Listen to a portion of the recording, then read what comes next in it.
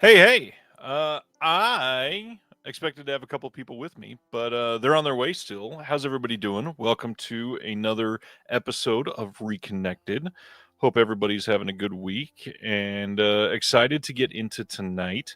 Tonight is not going to be a regular film discussion after the announcements, of course. We have the big Vinegar Syndrome Halfway to Black Friday sale to cover live as we go through all of the announcements together, all of the brand new titles, all of the new merch that Jeremy's going to struggle with not buying, all of the discounted items to give recommendations on. All three of us have seen quite a few of the titles. Jeremy will be here in the next 15 minutes or so. Celeste very, very soon as well. Excited to see everybody. Nice to see some comments of everybody hanging out already. Yes, we know Golden Child is one of the titles. We got a handful of others that we're going to be covering as well. Some new reveals that have not been gone on yet. However, we do have some hints. And of course, as usual, we will have to try to break those down between the end of the announcements and when the sale goes live. So we will definitely be covering those. What's going on to Ronnie and Jack and Adam and Craig and Stan and Josephine and everybody in the chat already. Josephine, I'm definitely going to ask Jeremy your question, but I've, of course, got to wait for him to show up. Unfortunately, Jeremy, as usual, fashionably late. I'm going to go through a couple of my things before they get here so we can spend more time on just them when they arrive. I am going to go over some pickups. I'm really excited. I've still not watched this one, and I just got it in. 4K of Soderbergh's Presence. Been a pretty decent fan of Soderbergh for most of my life. I saw, what did I see? I can't even remember the first one I saw. It might have been Aaron Brockovich just because of where I was raised. But yeah, I'm stoked on this one. I've heard pretty decent things. So very eager to find out if it's as good as it looks. Carlin says, I don't understand why so many people are hating on Dirty Work. I love Dirty Work. I will not be hating on it, especially because I helped with the release. Absolutely stoked to have that one. Yeah, who's not a fan of Magic Mike? Even the second movie is really great. I am excited to see a new Mondo Macabro release every time and shipped very quickly. Sexomania is the first of the Mondo Macabro releases. This is a Blu-ray double feature. And then the other one, I can't even show most of this on YouTube. So let's show like this. Eva Man as a double feature. And yeah, this is going to be a really great watch. I got really lucky with two lower number releases for those that care about those 71 and 91 on my red cases. Film blogger Sam, what's going on? Sending positive energy, well wishes. Thank you on the graveyard shift. Oh, nice. Maybe you get to hang out all night tonight. Well, first, before we get into Adam's question on what Sexomania is about, let's bring in the first of the two guests, Celeste de la Cabra. Hey, what's going on? Can you hear me okay? Yes, we can. How we doing? Cool, I'm doing okay. How are you? I am all right. Right on time, as you show up, somebody's asking what Sexomania is. So I'm going to share what this says. Concern for the mental health of his beautiful wife, Lena, successful entrepreneur and neglectful husband, Dimitris Sotos, consults a psychiatrist. Determined to get to the root of the problem, the expert physician attempts to shed light on Lena's troubled childhood and her turbulent secret love life. As a result, a vivid kaleidoscope unfolds as the social prejudices, emotional trauma, broken dreams, and unspoken passions that shaped Lena's character come to light. But the question remains, can the unconventional psychotherapist help Lena rid herself of the ungovernable urge to seek pleasure in all the wrong places? Amazing. Right on. Okay. Yeah. This is my first time doing this through my stream and StreamYard. I'm doing something new here, so the layout is going to look very different on my end. So I hopefully am, one, not doubling sound, and two, not completely muted. So if somebody on my end could confirm once again that sound is all good over here, that would be appreciated. Interesting. But yeah, I'm excited to be here. I'm excited to be doing this again. We talking about Presence? That's a good one. Yeah, I just got the 4K in and have not seen it yet. Nice. Yeah, I like that one. Okay, my audio is apparently out. So that's interesting. It's out on your channel? Because I can hear you just fine. Colton says my censoring of the case was more... I guess it's back now, right? I hope so. Val, thank you for your live feedback. I appreciate you, Ryan, being patient with me here because I've never done this before. Of course. Okay, and it's not fucked up. You can hear Ryan too? People confirm? That would be weird if they couldn't hear me. So I've got it streaming, just to be a little behind the scenes. I've got it streaming through OBS here, but then also through StreamYard here. So I want to make sure that the audio is coming through there on the screen, but also I'm a little bit confused if this is what's working because that's not what I would think. We can hear you both. Okay, cool. I don't know why that worked, but it worked. So that's good. Thanks, y'all. Well, now, I mean, I'm very curious. What was different? What did you have to change?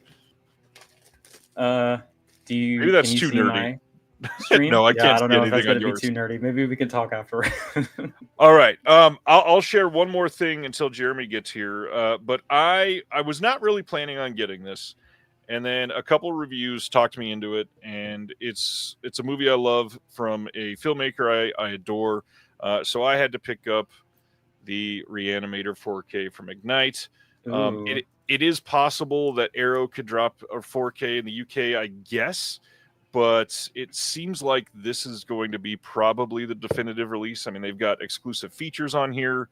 It's a pretty incredible looking set and lots of exciting ways to watch the film that I love. So yeah, love that one. Dope.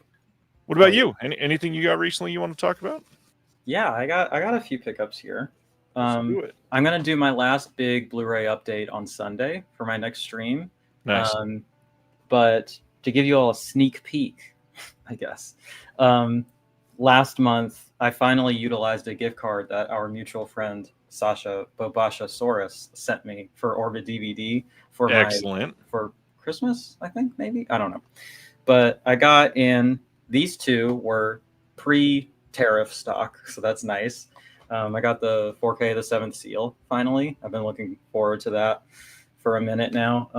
BFI, pretty affordable. I also I really wanted the limited edition, but I slept on it, and it's really just a couple essays I'll be missing, which is a shame, but it is what it is. But I had to get this new Watership Down 4K, which is really stacked with I think I'm still keeping my Criterion because I think there are a few exclusives there, but this has way more stuff. It has like additional like vintage short films and stuff, which is really cool.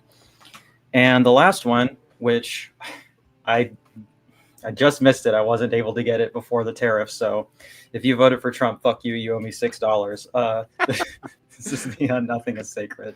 And that's just for this release. You'll get a bill for other things in the future too. Just that's for starters. $6. Link in the chat. You know what it is. Send me $6. You owe me.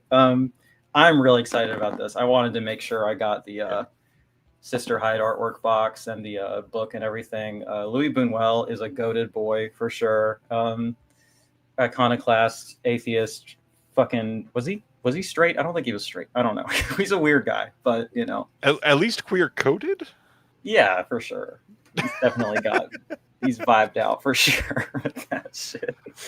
Speaking of that, before Jeremy hops on, because he'll be probably about 5 minutes, you wanna jump into your special segment that we do every time? Yeah, 1 second. Let me see if I can fix my lighting a little bit here. Because it's too dark.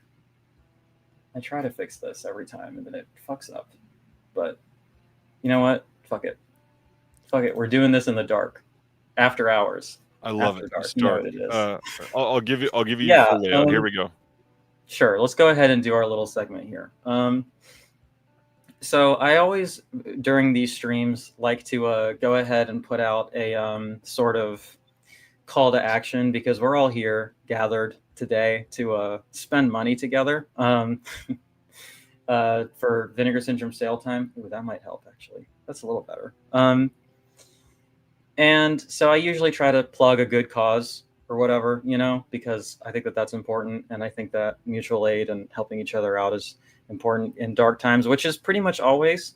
But especially now it's really bad. So I am going to quickly plug my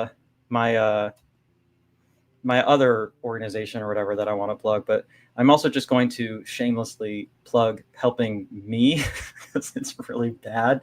But Palestine is still experiencing a genocide, and it's only gotten worse. Fuck you to everybody who refused to vote for Kamala Harris because a genocide can't get worse. It absolutely can, and we're watching that happen in real time. Netanyahu is out here just fucking explicitly saying that they're not done until they control all of Gaza and all of the West Bank and all this other shit. It's completely horrific. So if you can support the PCRF or any number of aid organizations doing good work over there to save literal children's lives who are being blown to bits, and it's just, I mean, the most horrific thing I've ever witnessed in my lifetime.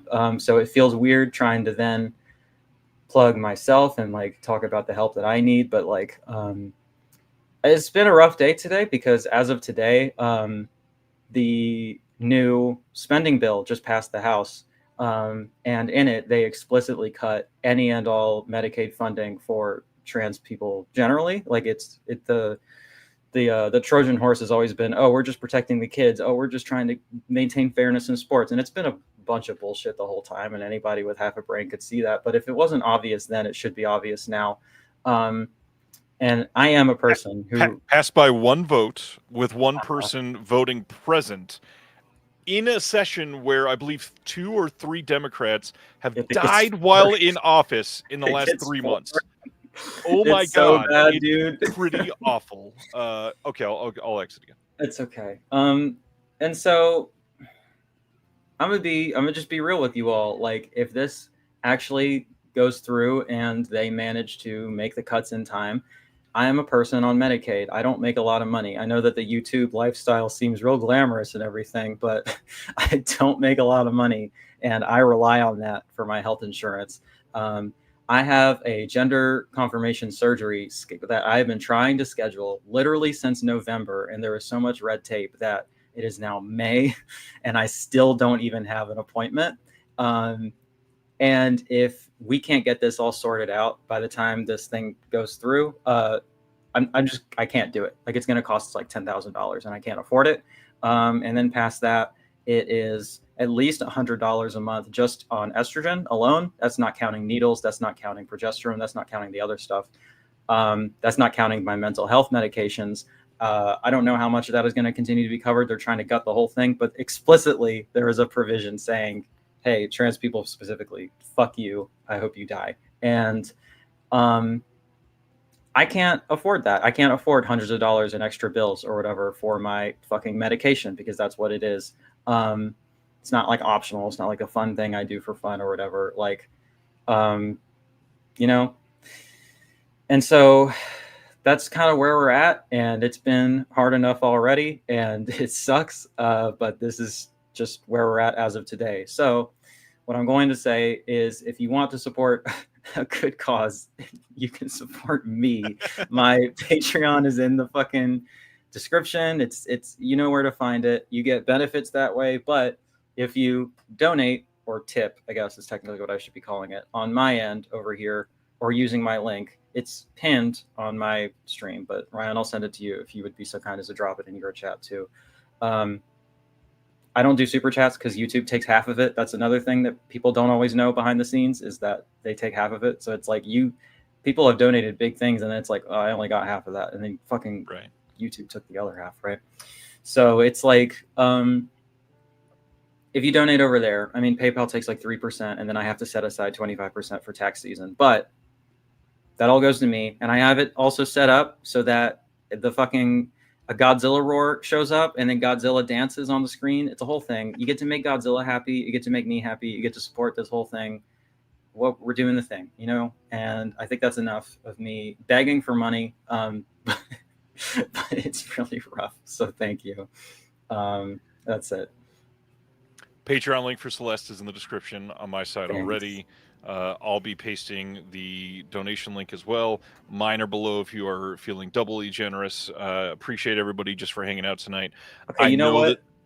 I'm not done. We're plugging your shit now. We're not done because I saw on your lovely wife's Facebook that you had to go back to work, and I want to talk to you about that. I don't know how comfortable you are to the office. I was working the entire time. Right. You had to go back to the office, and like I know that you have said explicitly that this project may not be able to continue if that was a thing that happened. And I totally understand why. I've been in that position before. So you know what? We're also plugging your shit. You work harder than anybody I know about this shit. You really care. You do this shit better than anybody else. And if you got extra money to spare too, you should throw some Ryan's way, because like this fucking bullshit is affecting a lot of good people, myself included, Ryan included. Man, fuck all this shit. I'm so angry, but it's like, it is what it is. And we at times like this, we rely on community support, you know, because the institutions that are supposed to help us, that are supposed to be there when you know, when things get rough, are not there. You know, they're dropping the ball. They're being empowered by the worst people on the planet. Fucking fascist robber baron ghouls are who are running this country now, and that's it. But Ryan, you're awesome. You're the best. Stephen Perkins, shout out you. You're the best. Yeah, come hang out in our Discord if you need a welcoming and supporting community. I actually just dropped a DIY HRT guide in there, so there's shit going on in there. You know, we're doing the thing.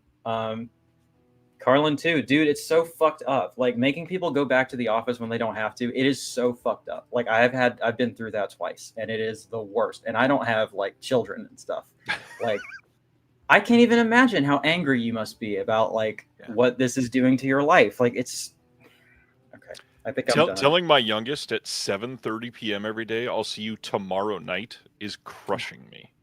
It sucks, dude. Like I'm so sorry that you're going through this, and like, all right, whatever. I hope that was apolitical enough for everybody. Probably We're just here to talk about movies. Movies aren't about anything. We're just here to have a good time and talk about kills, I guess. I don't know. What do people like to talk about? Kills. Well, on that note, you have been straight killing it with new movie reactions and doing more content for up-to-date relevant titles that many of us do not cover. What have you been watching lately you want to talk about? Flawless transition there. 10 out of 10. I appreciate that. Yeah, you know, it's funny because I think, you know, pound for pound, minute for minute, I'm putting out more content than I ever have. And yet I feel like I'm not doing enough, or I'm not doing anything, because I have so many things I want to do, but everything is busy and terrible, and it is what it is, right? Yeah. And I have to work a lot. Yeah. So, yeah, I just saw, and I don't know, I figured Jeremy would be here, so I thought we could talk about it because he didn't like this movie. If you want to save it, he'll be here in like 6 minutes. He just texted me. Okay, whatever. Well, I'll just say that I saw A Desert the other day. It's the new one from Yellow Veil. I imagine they'll be putting it out through the partner label stuff, but it's the newest one out. It's about a photographer who, hi Del, goes out in the desert and shit, and he's like trying to rekindle like his peak days as a photographer or whatever, and it just turns into a goddamn like Rob Zombie, David Fincher, David Lynch nightmare shit, and it's like pretty sick. So you know, I really liked it. I was happy that one theater in my city was playing it one time per day, and I got to catch it, which was nice. So I really enjoyed that. What else? My favorite film of the year so far is Sinners. Fucking banger. And by a wide margin. There's nothing even remotely close for me. I will say I saw, I really love The Shrouds. I did an analysis on both of those films, so go check those out. But there's also this film out, and I don't know what year to categorize it under, because I have spent way too much time thinking about what year I should count different movies for, with festival dates and limited releases. And there isn't a consistency that I've found for anybody's metrics or anybody's list. And sometimes if they claim to have one, like I'll find exceptions, and I'm like, but that doesn't count. Like that should be for, it's fine. But this one is called The Teacher.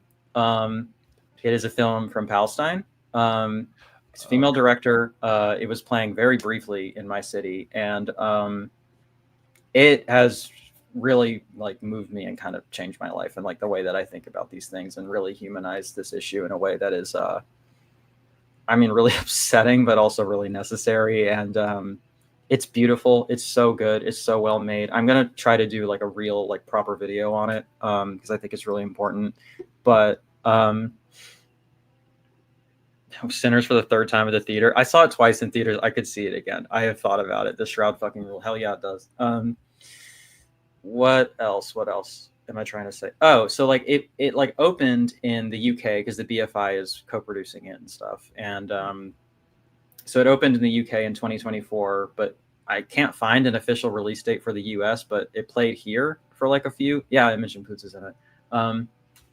It's so good. It's so good. If you can find that, go seek it out. I hope the BFI puts it out on Blu-ray, and then I'll plug that again. I actually had. Sorry, I'm all over the place. I'm just going a mile a minute here.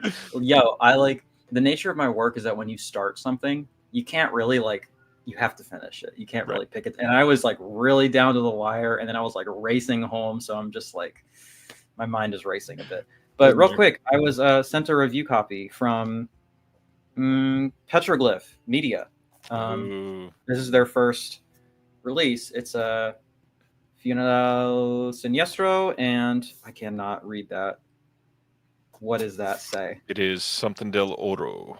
Del oro. Triangulo. Triangulo. Triangle. Yeah.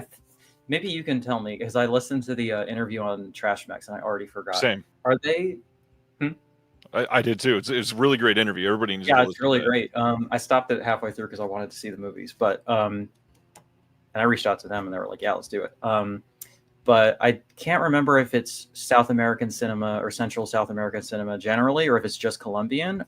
But these are two Colombian horror films. I think they're the first Colombian horror films ever made, and like have never been seen outside of their native country, or at least not in English, or at least accessibly. Right. So I thought that was, as a person of Central American descent, I thought that was really cool and I wanted to support it. So I'll be doing a proper review of those at some point. So look forward to that.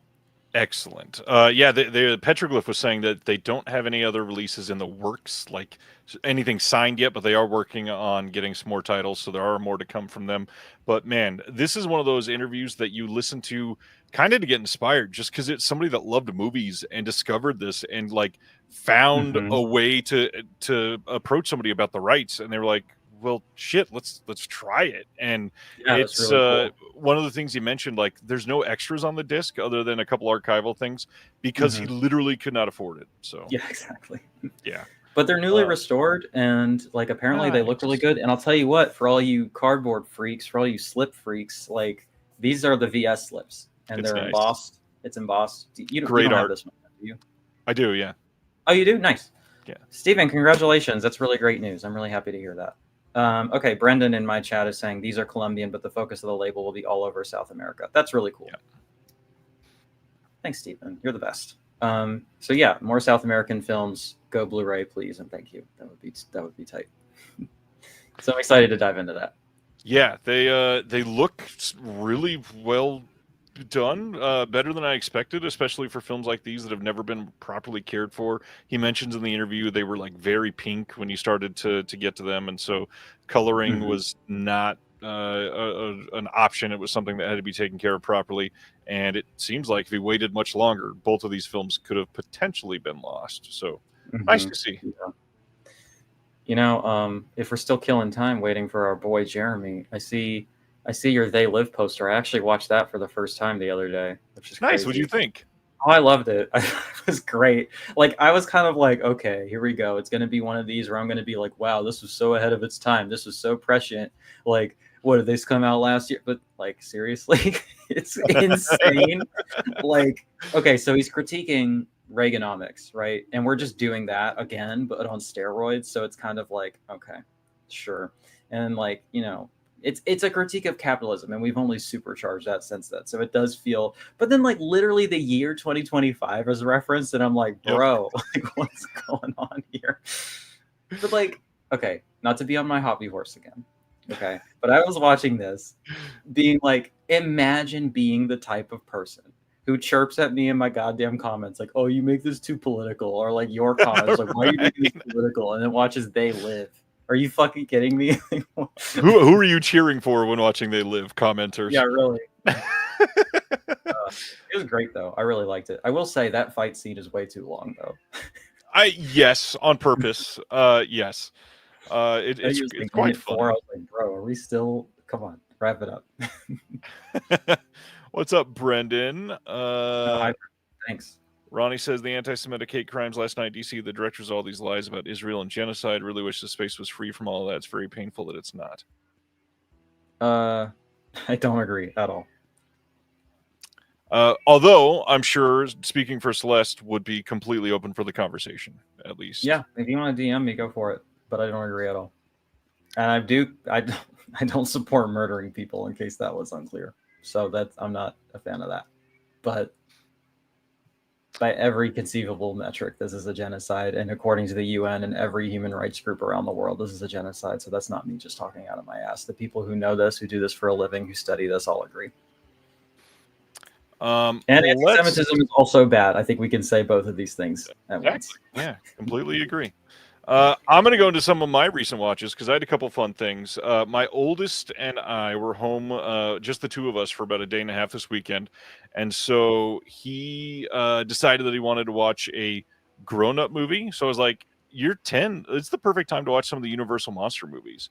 So cute.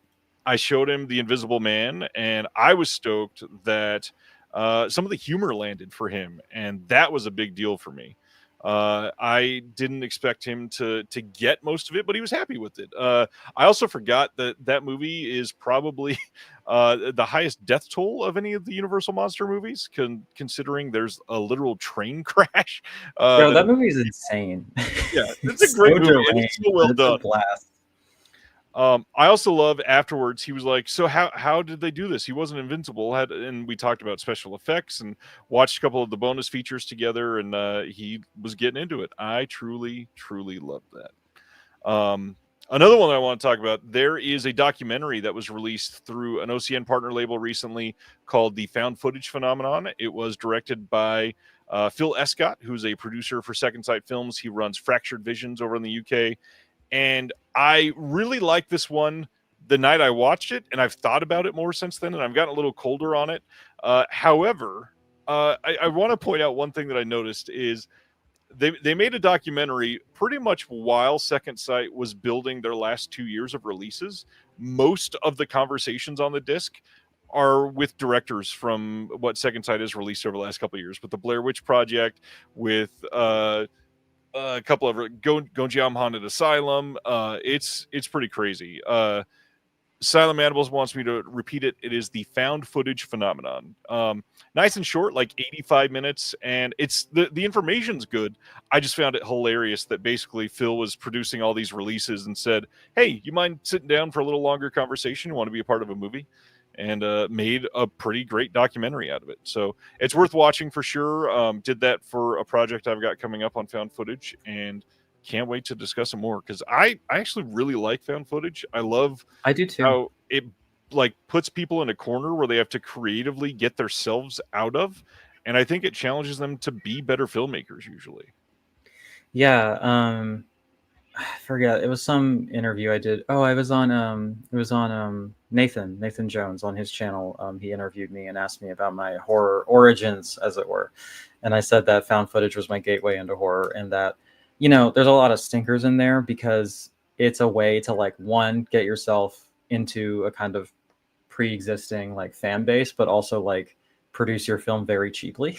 Right. Like, you can make a found footage film and then it's like, oh, it looks like shit on purpose, and so we can shoot it with like an iPhone and stuff. So it's a cost-cutting measure as well as like an aesthetic choice. But I think if it's like halfway decent, I don't know, like, I think it's very easy to, like, put yourself in the position of whatever you're watching on screen, and then, like, I don't know, I think it's scarier that way a lot of the time. Like, there's some, Lake Mungo is one of my favorite films, one of the scariest films I've ever seen. Grave Encounters, I need to rewatch. I don't know if it holds up, but that was the first horror film I watched that actually scared me, and I was like, whoa, this is fun. I like this. I still think it's decent. I don't think it's the best of the genre, but it's decent. Let's see. Other recent watches. I got one. Go ahead. I watched Autoerotic last night. Who put that out? Is it Utopia? There's so many labels nowadays, it's hard to keep track of. It is. I feel like I it was like, Dark Star. Maybe, I don't know. maybe one of them, right? But um, Oh, it was was it? IFC. Oh, IFC. Okay, yeah, because they produced it. That's so weird to me. I don't know. That's not one I would expect them to prioritize. But it's starring and directed by Adam Wingard of Godzilla versus Kong and You're Next and The Guest and some fairly big budget, well made films. And this is just so wildly different than that. It's weird. And he also like it's kind of an omnibus or like sort of a maybe that's not the right word, but it's in like different vignettes that don't connect. Right. It's like 4 short films that are just kind of stitched together. And he's in the last one playing like a real scuzzy creep. So I won't spoil too much, but if you want to watch Adam Wingard make a mold of his ex-girlfriend's pussy and then virulently fuck it in the last shot of the film, I mean, check it out, I guess. It's not great, but people like I think it has like a 4 on IMDb or something, and like people on Letterboxd I don't know. I don't think it's bad. I think it's interesting. I don't think it's that good either. But it's like really horny mumblecore. So if that's your kind of thing, check that out. I mean, I love that everybody's getting in on the found footage conversation now. Yeah. That's a really funny comment. I wanted to shout out one more thing for Celeste. Recently, been super digging your contributions to the Punk Vacation podcast. Thank you. Want to share what you do over there and why it's important? Yeah, of course.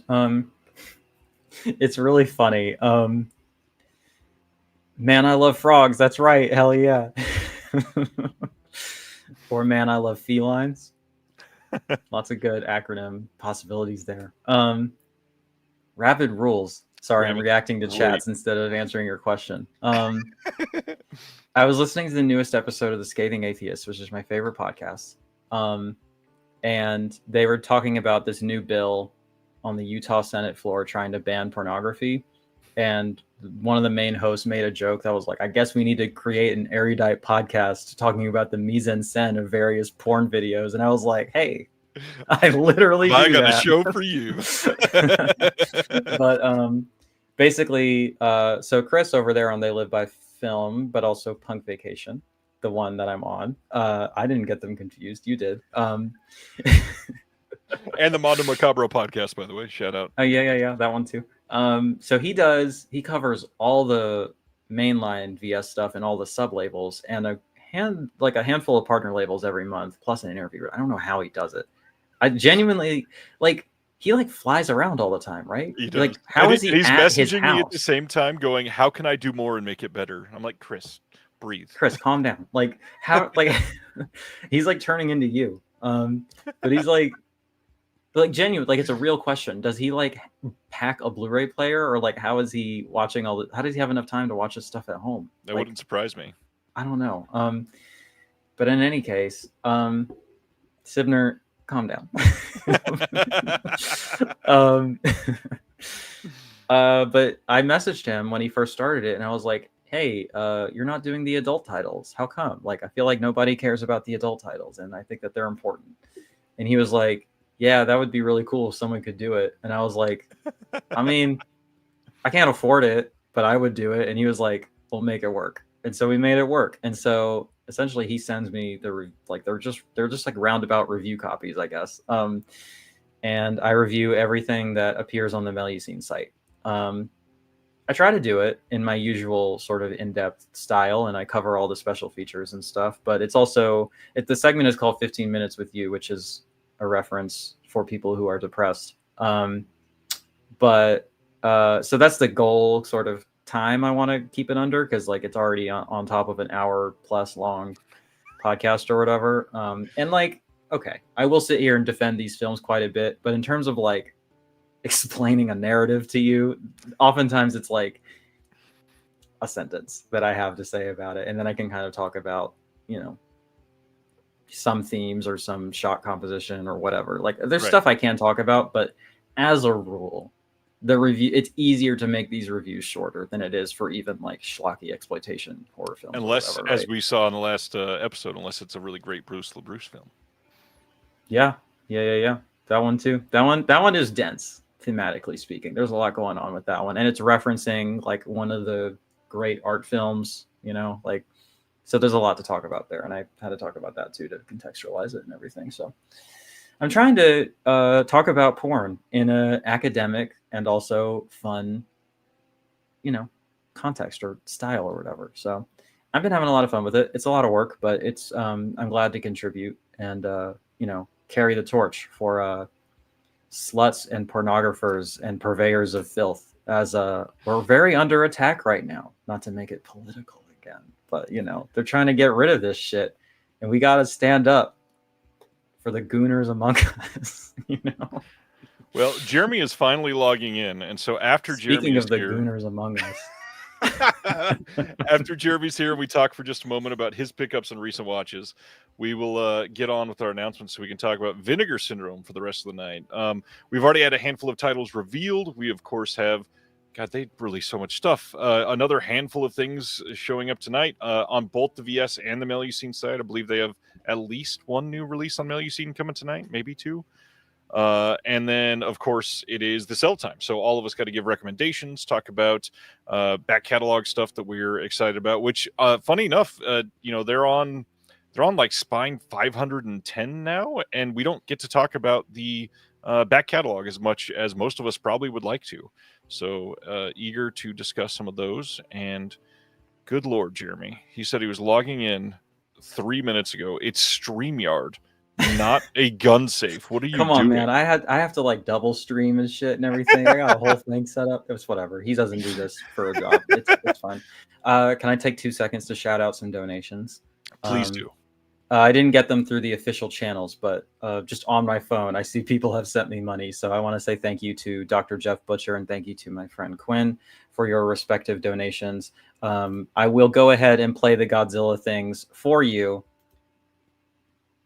and we can just pretend like they're your donations. But thank you very much, and I appreciate it. It's not going to show up on your end, unfortunately, but for those watching on my stream, Godzilla just did a little dance twice, and you got to hear the little shrieks. So very good. Thanks, y'all. I love you. You're the best. All right, Jeremy. We're all waiting. Brendan is saying, so is this sale going to be like last year's Memorial Day sale where there were random titles for like $10, or is it just another 50% off MSRP everything sale? It's going to be likely 50% off, and then subscriber week, which will be the first week of June, they will have other stuff on sale. But finally, Dave Grohl has landed. Hello. Oh shit! Flight 666 has landed. I forgot to change my subtitle from last stream. I guess that's ironic. Well, it's evergreen, so I was Jeremy, listening. it's good to see you. Well, good to see you, Celeste, and hi, Ryan. I was listening to the show while I was finishing my work, unfortunately, which is what caused me to be late. And me too. And so I heard everything, and a couple things to point out. Screw you, Ryan. Number two, I saw for which comment? all of them. I saw. I also saw A Desert, which I heard Celeste talking about. I did not really care for it too much, but our dear friend and friend of the show, Alex Krieger, very much enjoyed it. So nice. For anybody who's in the Discord, who's in the Disconnected Discord, which should be everybody in the chat right now. If you know OK Computer, then and you agree with his tastes and Celeste's tastes, then that's probably a good one to check out. I like it. I think it's good. Yeah. Anyways, hi. Hi. Jason says 50% off MSRP, but it will magically go up 25% when the page reloads. That doesn't happen. People it's have not Amazon. It's not Walmart. Like, come on. People have actual records of what the prices were. They are just already lower than MSRP because they sell it like. Yeah, I think people do get confused by that, where they think it's going to be off of the actual price and not the MSRP, price, right? Yeah. 2 comments. I don't think it's going to be like a subscriber week sale, but last time they did have like a sliding scale of like discounts because they have, I think they just have too much stock and they're trying to get rid of a lot of it. So we'll see what ends up in there. That's probably, honestly, I don't think I can afford to buy anything unless I get in some donations specifically for that or whatever. But bro, I have a feeling that's going to happen, Celeste. Well, thank you. Going into the ether. Thank you. Yeah, so those will be the ones that I prioritize. My second comment, I gotta call somebody out on this very stream. You know, you're talking about what fun Discord is and everything. I gotta just say, I have a pretty fun Discord of my own that one Mr. Jeremy Long is not a part of. I'm just saying. I'm just saying. How do I leave? No, I'm inviting you to join. I would love to join. I would love to join. I genuinely don't know if I was aware that existed, but I'd love to be a part of it. It's on my Patreon, but thank you. Send me an invite, Celeste. I will. The link is in the description, Jeremy. Your Patreon link. I'll send you an invite. Okay, I'll go find it. I'll be back in about 20 to 25 minutes. 25 minutes. That's probably good. Hey, before we get into announcements, Jeremy, any pickups or recent watches you want to talk about? But while you think about it, I'm going to cut you off because I did share that I was going to save one for when you got here. Would you mind sharing with the class what this is? GIMP penis? Is that what that says? I wish, Celeste. Well, class, also hi to everybody in the chat. I saw a lot of people were saying hi to me when I joined, which was very nice. Jeremy, explain the title before you say hello. Hello should have been out of the gate, so that's why I was catching up. This is Gimp Pimp and the Saxophone Samurai is the title. That sounds delightful. Title of this film. Banger. If you ever wanted to see a man in a gimp costume and a man playing saxophone with a sword coming out of it, fight puppet monsters, filmed via an iPhone, with almost no script and nothing but improv, then this is the movie for you. And if that's the BSL secret title for the Halfway to Black Friday sale. If you're curious, that title was shared because Mr. Jeremy Long is in that movie. Wow. I should shout out, written and directed by my dear friend James Balsamo, who has a bit of a cult following himself. So perhaps some people in the chat or some people watching are familiar with him. Not to sexually harass a colleague on the air, but is it a spicy performance? Do we get to see Jeremy Long in this film? Well, I'll tell you, they get Celeste, to see your gimp penis? All I'll tell you, Celeste, is that I play the Pope of Poontang. So the what? The Pope of Poontang. Oh, so if that answers, that's apropos. Yeah. That's apropos. So you'll see me in there, and I'm improving some jokes that hopefully people find humorous. Anyways, it's available on Amazon and Walmart and wherever the heck else. Let's make this slightly more awkward. What's this one? Oh, you got the director's cut. Why are you spending money on these? I mean, thank you. Do we see Jeremy's Long? Yes, but only on my Patreon. This is Bite School 2, Bite Squad. Also James Balsamo film. Now this one, very different, very much the same in a lot of ways to Gimp Pimp and the Saxophone Samurai, but also very different. A lot of people I love dearly. Stan, you're not supposed to tell anybody your nickname for me. This is my doing all these comments. I apologize. So anyways, James Balsamo, let me just recap here real quick. Dear friend of mine, he has a cult following. He churns out films like nobody's business. If you go to his website, he has something like 500 films over the course of the last decade and plus. 17 of them were nominated for AVNs this year. And anyways, we became friends a while back, and I love him dearly, and I've been helping him out with a lot of his films, and therefore there will be more of these great cleverly titled films in the near future. However, Bite School 2, Bite Squad, that you just held up, which is the director's cut version, I'm very proud of. This was originally titled Robot Dracula, and then became Bite School 2 because he wanted to make it a sequel of a film that he put out a couple years back. And a lot of people I love dearly were involved in this movie. My friends, Mike and Sophia, who directed the film I wrote, Clickbait, they helped shoot it. Sophia is an amazing cinematographer.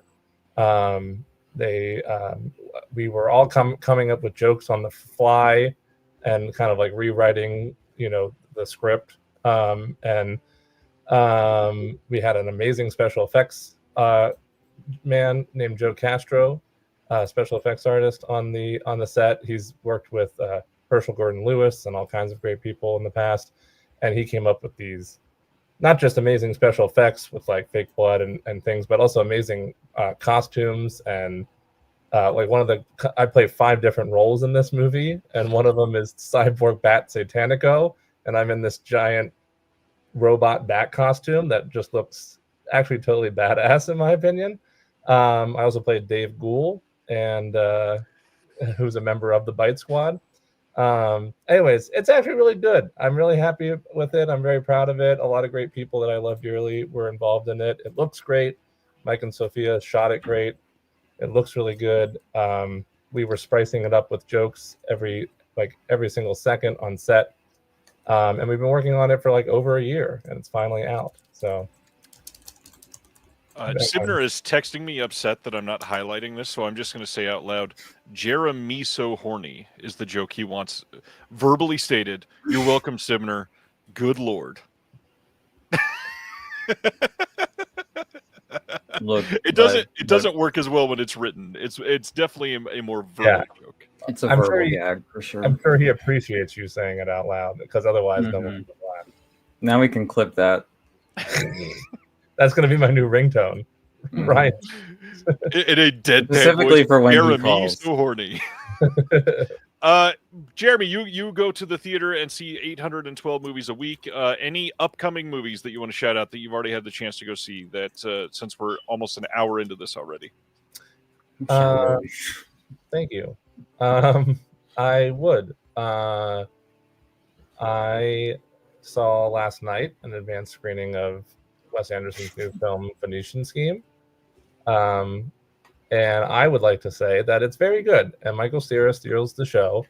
But in my opinion, and Ryan will disagree because he hasn't liked the Wes Anderson movie in the last decade plus, but it does not.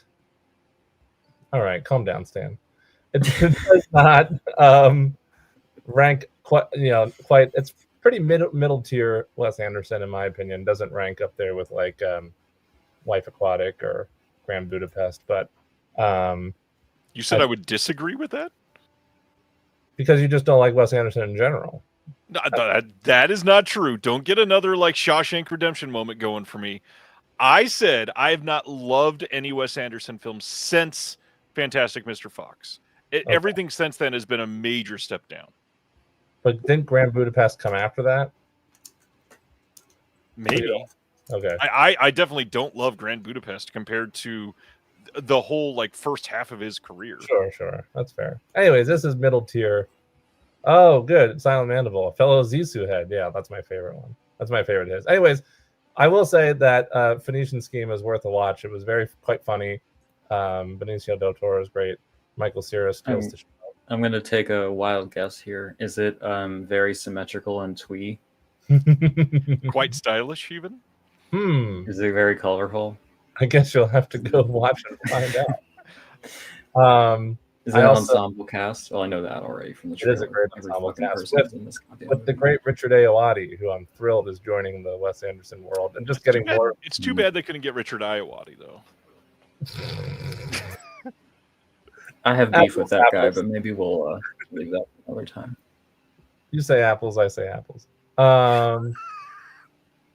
I did also see an advanced screening of Bring Her Back, the new film from the brothers who did Talk to Me. The brothers. I'm not going to even pretend to mess that one up since I got slack for Richard Ayoade. I was not a huge fan of that one. That's a great typo, or it was on purpose, and then that's even better. Gripped. I mean, that's really the idea, right?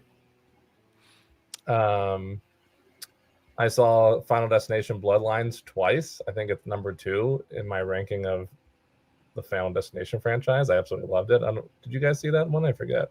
Not yet. I haven't seen it yet. I'm hoping to see it this weekend. Yeah. But I did catch up with 5 the other day because it was the only one I hadn't seen yet. Oh, nice. What do you think? It's bad, but it's fun, you know. It's better than exactly. Steven knows what I'm talking about. This new thing, I feel like could have easily been like, it's 15 years later. I feel like it easily could have been like another one of those legacy sequel cash grabs, but I've heard good things about it. I really adored it. They gave the fans exactly what they wanted, and it has, even 6 movies in, it has some great clever kills that are super gory and super fun. Anyways, I love that. Highly recommend it. I will say one more movie that I saw recently, and this is a warning, not a recommendation. Please do not go see Hurry Up Tomorrow, the new film. Oh, it's on my list to see. Oh my god, it's so unbearably bad. Which one is this?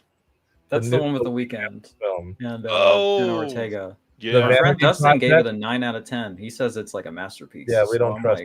All right, we don't trust Dustin in this household.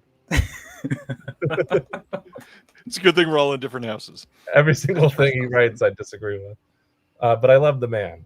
I just disagree with everything he says. So those are some recent watches that I'll single out, and then a recent pickup. Just because we're running behind, I'll only say one because it just came in the Bite mail. Squad? Is it what? Is it Bite Squad? Never mind. The original Bite Squad? I have the double pack of 1 and 2. So Jesus, that was meant as a joke. Sorry. I got the 4K of American. Hell Movie, yeah! because that recent Banger. deal was too good to beat. I have the Blu-ray, but as soon as I heard that Coven was one of the bonus features, I had to pick up the 4K. Coven, not Coven. That rhymes with oven. That's ridiculous. Nope. That's how you know which movie it is. I'm sure there's a few with that title. Only one Coven. So I'm very excited to watch it on 4K because I watched that movie. That's a comfort watch of mine. And then excited to watch Coven, which I've actually never seen. So it's great. All right. This is going to cause some problems because Jeremy's the sole outlier here, I believe. The Ugly Stepsister rules. Uh-oh. Jeremy does not love like that movie. I loved it too. Probably top 5 of the year so far, maybe. Easily like top 5. Everybody so loved it, except for me and my lovely girlfriend Kaya, who did not like it one bit.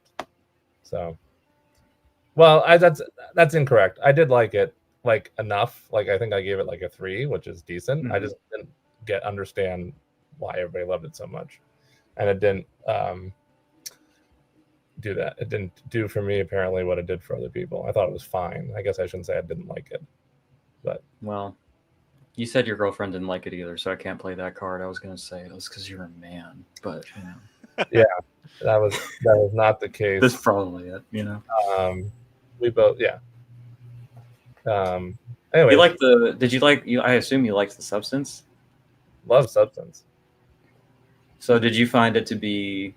I guess in what ways did you find that to be more annoying, or like because I feel like it's very similar, and one could say almost derivative, and maybe that was your critique, but like so with Ugly Stepsister, I found maybe it's partially was overhyped for me going in. I'll admit that. I'll admit to that. Everybody's like, "Oh my god, it goes there! It's so crazy! It's Cronenberg meets Cinderella." And so my 2 big things, the lead is amazing. I agree with that. That was my big plus. I think I even said that in my Letterboxd review. If anybody wants to follow me on Letterboxd, you can read my ramblings instead of listening to them now. Yeah, I mean, absolutely, Carlin. It's better than Gimp Penis or Gimp Pimp in the Sex from Samurai. It's probably even better than Fight School 2. No, my big two beefs were I just didn't understand. Like, I do think it was overhyped for me because I just thought, I was like, oh, okay. There's like two scenes where it's like, wow, that's super gross and original. And then the rest was just like didn't like do it for me in terms of like the, and for some reason I'm having a hard time to put it in words. So I'm going to jump to my second issue, which is that I've seen the Cinderella story done 8 billion times, especially in horror, where a lot of horror films take that story and try and modernize it and adapt it. And I thought that this one was going to like use the Cinderella story as a vehicle, but make it its own. And instead, we got the exact same Cinderella story that I know from 18 billion other things. And so for that reason, it just felt like repetitive to me. I was like, try like make this your own and modernize it and change it. So it just felt way too not fresh and also not as great of gory moments that everybody was saying, oh my God, it's so amazing it goes there. You know, it would be original. I'm pitching this on the spot. So, here's a free $1 million idea. But whatever company. And then after this, we go to announcements. Mm-hmm. Ryan's like, let's steer this ship somewhere, please. Yeah, I can't think of another horror Cinderella movie, but I'll take your word. I can't think of a single one that is a horror Cinderella movie. Bunch of them. Cinderella's I wasn't going to call them out, but there was Cinderella's Curse. There was another one called Cinderella's Revenge, I think it was called. There's like at least 3 I can think of on the top of my head from the last. Well, I'm pitching that the Winnie the Pooh people make a movie, Cinderella versus Winnie the Pooh, and then we could have like a sort of event. We don't talk about the horror slasher brawl. The Winnie the Pooh horror universe. Yeah, it'll be the worst movie ever made, and it'll make $100 million. And it'll be. I hate those movies just because I hate the company that put them out. Well, you know what? I've only seen the first one. It's one of the worst movies I've ever seen. So I stopped there. But Killera, scary. Morello. Daniel says Jeremy called the Phoenician scheme mid-tier Anderson, but gave it 4 stars. That's because mid-tier Anderson is still 4 stars to me. Yeah, it's a relative scale. I think the worst. It is a relative scale. I think the worst Wes Anderson film, in my opinion, is still like a 3 or a 3.5. So certainly mid-tier would be still 4 stars. Hey, it's time for announcements. How many do we have today? 45-ish. We're going to go through a lot of these really quickly so that we can spend some time on the more important things. First, Imprint is continuing their release of Bewitched. They're doing the 5th and 6th season on Blu-ray on July 30th. These are going to have a couple new extras and all that stuff. If you're buying all of these separately, it is going to be a very expensive pickup. This is like a $600 set when you get all of them at the end of the day. But it will be infinitely better than the US release. So if you really love the show, it may be worth that to you. But otherwise, good Lord, it is expensive. Next one, TerraVision last Friday announced that they are putting out Sledgehammer. This is the legendary 1983 SOV film that was released previously by Intervision on DVD, working together with Severin Films, releasing this hardbox booklet CD limited edition. This is going to be limited to 1,500 and will not be repressed. This is shipping in July, so it is a bit of a lead time on this one.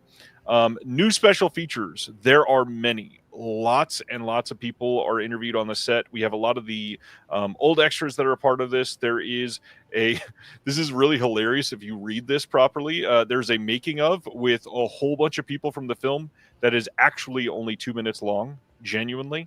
And then one big thing, a lot of people saw this for the first time on the last drive-in with Joe Bob Briggs.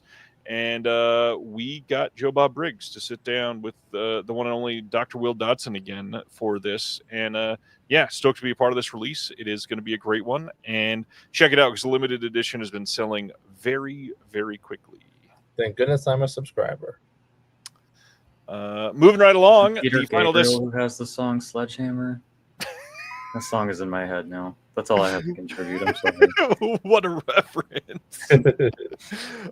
Final Destination Bloodlines that we just talked about. This is getting a 4K steelbook in the US. You can pre-order this now, and I foresee this selling very, very well. This does have a director's commentary, which for films like this, that's getting pretty rare. So that's pretty cool. Yeah, that's cool. Will this be on the Core 4? I have a feeling Orbit might carry it, but I wasn't sure what that meant. they're all sort of getting away from this stuff because the distributor that carries the studio steelbooks and stuff, they genuinely don't give a shit. They just kind of throw shit in a box and hope that it gets there. Yeah. And a lot of the time it doesn't. And places like Orbit and Diabolic start to lose money from that stuff. So it is not super worth it for them anymore. Fair. Next up, Hammer over in the UK is releasing Quatermass 2 on 4K. This is coming on July 14th. You can pre-order this starting from a week from tomorrow. They are doing a new one of these box sets every single month, and they just announced Quatermass in the Pit, that's the other one, the Quatermass Experiment, last month or the month before, so that's not even in people's hands yet, and they're like, hey, guess what? You can pre-order Quatermass 2. So check them out. These are pretty good. These releases are incredible. Love this movie. Love the entire Quatermass series. Celeste, have you seen any of the Quatermass films? The Quatermass, I've seen the first one. I really like it. I was gonna say, I feel like this would be right up your alley. Yeah. It's a cool movie. I like it. And I was happy that it was getting. I think Kino actually upgraded their own disc of it because I had rented it a while ago and it didn't have subtitles on it, so I had to watch it like streaming, which was unfortunate. But I would like to get it at some capacity, and I'd like to see this one. And then, is it Quatermass in the Pit? Is the third one that's supposed to be like really good? Yes, and it's for a lot of people that's their favorite one. Yeah, it's supposed to be a banger. Real quick, shout out Brent, signed up on my Patreon. I appreciate it. Excellent, nice, and shout out to Dustin, signed up to mine while we were discussing that. So thanks, Dustin. Nice. Once upon a time, we're making money tonight. Let's go. You can buy a Vinegar Syndrome title. Yeah, exactly. At a New Bev Horathon, which is 6 movies back to back, and they don't announce them until the title pops up on screen and the whole audience finds out together. That's so film number 3 one year, I think it was like 4 or 5 years ago, was Quatermass in the Pit. And that was my first time seeing it on the big screen, 35 millimeter. Pretty great. I love surprise marathons. It's so much fun. Yeah. Time to talk about Criterion. Kind of cool that we got both of you to talk about these. Oh, hey, nice. I am basically a plebeian, and I've seen nothing from this month's slate. This is a very artsy. This is a deep cut month. I don't think I've seen any of them either. I've had on my list one of these titles. I'll talk about it in a minute because it's supposed to be incredible. Actually, pretty much all of these are supposed to be bona fide classics. Burmese Harp coming on 4K and Blu-ray to the Criterion Collection on August 5th here in the U.S. Brand new 4K digital restoration. Everything else on the disc appears to be some of the archival extras, which I know that we've said this many, many times before, but this is the only thing aggravating about Criterion right now, I think, is that they're not putting more into special features. I saw a lot of people discussing this month on Reddit that it must be a money thing. Not really. You're Criterion. You could cover the cost of a commentary in the first 4 seconds of a July Barnes & Noble sale with the profit that you're getting. Right. It doesn't make any sense. They could literally fund the entire year of special features with 1 day of sales in July. And I don't think we should give them that out because there are tons and tons of people that would be thrilled to contribute something to Criterion for free, literally for free. And you can monitor the quality and all that. I agree that there's not really an excuse for their... I think they just don't care as much. I think it's really just that's it, And I think Sivner is right that they seem to have moved those resources to original programming for the Criterion channel, which is also dope, and I like it. And it's part of why I keep my it's the only subscription that I have for streaming because it's the best streaming service and it's not even close. But I agree they have enough resources to tour a bus around the fucking country and get anybody they want like on an interview or like for the channel or do adventures in movie going or whatever. Like, come on, they can do it. It's just a matter of not prioritizing it. And like, you know what? It's probably because that's just not where the money is anymore. And like, Right. you know, like they're seeing that the streaming model is working better for them in the year of our Lord 2025. So that's what they're prioritizing. And it's unfortunate, but I do think and wish that they can and should do more on both, you know? Yeah, you're coasting. I think Brendan's gone to something there. They can kind of coast on the brand. They slap a C on something, and it's like the fucking Shape of Water release that came out last year is like the laziest one they've ever done. It was literally no reason to buy it other than its cool cover art. And I was just like, damn, I have a Studio 4K from like 10 fucking thousand years ago, and it's like just as good. There's no reason to upgrade this. Like, that's whatever. It's just printing money, but cool. You know? As much I like as this idea from Sivner. Sivner saying they should put a coupon in every one of their physical releases for like $1 off of a subscription. So many of us, you know, you buy 20, that's literally only 2 months free. As much as I love Criterion, we all know that in this chat right now. That's good. It is disappointing. I mean, you know, their supplemental materials are rivaling for most releases. I mean, stuff like Anora was packed, which is great. Mm-hmm. I do think it's getting better, but it's not where it should be. I mean, it's rivaling the decline of supplements in somebody like Shout Factory, which is not where you want to be, especially as a label as big as Criterion. So did you say they're rivaling Shout and their supplements? Yeah, in terms of like lack of supplemental material. I mean, the Mario Bava box set we're about to discuss had 20 new commentaries. That's also an exception. You know firsthand, because we talk about it all the time, how much Shout Factory is lacking. Not really on the new supplements. I think they make poor choices with the supplements, but I think for the most part they're actually doing quite well with the supplements. I will say, to dissipate the tension in the room right now, I will say that, even though Criterion supplements are sparse, they're always good. Yeah, they are always really good. Like they put a lot of care into the ones that are there. And I gotta say, let me be radically vulnerable for a second. Let me throw out a hot take. I would rather have one 30-minute featurette that is excellent than 4 audio commentaries of just like 2 fucking dudes yapping about nothing, and then I've wasted my time. Like, you know, like it's not always how many bullet points you can get on the disconnected Instagram post, right? It's like the quality of it matters. And I never watch a Criterion supplement and feel like, oh, that was a waste of time, you know? Yeah. So no, that's a hard agreement. And they are still doing booklets, and they don't limit it. So I'll give them credit for that too. There's always a booklet, which is nice. And we will bitch about Shout for that in just a little bit, I promise. Finally, Shout hatred. Kon Ichikawa is the one that directed this one. Already mentioned this, August 5th, 4K and Blu-ray. Let's keep going. Another Kon Ichikawa film, Fires on the Plane, coming to 4K and Blu-ray on the same day, August 5th. This has a 4K disc and a Blu-ray disc. We've got a new essay on this by Chuck Stevens. As usual, like Celeste just said, there is a booklet, and they will be a part of it. Yeah, that is nice that they will be in there. These last two, are they upgrades? They are upgrades from DVD, yes. That's sick. It's nice to see that. It's nice to get upgrades that aren't just 4K, you know? Yeah. August 12th, Blu-ray and DVD coming of Cairo Station from 1958. This is the film that I was talking about earlier that I've been dying to see for years. I'm stoked that I waited now. Right? Yes. This is supposedly the filmmaking. This is incredible. This has been on my list for the longest time, just waiting for the right time. And it will be mine this year, and I will be seeing this. I might have seen one of these directors' other films. Let me double check. And it was on the Criterion channel. It's like, because they had some Egyptian films streaming for a bit. Doug is saying, thanks for the donation, Doug. Any news on Gatorbait 1 and 2 from TerraVision?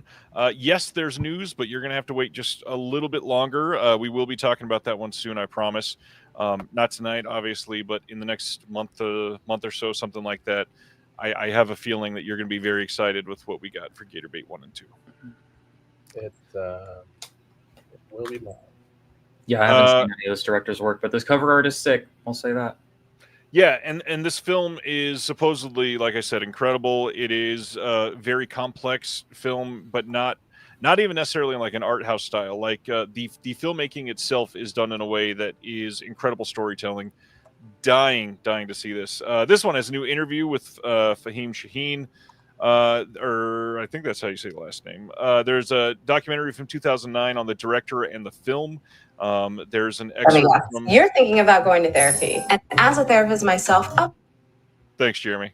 Sorry, I was trying to sign up for Celeste Patreon while you were talking. Oh, thank you. I'll allow it. And it was a stupid YouTube ad. Some other new stuff. We got an essay in here as well that is by Fahim as well. Yeah, dying to buy this release. This is going to be great. On DVD too, which is cool. Yeah. They don't do a lot of new DVDs, so that's nice. Mm-hmm.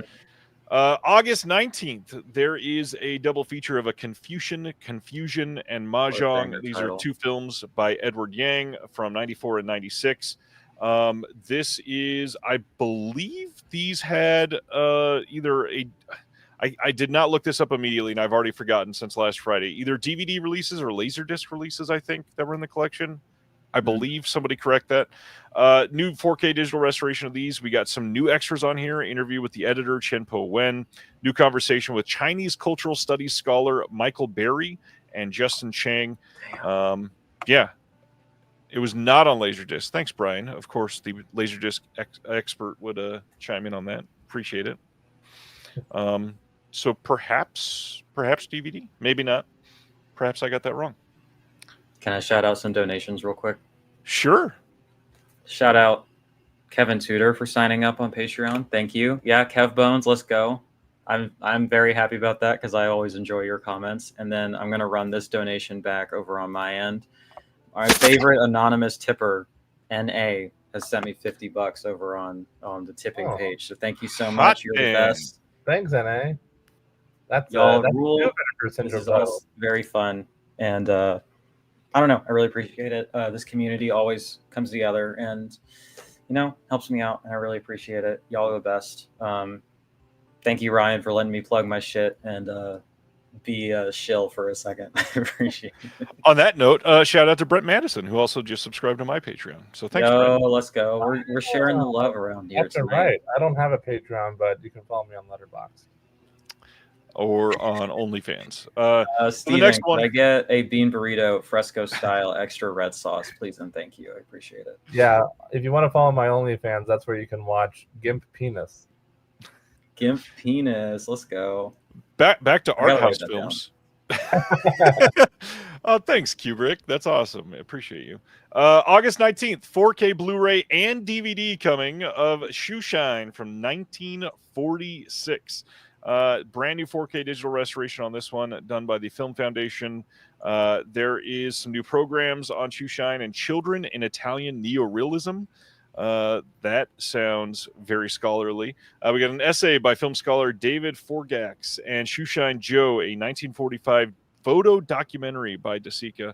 Lots of stuff coming on this one. I've heard a lot of good things about this one. Never seen it, though. This is certainly one that I will be looking at in a sale for sure. This is the director of Bicycle Thieves, right? And then he also did one, and I can't remember the name of it. It's also in the collection, and it's really great. Chat, help me out. What's it called? It's like a magical realist sort of deal. I don't know. Michael says, last I checked, the Varda and Bergman boxes are unavailable on Criterion site, but not out of print. They're just in between printings right now. I think those go out of, they become unavailable for longer stretches, probably because the printing materials are more labor intensive or harder to come by or whatever. So like the Godzilla set that happens, the Zatoichi set that happens. Zatoichi, when that's between printings, it's like a year and a half. Yeah, people are always freaking out a bit when the big sets are unavailable, but I think it's just Miracle in Milan. Thank you. That's the one. It's dope. So I imagine this film is great. How do you feel about this cover art? I think it looks a little too modern. I don't know. I think they're stylizing it like the other films they've released from Vittorio De Sica. Well, the other one, Miracle in Milan, is an illustration. Oh, maybe not then. Okay. Anyway. I don't hate it, but I get it. Fuck? Did you mean to do that? What? Sign up? You pledged $67. Yeah, I signed up for the year. Oh, okay, cool. I was like, Jesus Christ. Okay, thank you. I was like, you don't have to pledge that much. I was just doing a bit. Like, goddamn.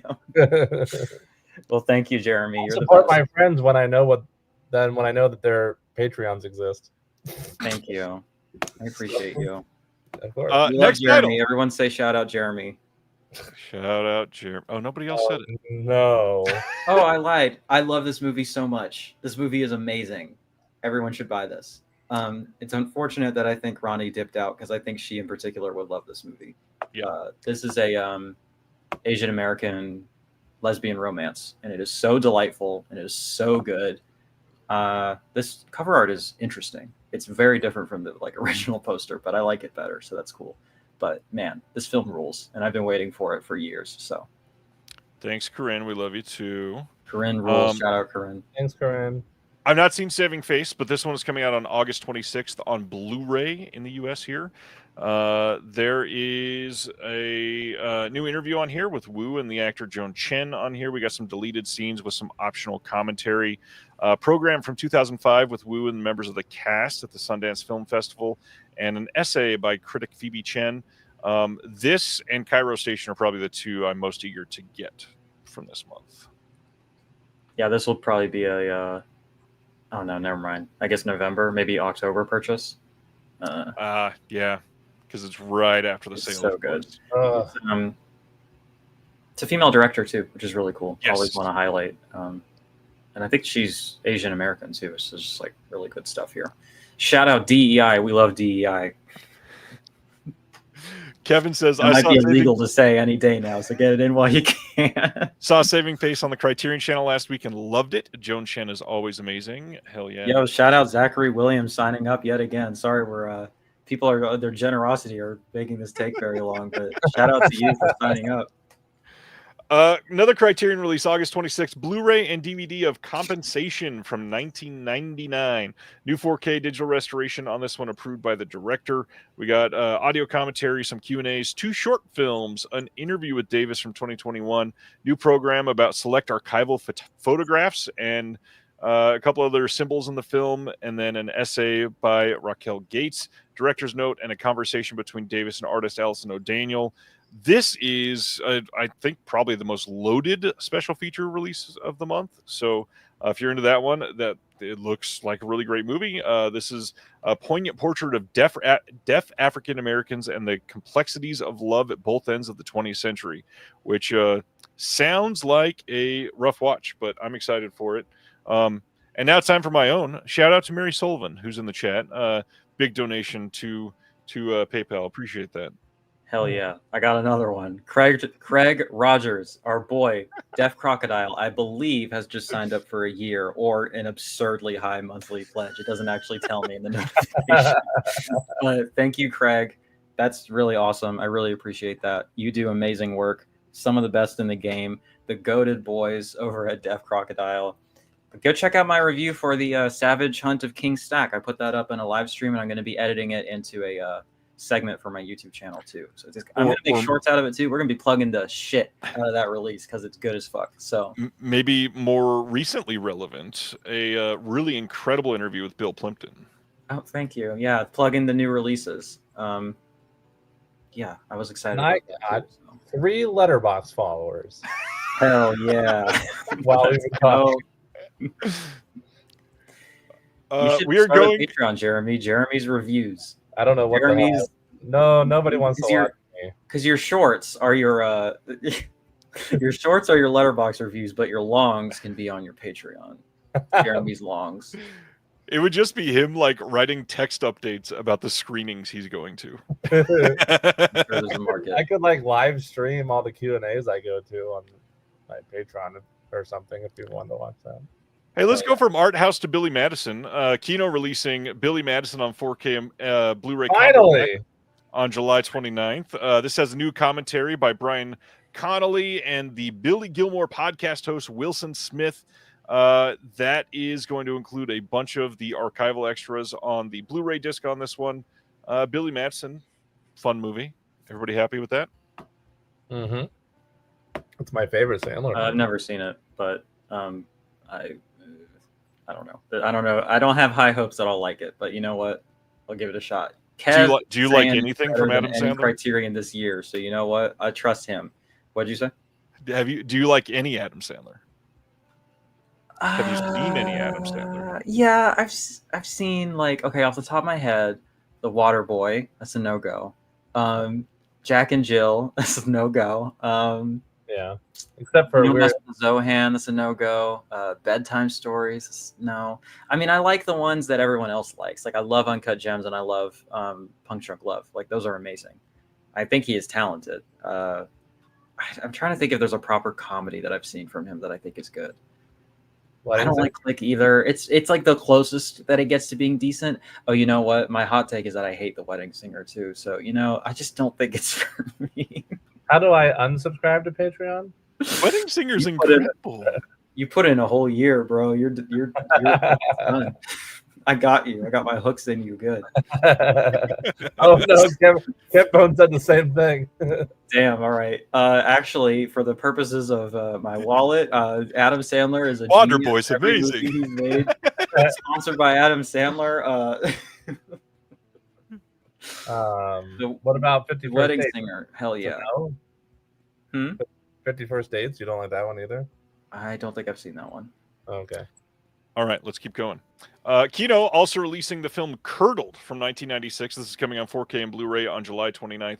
This is one that before this announcement, I had never even heard of this movie. I haven't either. Yo, based on this poster, this is either a coming-of-age comedy or French Extremity, and I can't tell which. Well, it stars Billy Baldwin, so... The best of the Baldwins. We got a new audio commentary by Angela Jones, the co-writer, director Reb Braddock, and co-writer John Massis. That's not his name, Moss. Anyways. And then also another new commentary by Dwayne Epstein, who is an author and critic. There's some new interviews. We got Angela Jones being interviewed on the Blu-ray, and then some archival extras as well. Yeah, I know nothing about this one because I had never even heard this title. Yeah, I guess it's the Quentin Tarantino connection. And Carlin, I'm not sure what the connection is to Starship Troopers, but I love Starship Troopers. So maybe I can earn some goodwill back there. I think it's a mess. Next Kino release, A Man Called Rocca from 1961. This is coming soon on Blu-ray from Kino. This is with Jean-Paul Belmondo, so it's bound to be at least pretty interesting. Yeah, I'd love to see this one. That's very Criterion coded, but I guess they can only release so many.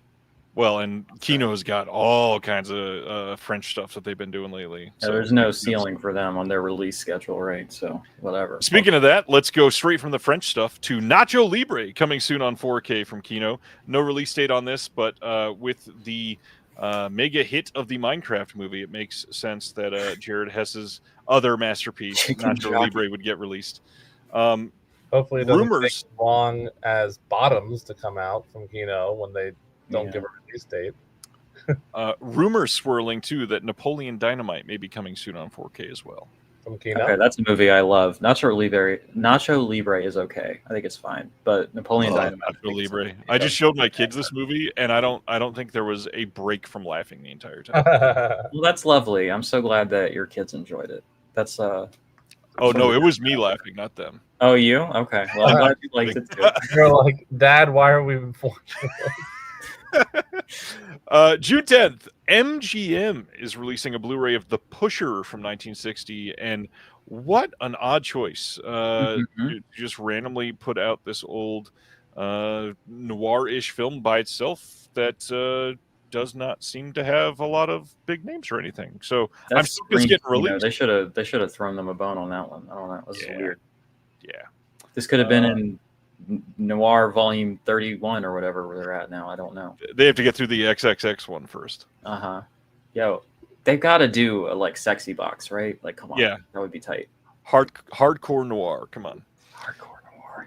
Ooh. Turbine over in Germany on May 28th is releasing their next 3 3D titles. It is Fast and Furious 9 or F9, the Fast Saga, Despicable Me 4, and Kung Fu Panda 4. These are all region-free releases, so if you are into 3D, the Turbine Collector Series has been really great. They are up to now 16 different 3D releases that they've done worldwide. Pretty rad that they're doing this. A Minecraft movie was the first thing I saw in 3D in probably 10 years, so that was interesting. How was the 3D in it? It's fine. I thought it was good. I had a lot of questions. Like, do they film it for that? Like, I don't actually know how that works, or is it just something that they do in post or something? Like, it was clear that there was stuff in it that was for that, you know. So I don't know. Next up, July 28th. Speaking of 3D, do you guys have 4DX by you at all, or no? No, but one of my theaters is about to incorporate it, I think. Ooh, okay. It does not seem like my thing. It seems like, actually, as an autistic person, it seems like a sensory fucking nightmare to me. But maybe in that case, it might. I kind of want to go see Final Destination Bloodlines in 4DX, but it's also very expensive to see it. How much is a 4DX ticket there for like you? Almost $40, I think. Jeez, that's like a theme park ride. Yeah, I know. I saw you go to Busch Gardens for like a day for that. Damn. I saw a Cabin in the Woods in D-Box, which was like the early version of 4DX, and that was in 2012 when it came out. Yeah, and yeah. Back then, in the desert of California, away from all like civilization, it was already like $24. So that makes sense. Yeah. I remember D-Box. That's crazy. Next up, July 28th, Studio Canal over in the UK is releasing Hearts of Darkness in this big collector's edition release. This is, of course, the documentary that came out for Apocalypse Now on the making of. This includes a whole bunch of extras for this, which is wild because this has historically been an extra in all of the Apocalypse Now releases. So now we're getting 4K releases of extras with extras. Any thoughts on that, either of you? 2025. This is cool. I mean, it's a great doc, so I can't turn it down necessarily. I've never seen it, and I've never seen Apocalypse Now, actually. Big blind spot for me. But what's in here that is like, I mean, aside from this ginormous packaging and fucking chunky booklet, like, what is there, like, new extras and stuff that is... they're not labeled as new, but I think a couple of these are new. But the cool thing, Eleanor Coppola is getting a bunch of shorts on here, which is really and that's great. not going to be in the just regular 4K of Apocalypse Now, right? Not at all. Okay, well, that's really cool. I think it's an interesting swing, and I hope it does well. I mean, literally, this is like one of the most famous making ofs and most lauded making ofs of all time. So I'm glad that they're giving attention to this. It's great. I like Brendan's comment. Apocalypse Now is the bonus feature. I like Carlin's comment. Apocalypse later for Celeste. Yeah, Apocalypse when I get to it. Apocalypse someday.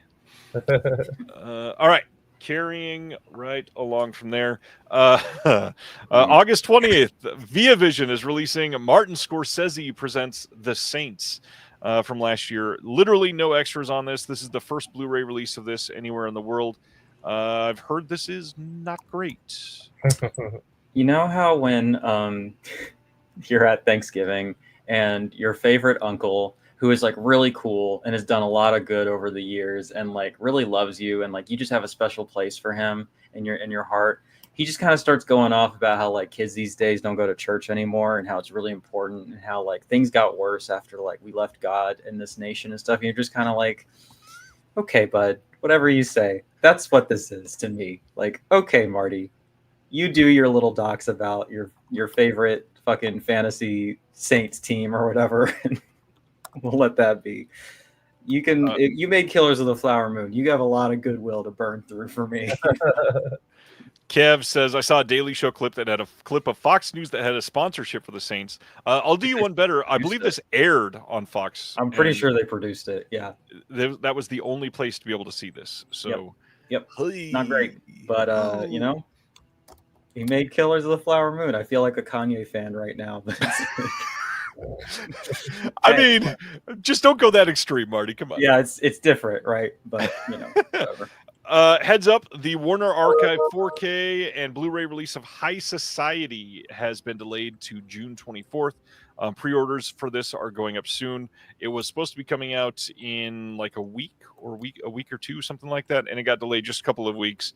This is only their second 4K, and this is also a title making the leap from DVD all the way up to 4K. So that's a pretty big leap for a big film like this. 2 comments. 1, what is with the big chunky packaging? Is there like extra stuff in here? Is there like a big book or something? Because I've never seen them do that. I don't think there is, and if I remember right, I think that's just a slipcover. Because they did the same for the Searchers as well. Oh, it looks like it's a side loader that's like really chunky, and there's like for a book and stuff. That's a good point. A lot of the labels that do like mock-ups of the releases, a lot of them are incredibly deceiving, and I really wish we didn't do that.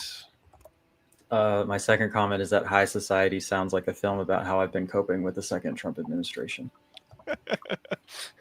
Touche. Here we go. In Search of Darkness, 1995 to 1999, is going to be coming in December on Blu-ray from Creator VC. This is the same company that did all those other In Search of Darkness and In Search of Tomorrow and crazy documentaries that they've been doing. The hard part for these, for me, is they are incredibly overpriced to get on disc. I think these make for fine, like, while I'm washing dishes type of documentaries.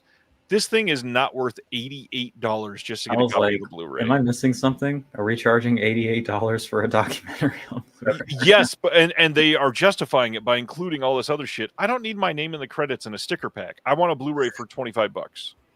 Well, look, they went to the Caligula school of a special features production, and it's hand numbers. Okay, that's numbers are not embossed, so. Mm-hmm. Anyways, if you want, goddamn dude. If you want to purchase this, please use this link because they allow affiliates, and I will make a tiny amount from that. So thank you. Or you could give Ryan $5, but yeah, that's a lot better. Search of Darkness. Moving right along, we got some re-releases of some anime steelbooks coming out over in the UK from MVM Entertainment. I believe these are the same scans that came out previously that a lot of people complained about.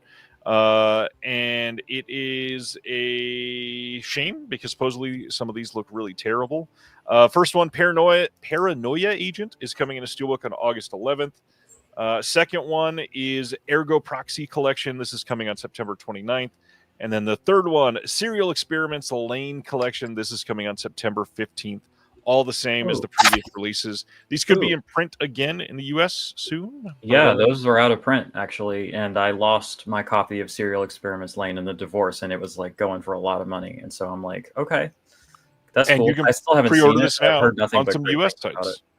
Yeah, I guess I'm going to have to get that per Celeste's recommendation. As someone who owns the OG steelbook of Paranoia Agent, I will say it's fucking great. So yeah, I'll have to check that out. What company is this again? This is MVM Entertainment. I guess that's like an anime company. Yeah, primarily. It seems like the UK Crunchyroll almost, kind of. Okay, cool. This is kind of cool. Hey! I'm wearing my Gravediggers shirt tonight. That's like, that's like one of the guys is in there. Sound like a real poser right now because I can't remember off the top of my head. Which I'm pretty sure it's RZA that's in this project. Yeah. I think so. Kev is asking what U.S. sellers have the steelbook on that last one. I believe Brother Belial has it up for pre-order. Yeah, I think them and Orbit, if I remember correctly. Next one, June 3rd. There is a Wu-Tang Experience live at Red Rocks Amphitheater. This is coming from Breaking Glass Pictures. This would be pretty cool to have. You can pre-order this now. It says that 10,000 fans were there. Anybody that's never been to Red Rocks should go if you ever get an opportunity. Crazy experience to be able to see like the perfectly formed amphitheater and rocks out there. I've never been there for a show, but I was there as a tourist one time.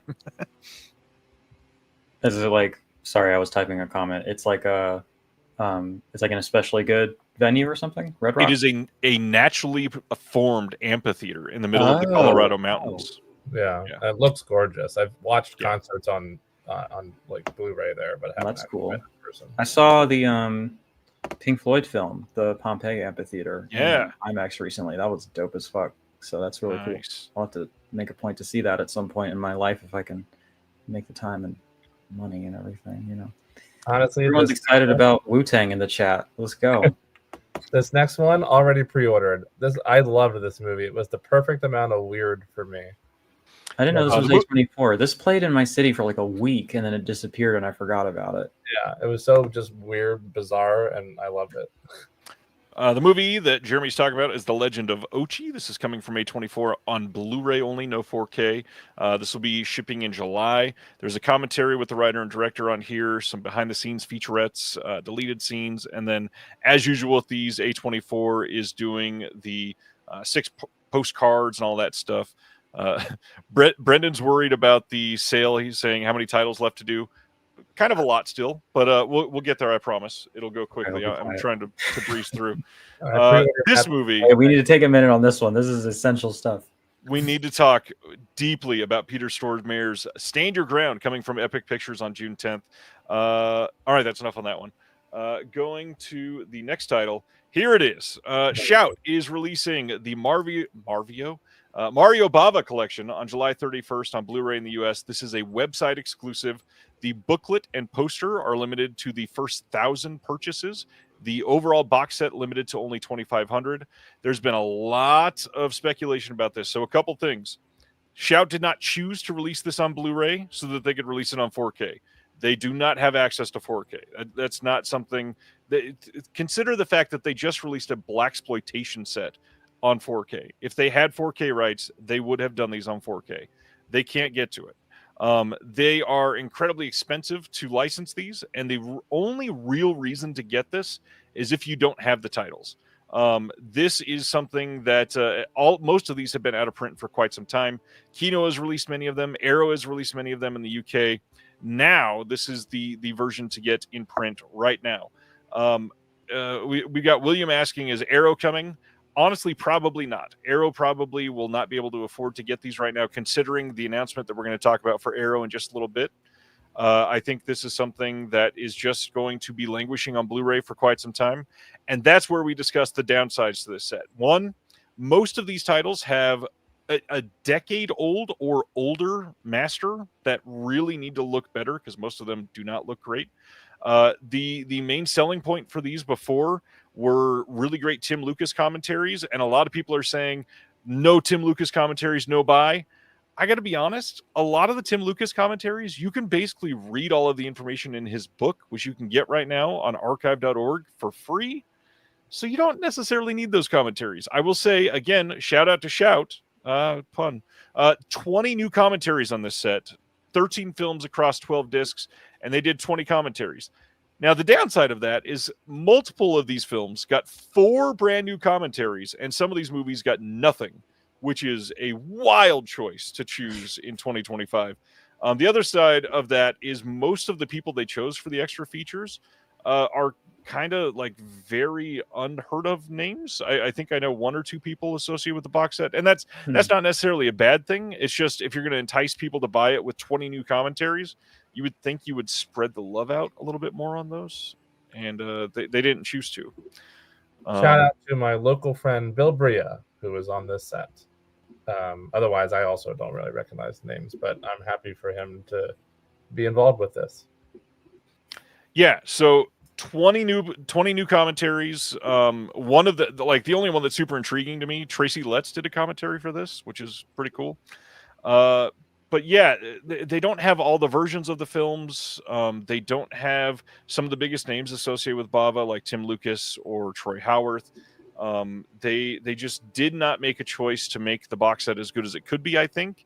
And on that point, it's really only for people that don't have any of the films, which many of the people that have been buying from Kino over the last 5 years, which is people super into physical media, they don't really need this. I got to be honest.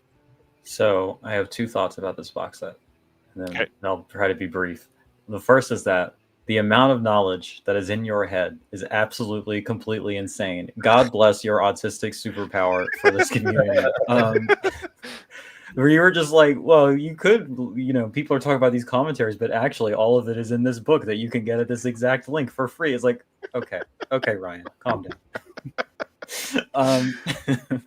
The second is that I don't have any of these, I don't think, and I'm not going to get this one because I can't afford this. Right. But like, 2,500 units. That's an insanely low amount. It's a single print run and that's it, right? Like we're not expecting standards of this to come after. Like, Nope. Okay, so that tells me that they had some kind of a deal with the estate or whatever is going on. It's like, let us do this single run box set so we can get a cash influx, whatever. But like somebody else has something for this, right? Like that has to be it. Like there's no way they were just like, sorry, you can do 2,500 of these and then they're out of print forever. Like that doesn't make any sense to me. It does, because supposedly the rights for all these, like the rights holders finally figured out that the Bava titles are titles that people really want good releases for, and so they jacked up the prices. I have a feeling the only reason they were able to do this is because they said, fine, we'll just do 2,500. We can only sell it on our site. They won't be able to sell anywhere else because Shout doesn't ship outside of the country. And so they know that they're only going to be releasing it in the US now. Diabolic won't have any unless they buy them themselves and then sell them on their website, jacked up the price from there. So the odds are, I don't think there's anything different coming for Mario Bava stuff anytime soon. That being said, a couple of those have been released on 4K already over in Europe. So there's some opportunities there.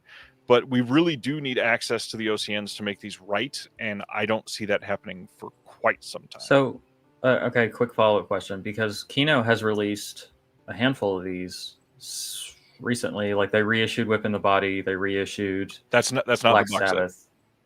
Exactly, right. So why are those rights different? If it's still in the Mario Bava oeuvre, as it were. Well, right? just because every single film is going to be different. Like even like Christopher Nolan has released through different studios, so all of those films have different rights. And a good example, Kino hasn't even released it yet. It's about to release. Danger Diabolic is a Mario Bava film that they just announced on 4K.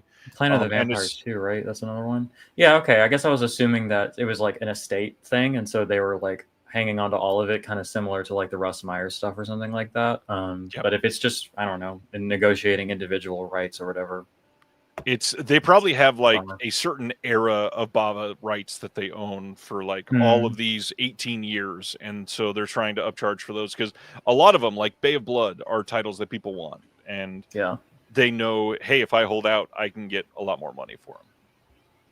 But let's go on from there to I already talked to Ryan about this. I'm going to hold out for the out-of-print Arrow set in hopes that I can find it for a decent price and not pick up this Shout set. I'm going to hold out for the MyPlex server, which you can access via my Patreon. I'm not dropping, $300 on old-ass dusty Blu-rays? Sorry. Maybe I can scan those and we can upload them to your Plex there. Hell yeah. June 10th, there is a 4K release of Knight Rider, the complete series, coming out from Universal.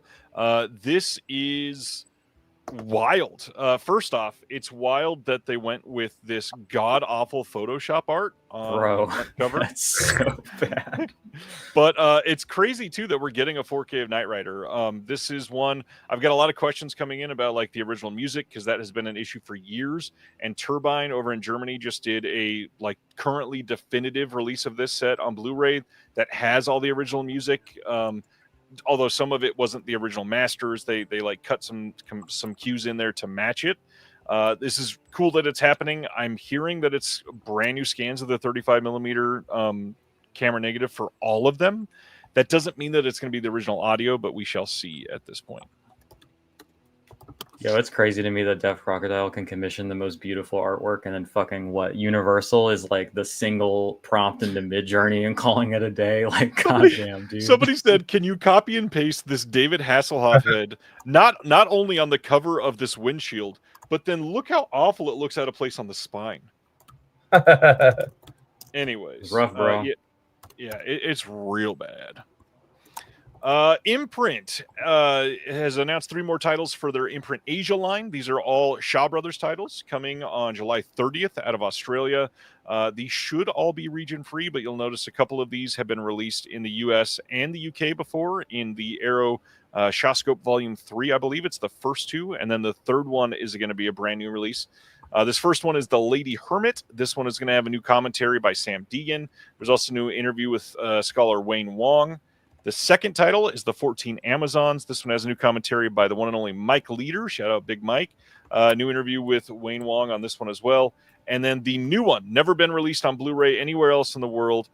This one is going to have a new commentary by Stephen Hammond. New interview with Luke White on this. And this one sounds really good. So I am probably going to try to get this one eventually. Yeah. Shaw Brothers.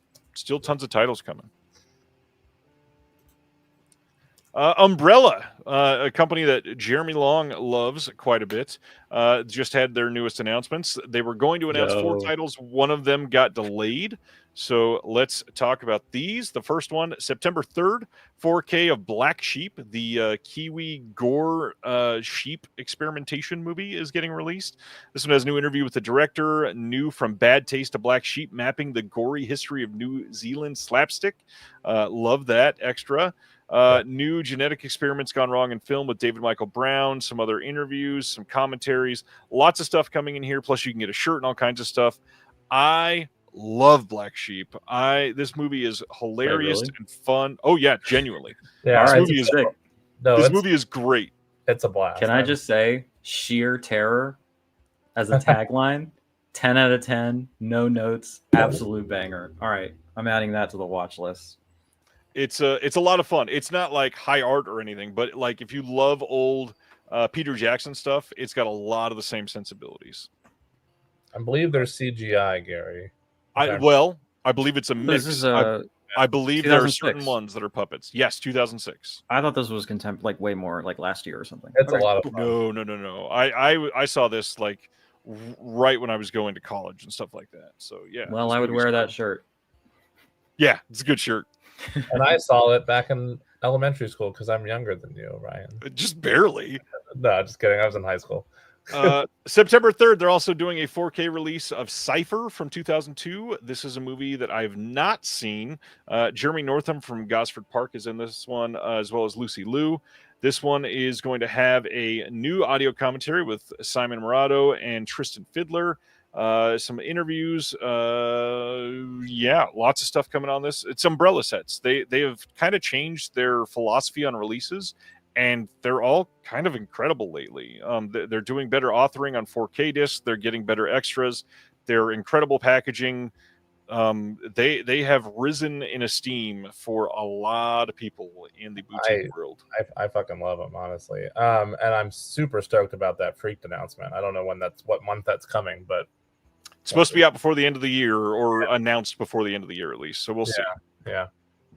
And that Haneke set was a fucking banger, real prestige looking shit. So cannot wait on that one. Yeah, super stoked. Last one from Umbrella, I'm stoked about. Agitator from 2001. This is a Takashi Miike film that is really cool to have here because this is the first time ever that the 3-hour extended cut has ever been released with English subtitles. Ever, not even like on DVD, ever with English subtitles. So I think it's a really great move by them. New commentary by Tom Mess, which is always a good time. And then Robert Edwards does a piece on Takashi Miike. It's Miike. I've never seen this one, but I'm dying to see it for sure. It's great. Doesn't he have like 300 films under his belt? So like, at least. So he better be good at them by now, right? Honestly, real quick, we got 156 people watching, and then another 17 on my end too. We're going upwards of 200 people watching this shit. Hit the like button, subscribe, all that shit. That's Thanks just for YouTube. being here. We're also live on 3 other platforms too. Follow me on nice. Letterboxd. Honestly, Follow Jeremy on Letterboxd. Again, as a lover of Umbrella, and I think they're just killing it left and right. This is a banger month, even without that 4th title that they had to push. Just they're crushing it. Yeah, I would agree. This is the month right after the Haneke box set announcement. That's nuts, Yeah. Okay, this is a big one. We got word this morning that Arrow Video over in the UK has signed the rights to 156 of the Golden Princess titles. to release over in the UK that Shout acquired for the US. So I just read this. I thought you were reporting that Shout also had the rights in the UK, and I was like, okay, neat. But this is more exciting than that. This is more exciting news. So a lot of people are down on Shout because of QC issues and a lot of times inferior encoding from what we would want. And so now you'll notice the number is different from what we reported when Shout signed the Golden Princess library.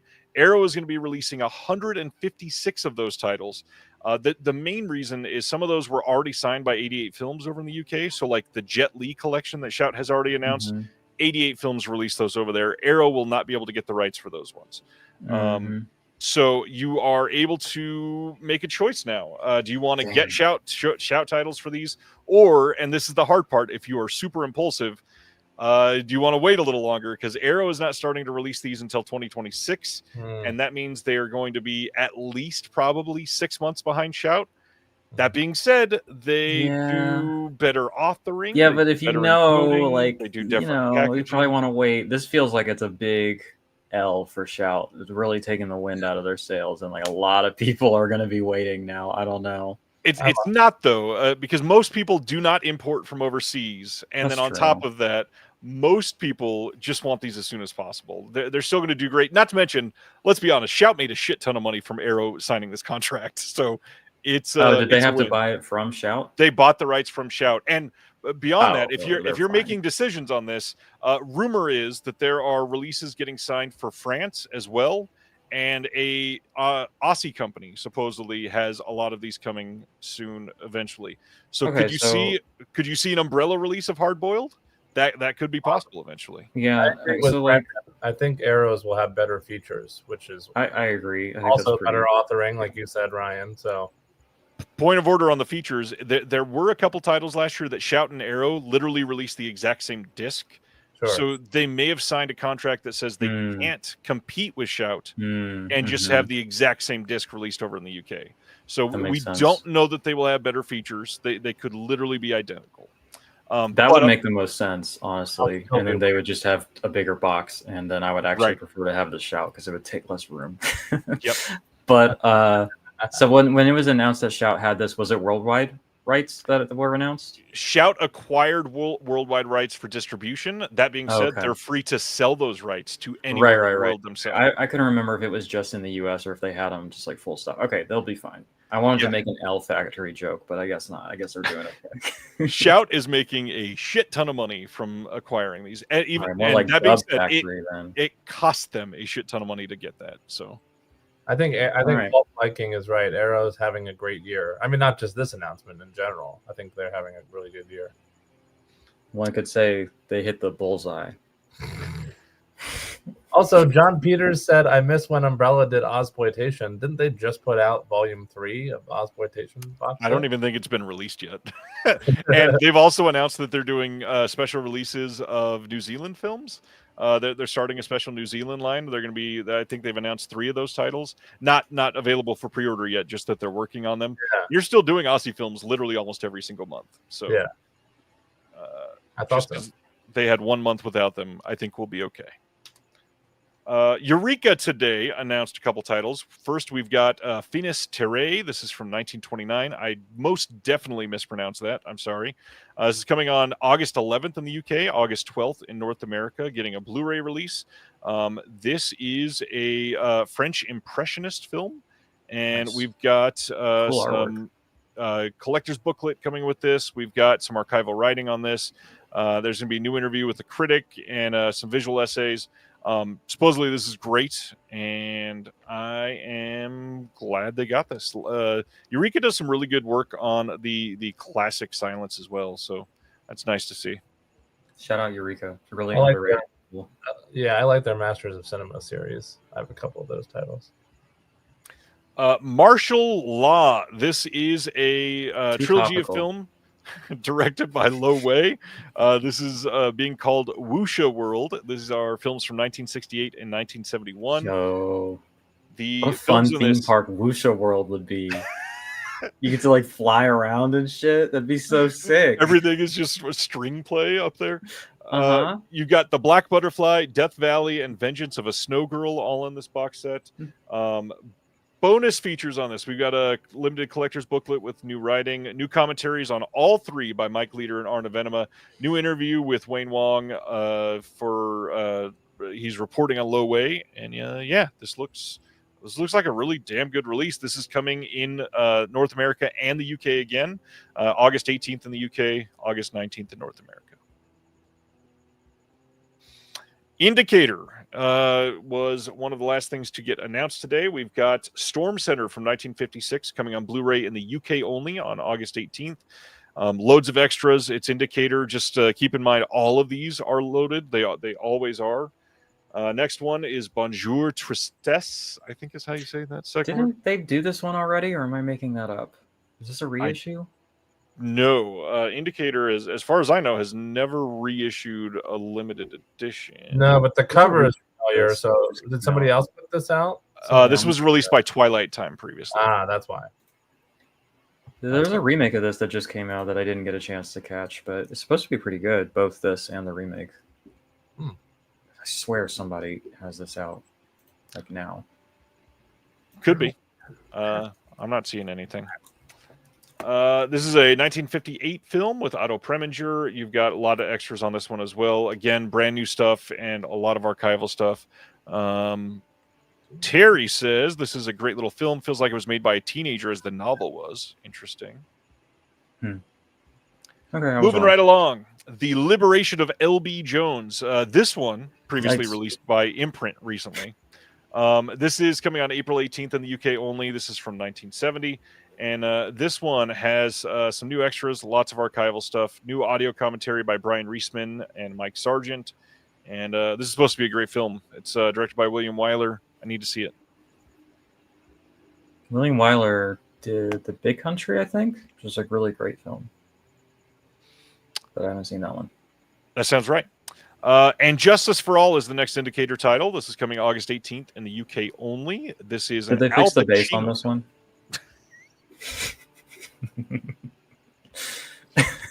Yes. Al Pacino film from 1979. It was somebody had to make a joke.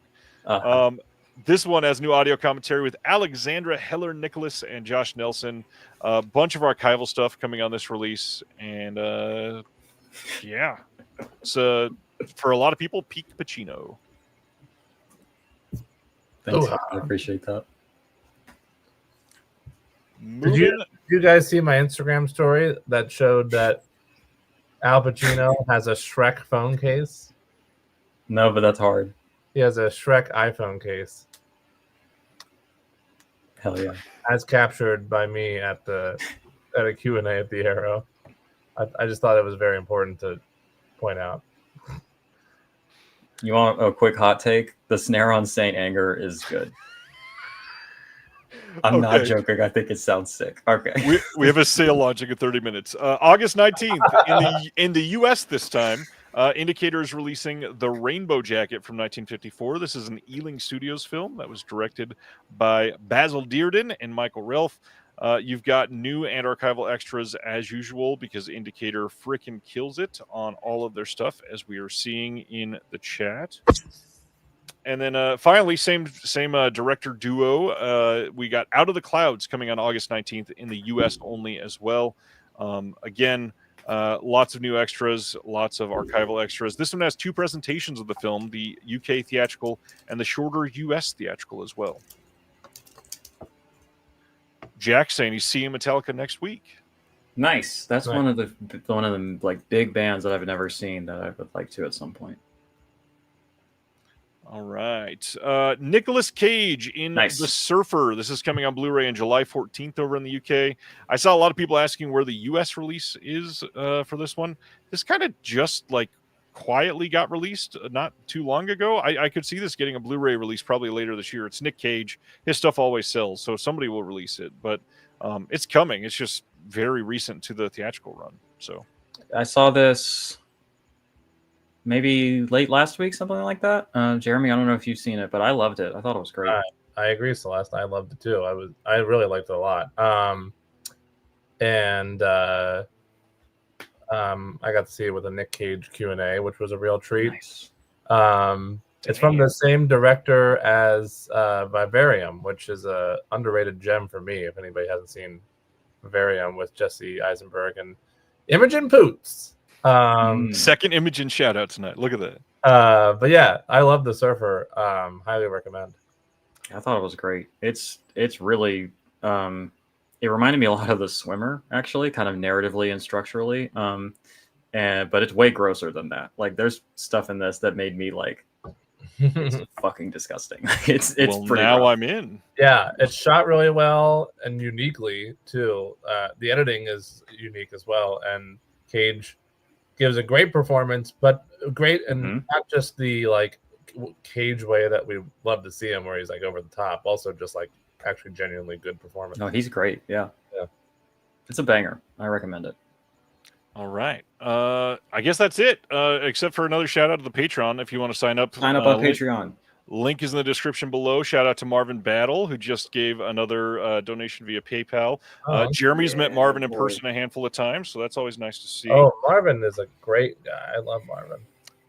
If you are into conversations like this, the Discord is always busy. We would love to have you in there, and then lots of other stuff happening. We have watch-alongs every month. I send stuff out to everybody.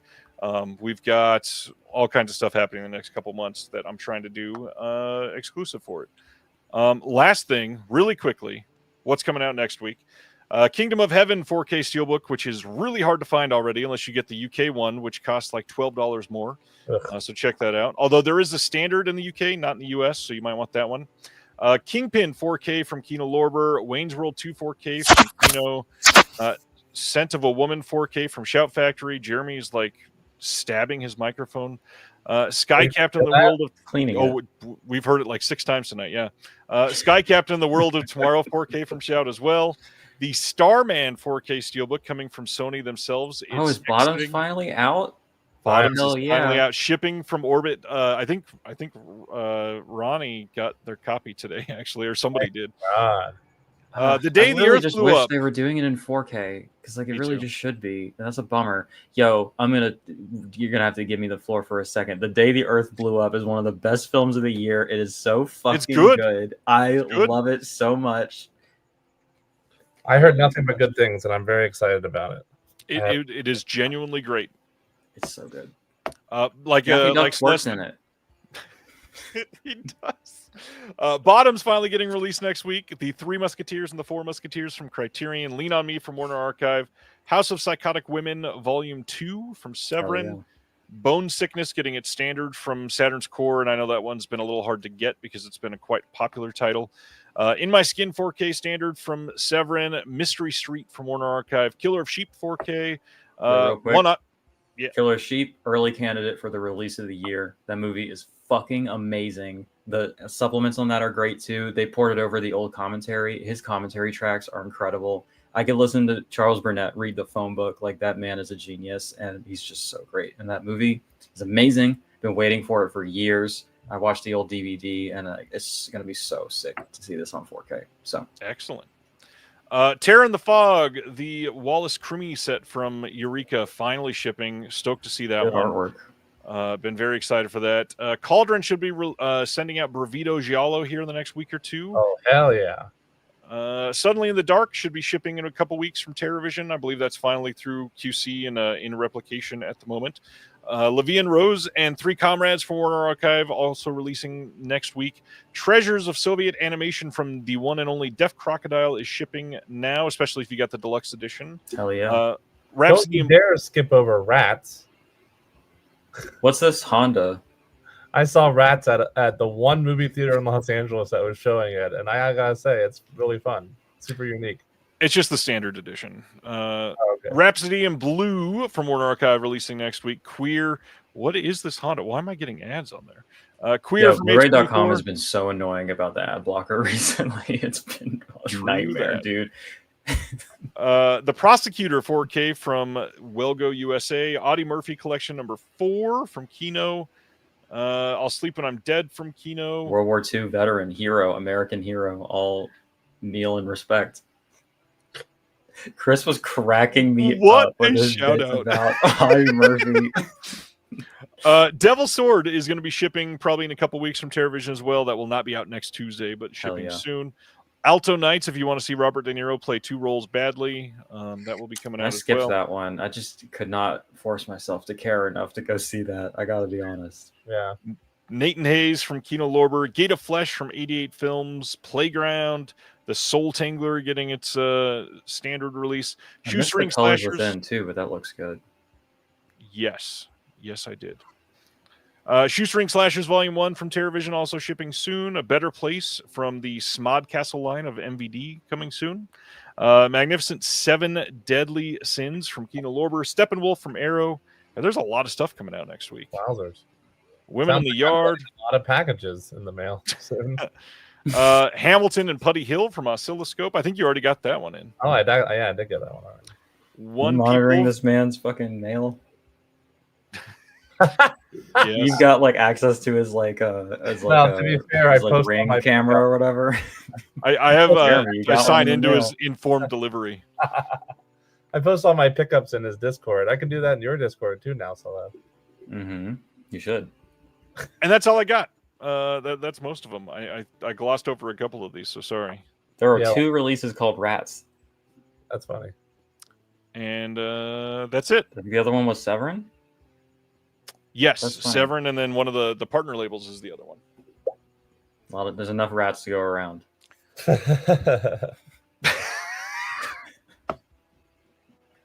All right, up next is the Vinegar Syndrome sale, and tonight's sale is a big one. We've got a handful of titles that we know about already, and there's new stuff getting announced. This sale is going to be 50% off of everything released prior to November of 2024. They keep moving that back. Just a couple of years ago, it was only like prior to 3 months before the sale. Now they're all the way back to like 6-7 months ago. That's a lot of a change. Wait, 6-7 months ago is stuff that's now on sale? Is that what you're saying? The only thing that will be on sale is stuff that was released in October and prior. Okay, yeah. Oh, there's Marvin. I saw Woman in the Yard. It was a. I thought it was good. It was fine. Like, I think it saved itself at the end, but a little bit, yes. Yeah. I have a review of it on my channel if you're interested. Oh, I watched it. Okay. Thank you. All right, so here's what we know tonight. 2 secret VS titles that were up for pre-order before. These are going to be revealed tonight. You can pre-order them by themselves in bundles, all that stuff. They're going to be showing a new VSA, which is a triple feature, a VSL, a degausser video, and a new cinematograph. That's the second for this month. 50% off most of the titles in their catalog. 60 to 70% off of select titles. New merch items. There's a chance for you to win film canister care package through the VSMC sweepstakes, which is crazy to me. I'm taking credit for that. If you watch my interview with Oscar, he's like, we have so many fucking film canisters. I'm like, you should sell those or give those away. That would be fun. And he said, I'll send that up the chain. I think that's a good idea. So you're welcome. They did used to sell them. And then I think they ran out for a while. I still have one over in the corner of it. Yeah, I was like, you should bring it back. And he was like, you know what? That's a good idea. Or in my living room. So titles that we know so far. Golden Child is the VSU. Jade is coming as a mainline Vinegar Syndrome release. Swimming to Cambodia is a cinematograph title. There is also Dirty Work, which is the other mainline Vinegar Syndrome title that we have. God bless America for us finally getting a 4K. Not only finally getting a 4K, but finally getting Dirty Work the way that Bob and Norm wanted it to be. God damn it. Just the proper release period of that movie. I'm waiting for Will Dodson to appear at the mention of Norm Macdonald. He is not going to appear tonight, sadly. That's fucked up, Will. Jake is asking, when did Who Killed Teddy Bear come out? Hoping that was before Black Friday. It was not. It was on Black Friday. So that one will likely not be on sale tonight. Pulp says, is that so everything released before the last Black Friday sale? This is where I'm not sure, because in their frequently asked questions, the way they word it at the top is every VS sublabel and partner label title with the release date prior to November of 2024. So it's not just the Black Friday titles. But that also includes all the partner label titles that were released on November 1st of last year. Mm-hmm. So it's actually a full month earlier than that, not just the Black Friday titles. We've got last Thriller was almost gone. Maybe it is already. The Deluxe was long gone for that. I think there's standards that will be available. Mm-hmm. Yeah, I think even the slipcover had already sold out. So maybe we'll see. Let's see. Everything from October and before that is correct. Shout out Wave. Kev He changed says, his picture, so I didn't recognize him. But shout out Wave. it is the preferred version of Dirty Work, but I don't think it'll be the one I still return to after watching it for the first time. I mean, maybe you'll love it. Who knows? Yeah, we'll see. Dirtier Work. Kurgan, really hoping this is the year Last House on Dead End Street getting a big release. That would be nice. The movie is so disgusting. I love it. Carlin says there will be so much bitching about the titles. There always is.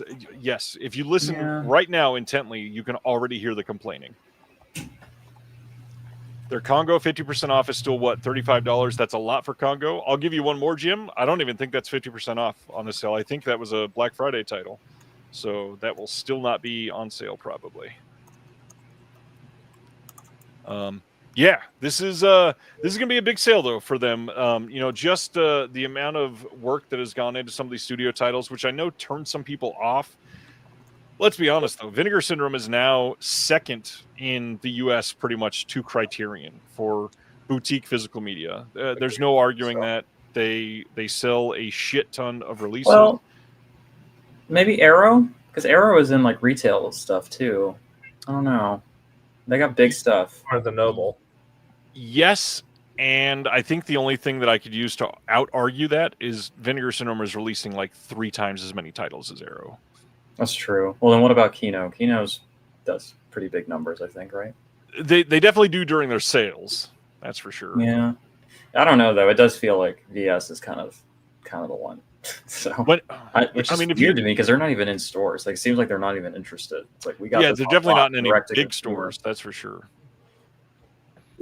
They're at CD Trader. They are at CD Trader and a bunch of small box stores, obviously. Definitely, the 3 we just named are the top 3 competitors. Jesus Christ! Kino, Arrow, and Vinegar Syndrome. How much is 85 Australian in freedom dollars? Like 60, something like that. Yeah, they definitely make it up in volume. Jim is for sure. Sandpiper Pictures, they are not in the top 3. Thanks, Jack. Yo, I was gonna say this as a joke, but unironically, how many fucking units does Mill Creek move in a Walmart in a year? I think that used to be true, but I feel like they've calmed down a lot. Yeah. We heard about that Disney deal, and then I haven't seen anything even really announced. No bonus features on their movies. Can't stand it. That's not true for all of them, just on most of them. What's that company that sells their movies by doing streams where they have guns in the dark? What? That one company where they just do live streams where they're like sitting in a room with guns. Dark Force. Oh, no. Now says Anus, shout out Anus Films. Shout out Anus Films indeed. I want an Anus Films shirt so bad, but they sold out before I was aware of it. And it's just... Have you checked his site? I think they might still have some. I'm gonna check it right now. I still need to book. Lovely donations might be going to an Anus Films shirt right now as we speak. I need to message Frank because he's never sold one of those in my size. Yeah, I think that was the issue, is I were out of the size that I needed. But let's see. Anus Films shirt. Okay, we're getting somewhere. Can I get a size that fits me? I'm on pins and needles waiting to find out. All they have left is small. I can't swing a small. Steven says they only have small anus. They only have small anus. Look, I need medium anus at least. Hell yeah, the outfit. The fit. Oh man. All right. I have a sex tool shirt though. I don't know if they have my size on that. This year in Vinegar Syndrome. All right, you know what? Let's talk about stuff that's on sale. Celeste, like top 5, definitely going to be discounted tonight. Give me some titles that people should look out for if they've not seen them. Top 5? any of the Melusine titles. They're all bangers, and they're all great, and they don't sell enough of those. And I think you will be stunned by the packaging when you get it in. They're all good. And I think the first 3 of them at least should be on sale. I think maybe not the Image, but Through the Looking Glass, Blonde Ambition, and Tale of Tiffany Less should be on sale. They're great. The Carlos Tapalata set is still maybe my favorite thing they've ever done. It is, bangers. It's like so fucking good. I love those films so much. Off the top of my head, what else? I don't know. Blonde Ambition is great. You asked for 5. I gave you 4. I feel like there's something obvious that I'm missing. Burning Paradise. I love that movie. Good pick. I like that one a lot. Jeremy, what are some VS titles that you really like that you want to recommend? VS specifically or partner labels? We'll say VS at the moment. Okay, I'll shout out their fair. Oh, I don't know if it's going to be on sale yet, but will their release of Existence be on sale? If they have it in print. I know that was missing for quite some time. Not that it went out of print, just like we talked about the Criterion between printing. Oh, okay. That's a banger. Yeah, that's a banger. I was excited that they put that out. So many good supplements on it too. Yeah, agreed. I'll shout out also the Prophecy set, not just because I love those movies, but because my friends Mike and Sophia worked on it. It's a good release. They're not my favorite films, but it has some good documentaries on it and stuff. And it's fun packaging. Hell yeah. I'm gonna circle back to me. I think of some more. I'll throw out another one. Mother's Day is excellent, and there's so many fucking features on that. It's great. I know I say this every time, but this is a movie that never gets talked about pretty much outside of Celeste and my channel and maybe 1 or 2 others. Buddies is one of the greatest films ever released by Vinegar Syndrome, and deserves everybody owning a copy. I will say, I think it's still in print. Candy Snatchers is one that everybody should buy and watch. That movie is incredible. Tough Guys Don't Dance. Shout out Carlin. That's a great title. Genuinely really fun movie. You want to see something horrific? Here's my copy of Tough Guys Don't Dance. Covered in broken slit. Oh no! I can fix it. It's not a big deal. It was just funny because I happen to have that right by me. I watched Candy Snatchers and Buddies per Ryan's recommendation like 3 years ago because that's how long he's been preaching about them, and I can attest that they are both terrific. I don't know that I'm not always. There are times that I am in the mood to be emotionally devastated, but they're not all the time, And like also that one, I don't have it yet. I need to get a copy. So. One that I do want to shout out because I was kind of down on it when they announced it. Blade in the Dark is one that I saw on a shitty like Tubi stream years ago and did not love the movie. And this is one of those movies that Vinegar Syndrome came in restored. And when it came in my subscription, it completely changed the way I viewed the film. The 4K on this makes it a beautiful movie. It is so much more enjoyable when you can see things. Imagine that. And good extras. And honestly, supplements. A time to really shout out the producer that does a lot of the Italian stuff for them, Eugenio Ercolani. He's doing everything from interviewing people that have never been involved in supplements for any physical release ever on these films to one of the films, the Peter Greenaway film. He interviewed his dad, who used to be in architecture and was also in filmmaking. And to get great work from your dad and to bring him into something like this is a huge move. Any of the Italian stuff that Eugenio has had a hand in is truly worth picking up just for the extras. He does some incredible work. Carlin shouted out one that I really love. Phase 4 is excellent. And I really like that artwork despite the controversies. What else? There was another one that came. Santet is actually the other one. Colton, shout out. It's an Indonesian double feature, and they're fucking weird and out there and really cool, and I liked them a lot. So check those out. Dude McMahon is asking if Navy SEALs is going to be half off. It should be, unless Vinegar Syndrome makes an exception and say, oh, well, none of the VSUs are going to be on sale or something. Yeah, Navy SEALs should be half off for sure. I'm going to shout out Body Melt. I love that movie. Love that movie. Although I think it might be out of print. Oh, is it out of print now? I think so, yeah. Standard? Wow. That was back when I was stupid and wouldn't buy anything without a slipcover on it, and then it was totally sold out. And I was like, whatever, it might as well be sold out to me. Fucking dumbass over here. Now I don't have a copy. Oh, I thought of a couple more. The Freeway box set of 1 and 2. Mm-hmm. I love great bangers. Also, the Cinematograph Red Rock West release, because I think that's a super underrated neo-noir that I love. Okay, you know what? I'm going to make a bold prediction right now.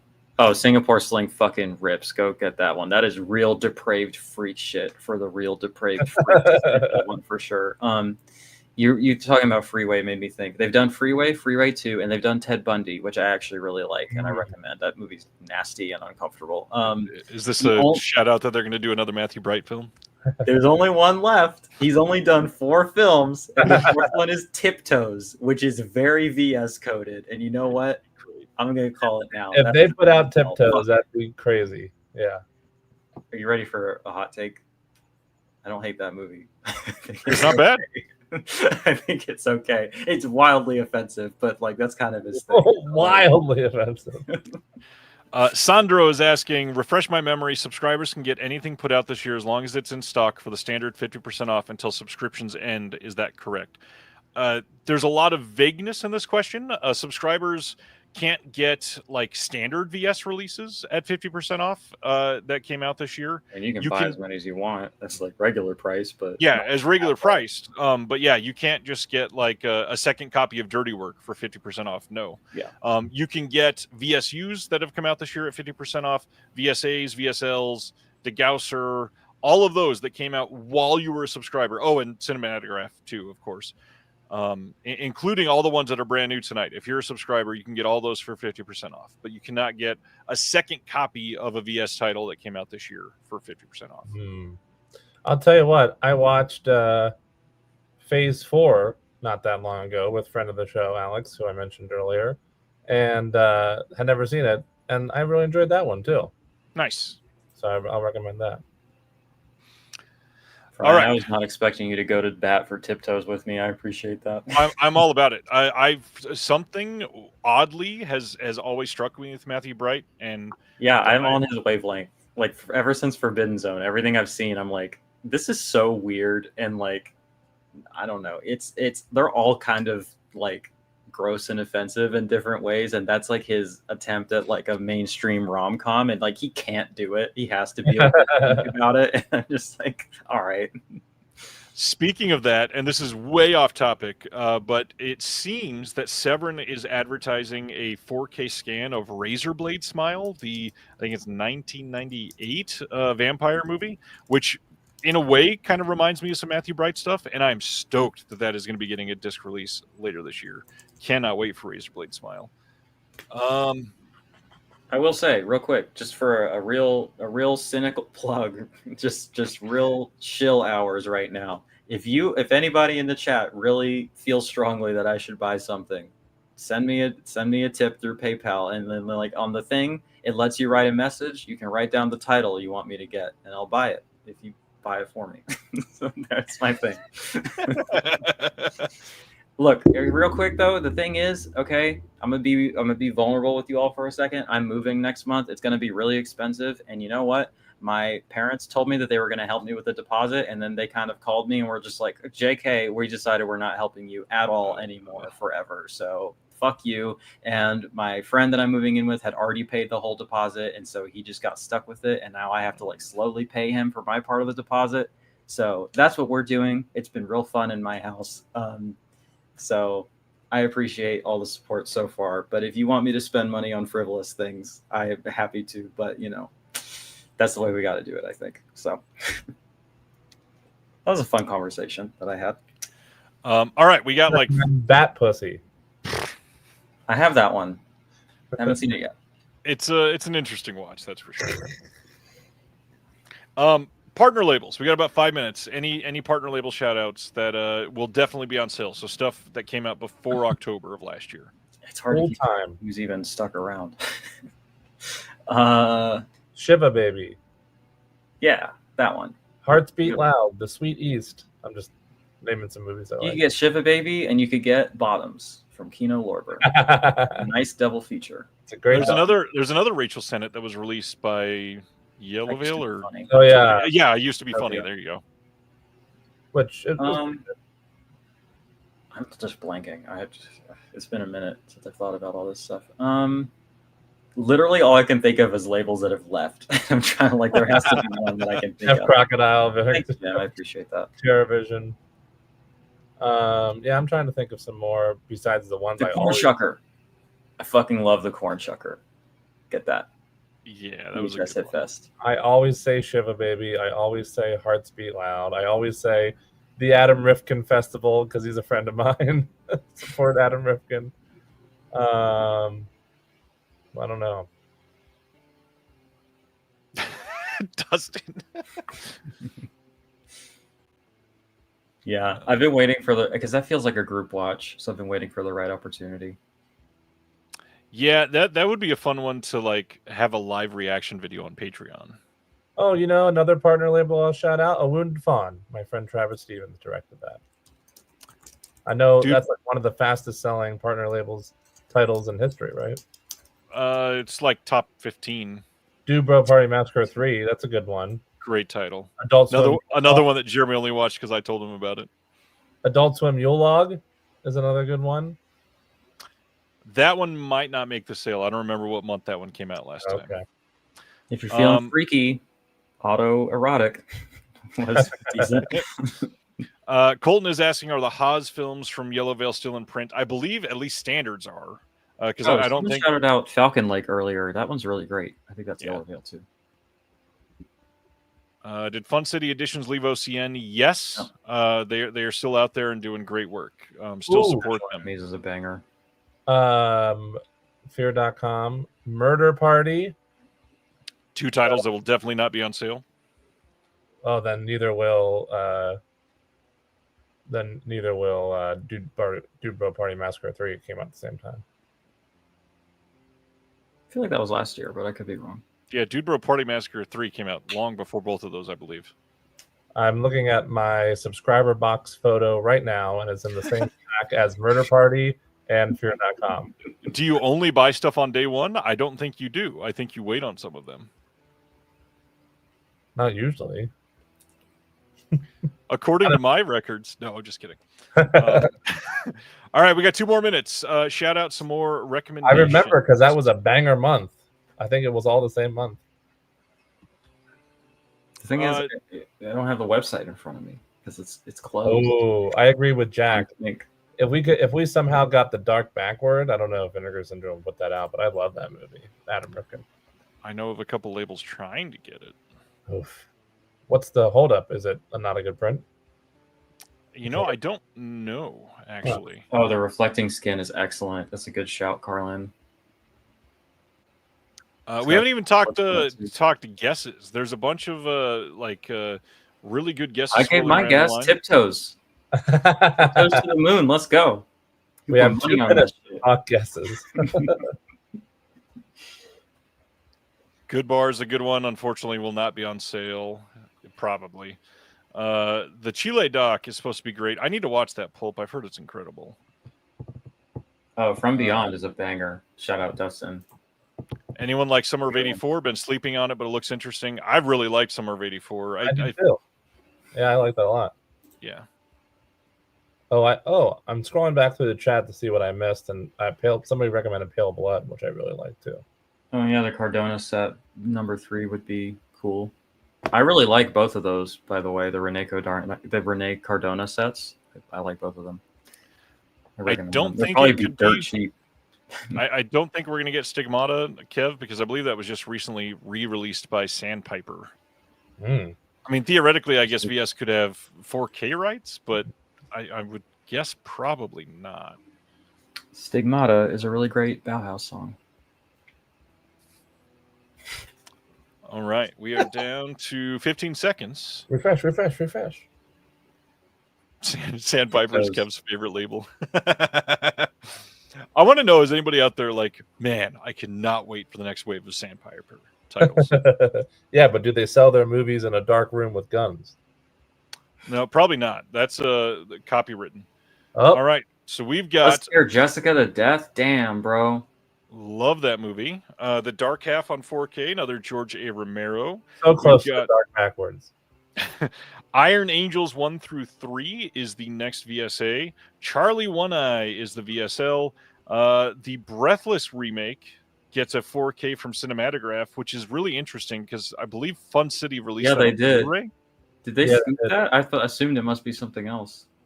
Oh, they're not beating the rebranded Fun City allegations with that one. No. Criminally Insane 2 is the Degausser title. There is a Showgirls alt slip on that one. From Beyond alt slip.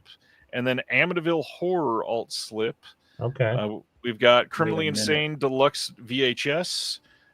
Criminally Insane 2 Deluxe VHS. Satan's Black Wedding Deluxe VHS. Vinegar Syndrome #1 paperback zine.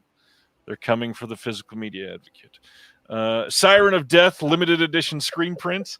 Dragon's Lair shirt. Helium lobotomy The long shirt. sleeve is cute. It looks so cozy. To think we're giving them all this love and they're coming for the Physical Media Advocate. Unbelievable. God damn it. Camp mug. That's actually kind of cool. That's it, Ryan. We're canceling merch.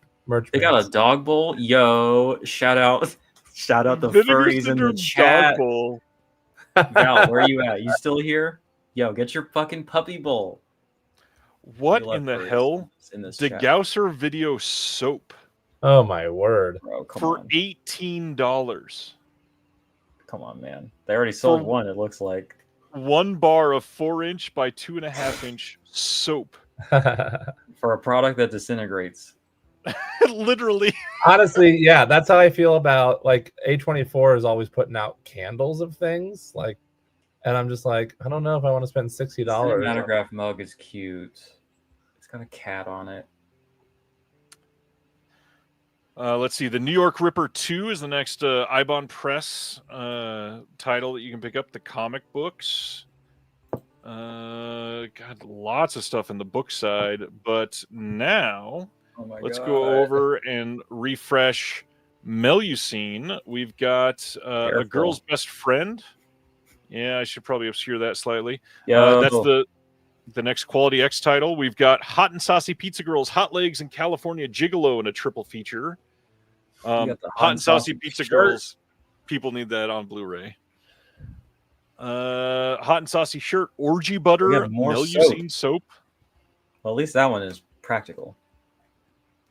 For your next orgy. Since I can't really share that one, let's go back to this one. Sandro is asking, can we not buy slipcovers by themselves anymore? Normally, that's only for the new alt slips. Are they not doing that this time? Oh. Okay, that's what I wanted to talk about, because this Showgirl slip is so much better than the shitty one that I have. So much better. And if I can't get it by itself, that's a bummer.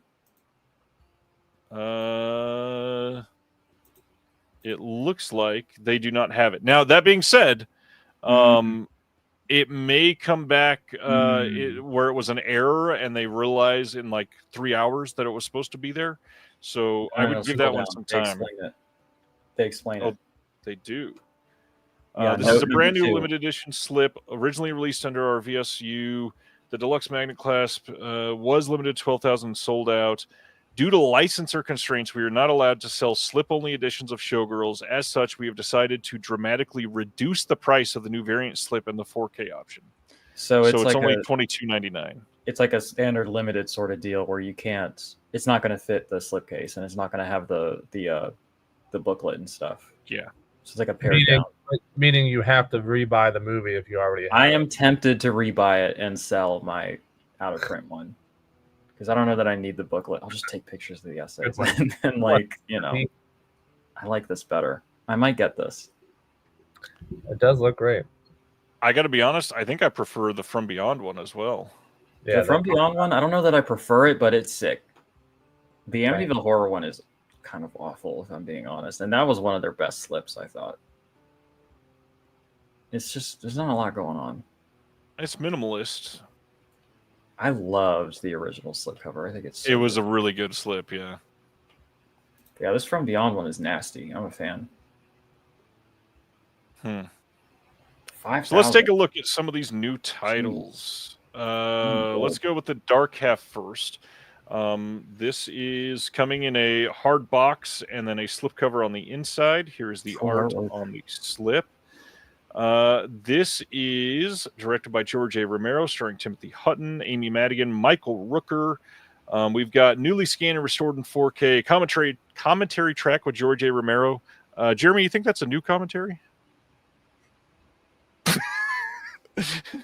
Why did you single me out? I haven't heard you speak in a while as you're purchasing everything. We've got an interview with the first assistant director, Nick Mastandria. Interview with the cinematographer, featurette on the shooting locations. That's pretty cool. Excerpts from a 1991 broadcast on WQED Pittsburgh local PBS station called George Romero and the City of the Living Dead. Making of doc from 2014 with George A. Romero. That's archival. 40-page book with new writing by Daniel Krauss, Scott Tafoya, and Lawrence de Vincentes. Overall, it's George A. Romero, so I'm glad it's getting a 4K release. Yeah. Not too bad.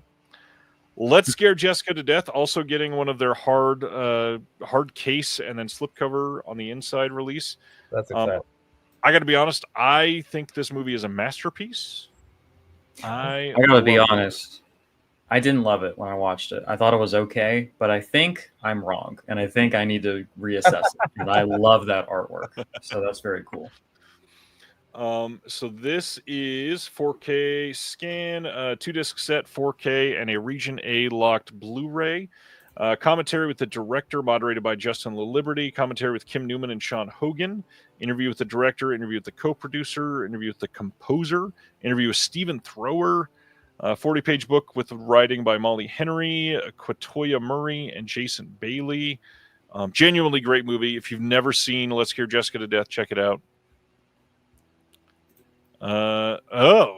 CGTV is saying the Ice Cream Man slipcover is back in the VSMC merch. Not a great movie, but one of VS's best slips. Oh. And Chris says none of the extras on the Dark Half are new. That's interesting. Was one of them not labeled new? I thought it was. Jeez. Oh. I had never heard of the Dark Half, and I was like, why is this at 10,000? But it's George A. Romero. That's why. Yeah, that's the big reason. Iron Angels 1 through 3. This is going to make a lot of people happy coming from the VSA line. Nice. It's also going to piss off a lot of people. Why? Yeah. Because a lot of VS fans don't want to read subtitles, and they're tired of the Hong Kong titles. Well, that's unfortunate for them. What is special about these? I've never heard of these either. I believe this is the first time on Blue for any of them. I think. Only 5,000. 40-page perfect bound book. That's nice. That's cool. Yeah, that's cool. I'm just generally bummed by the VSA model of single runs. Yeah. Newly restored by VS from existing studio masters. All films presented with original Cantonese soundtracks with newly translated English subs, in addition to the English language dub soundtracks. Mandarin language dub soundtracks included for Iron Angels and Iron Angels 3. Commentary with Sam Deegan for Iron Angels. Commentary with Frank Jang for Iron Angels 2 and 3. Oh, man.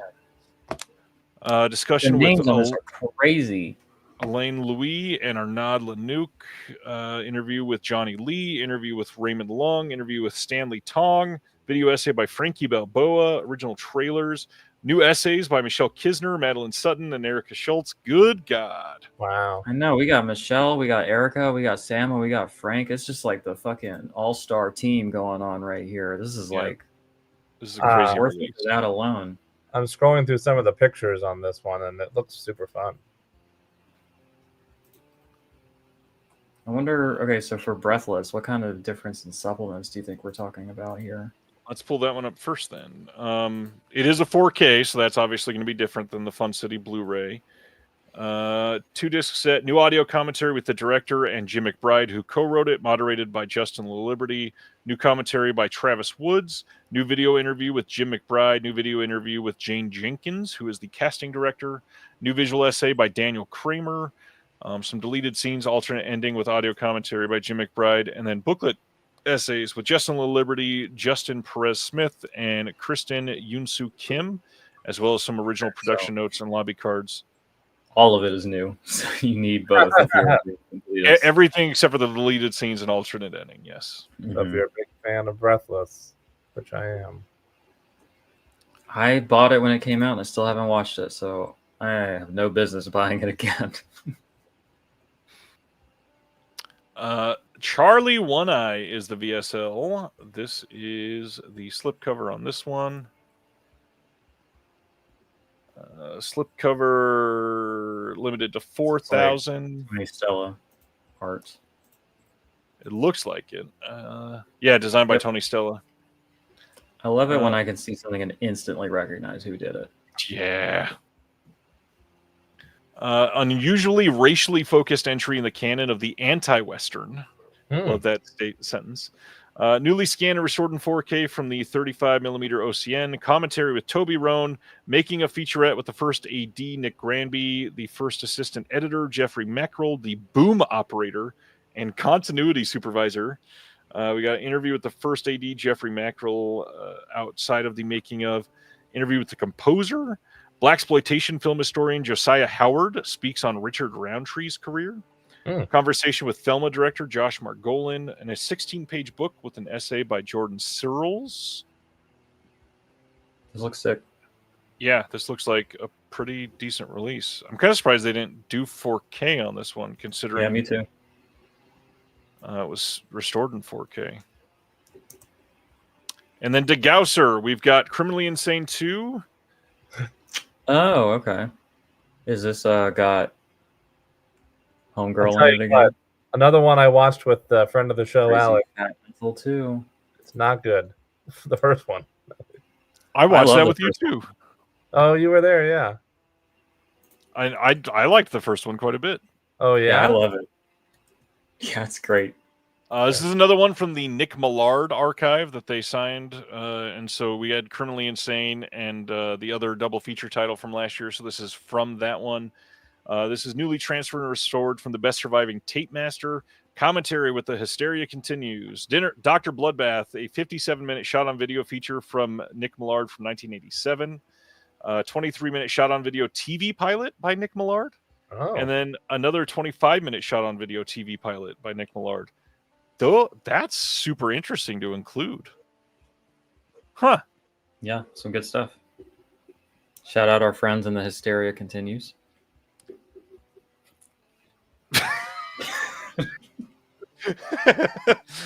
I had to look to make sure that was an ironic shout out. I didn't say anything. Oh man, and then all kinds of VHS, all kinds of new merch. Jeremy, I'm sure you bought all these shirts already. I'm wearing a VS shirt right now, though. Just wanted to mention because I always wear a theme Jeremy, shirt. I need to see you in that Pizza Girl shirt. I have way too many VS shirts already. Way too many. Yo, what happened to Merch Mates? I haven't heard a segment in a minute. What did happen to Merch Mates? They haven't done much merch. We pulled out. I was wondering if you were getting tired of it just being like, "That's a cool shirt." We will probably do it for this one. Since I like that one. What do you think, Jeremy? Not gonna buy it. We'll have to have a full discussion on soap. Yeah. The New York Ripper 2 is the next paperback comic book from Ibon Press. These are really fun, but god dang, are they? Well, this one's it doesn't seem too bad. If you get the super limited one, I guess it's almost $40, but jeez, yeah, these are kind of crazy. Jeremy's sending screenshots to himself again. I really like the long sleeve. It looks very soft. It looks nice, and they have not done many of those. It looks soft and it looks oversized, which is like my thing.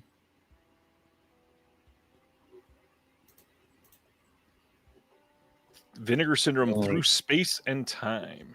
There's only 18 left in my size. Oh no. Yo, the fucking mug is so cute. It's got like cat puns on all the VHS next to the cat coming out of the TV. The Cat Father, Cats, the Big Meowski. Oh, I love that. Cat People. God damn it. Am I going to have to buy that? Lord of the Spring. Does that say String? String. Fast and Furious. Reservoir Cats. Perfect. That's a banger. That's a good one. And it's got a lid. Oh, it's one of those tumbler. It's almost like the a tumbler. cinematograph sticker is fun looking. The dog bowl is outrageously priced, but it is fun for the physical media furries among us. I love that they actually printed the words dog bowl on it. Yeah, I gotta be honest. I'm like, come on, y'all could have done better than that. Why would you put dog bowl on it? That's bizarre. In case it was unclear. You couldn't come up with like a good pun? No. Cinematograph. What's the name of the dog movie they put out? It's out of print now. They've done. I think they've done 2.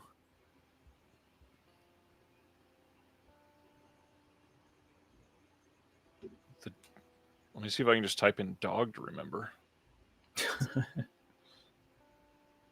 Dog tags. Oh, the dog who stopped the war, CIP. That's not the one you're talking about, though. No, hold on. Play Dead. Play Dead. Thank you. Which is still in print, and you can purchase on sale right now. Oh, it's a good one. I recommend it. It's fun. It's really dumb, but it's fun. All right. Jaded and Faded sale. Let's look at the super on sale titles. On sale. All of the old comics. Yeesh. Alien from LA. That Cardona collection would be cheap. It's good. I recommend it. Dang.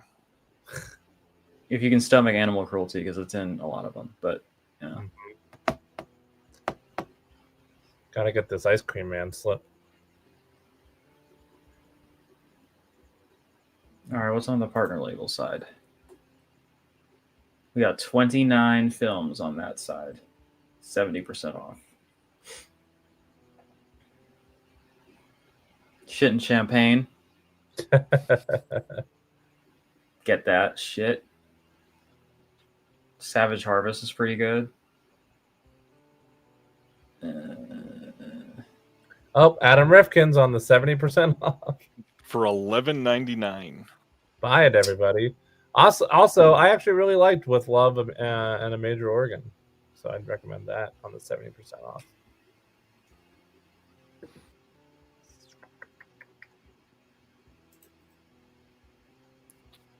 Sometimes Aunt Martha Does Dreadful Things is a lot of fun, and it's $9. Limbo is excellent, and it's also $9. Get those, 100%. You know what's cheaper than a Vinegar Syndrome dog bowl? A Deaf Crocodile cat food bowl. Damn Do they have that? Is that new? I don't know if it's new, but it's definitely on their website. Oh my god.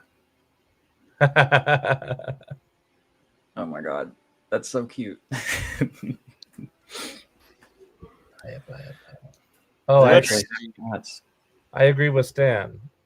Everybody should have that Adam Rifkin set. Also, he asked, what's in my cart? Right now, it's just the new stuff that I don't already get as a subscriber.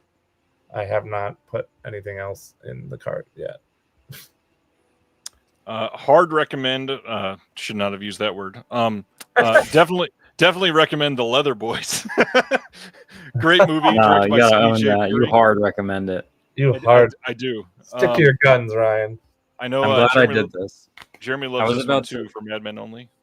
I was about to that's a good add sometimes Aunt Martha to my cart, and I double checked, and I do already have it. So I'm glad I didn't do that. Oh, good. Craig says he just added the bowl as soon as he saw the VS dog bowl. So Damn, nice. brand new. I would also recommend El Planeta. I have not actually seen it, but it's the same writer director who did Magic Farm. Magic Farm is her second movie, and I really liked Magic Farm. And also, she just seems like a really sweet person. So I'm going to recommend her first debut feature that I own and have not watched yet. KB, other than Buddies, I recommended Candy Snatchers. That's a big one. I think that's still in print. All right, I've not seen Taming the Garden, but I love Big World Pictures, and that's on a pretty steep discount. I'm going to the 60% off page. Oh, we got the whole... we got that trio of Jessica Hausner films for 60% off that they did, that Film Movement put out. Whoops. Candy Snatchers is still in print, but there's only 130 of the standard left, so make sure you guys get those. Yeah, let's sell it out. It'll get reprinted. Whoever wants to send me $16.50, I'll buy it.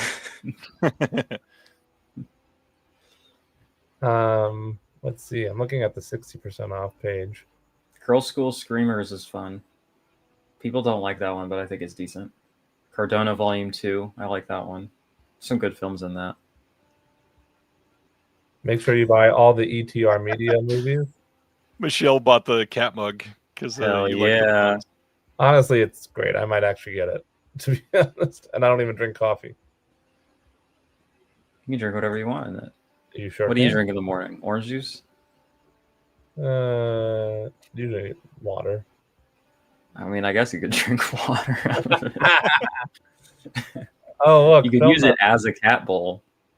You could. Water bowl. Tony, what's going on? Which one should I stop? Wave said stop. Jeremy, stop. I think he's talking about you recommending films you've never seen. I think that's totally fair and valid, actually. I'm just saying, if you liked Magic Farm, it's her first movie. Magic Farm is very good. Rat film. So this new VS zine, it says, enter the Vinegar Zine-drome if you dare, presenting our inaugural issue of the first ever official VS zine. 36 pages of interviews, art, and essays that get at the beating heart of what VS is all about.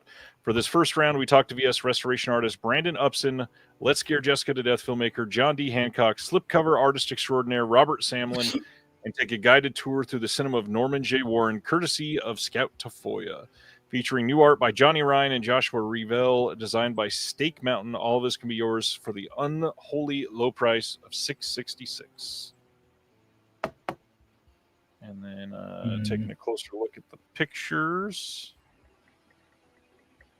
There's not many pictures. Huh. Interesting. How you feeling? Tired.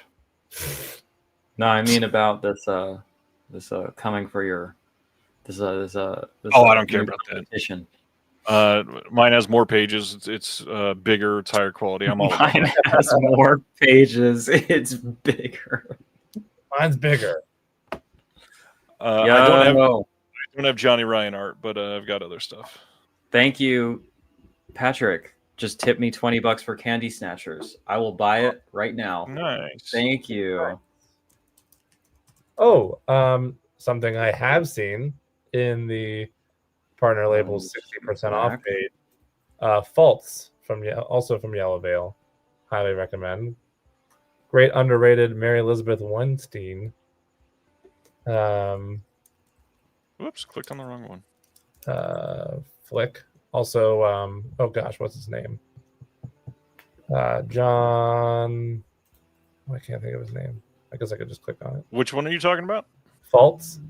Oh, Riley Stearns or whatever. Yeah, I really like him. I can't remember the main guy's name, but love Mary Elizabeth Winstead and Riley Stearns. So I'd recommend that one. Many of these partner labels that are on here for 60% off came out after October, so that's something to look at if you had your eyes on some. Like Another Body definitely came out after October. I think the Lovely Rita Lourdes and Hotel, I think those were all after October as well. Oh, Final Flesh from the guy who created Wonder Chosen. Final Flesh is wild. If somebody has not seen it, check it out. Yeah, that's on the 60% off sale. Partner label. Are you looking at 60 or 50 right now? I'm blind and I can't tell. Mine is 60 at the moment. I'm also. Canadian International Pictures, Hard Part Begins. Recommend that one. Once Upon a Time in Uganda. Definitely recommend that from Yellow Veil.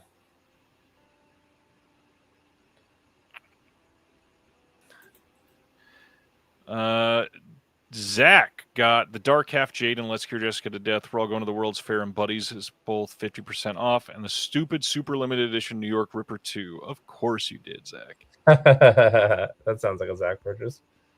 I will always go to bat for Quentin Depew, the guy who did Rubber.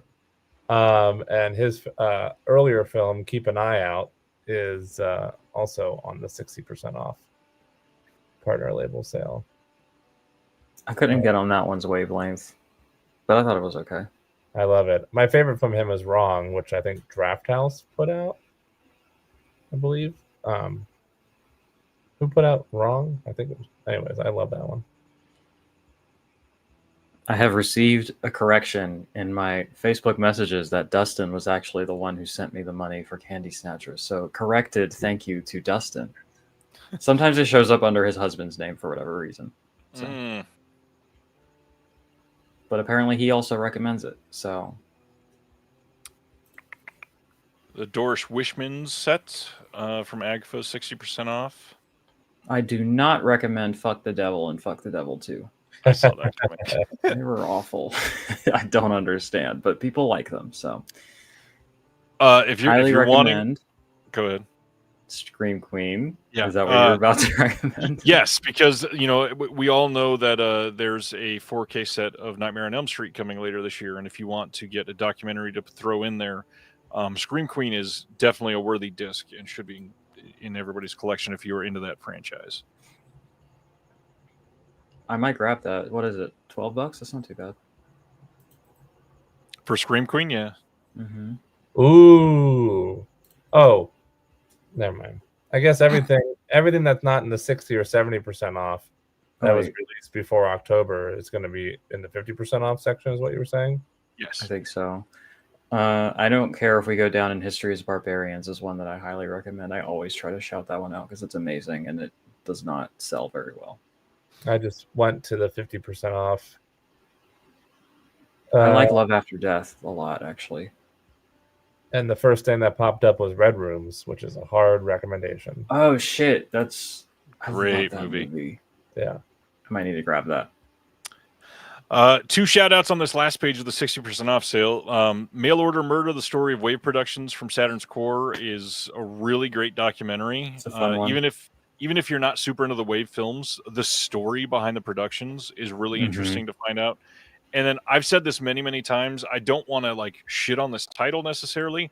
Gunpowder and Sky's 4K disc of Awaken. It's not like a narrative-driven story, but the 4K disc I still use as a reference disc. It is maybe still the best 4K disc I've ever seen. It is beautiful. Somebody wants Mark of the Devil. There's only 5 left of the standard. Wow. Oh, that's one I would highly recommend. Go grab that one. That movie's amazing. Only 5 left.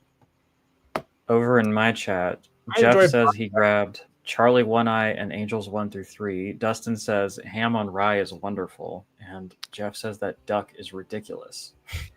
Ham on Rye is the fucking school shooting movie. Yeah, right after Columbine. Yikes. That's in good taste. I know there's a lot on the 50% off partner label page because it's going to be everything else, and we don't have time to go through it. But just on the front page, besides Red Rooms, you got Adult Swim Yule Log, which I already recommended, but I would also recommend Adam Green's Aladdin and Reefer Madness, the movie musical. And Murder Party is on here, by the way, for 50% off. So It highly seems recommend. it seems like a lot of the partner label titles are 50% off, even though they, based on what they said, they probably shouldn't have been. Yeah, highly They recommend. got so many of these damn things. They gotta move them. Dude Bro Party Massacre, Fear.com, Coma, I would highly recommend. The Violent Cop and Boiling Point double feature is half off. That is a great double feature with Beat Kateshi.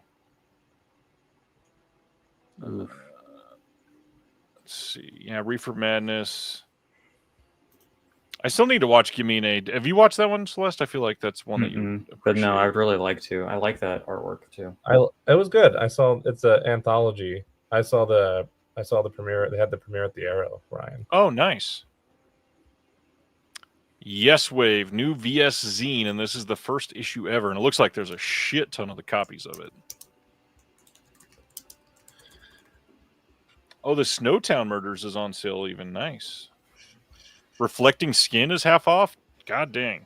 That's crazy, because that one, the old Blu-ray, was like never went below like $29. And a better disc of a really great movie you can have. A really cool slip on it too, 18, honestly. yeah. Fear.com is half off. Yeah, Dude Bro Party Massacre 3, incredible movie. Check that one out. Hell yes. I Used to Be Funny, like we talked about. The Battle of Chile, Doc. Wow. My Heart Is That Eternal Rose got scooped by Radiance with a better edition, I think. Yeah. But it's supposed to be real good. Oh, they got Sadness. That's going to be the standard edition, obviously, but that's a great movie. Yeah. There's The Wounded Fawn that you brought up earlier. The Poetry of Li Chang Dong is on sale. Ooh. Is that still got a limited?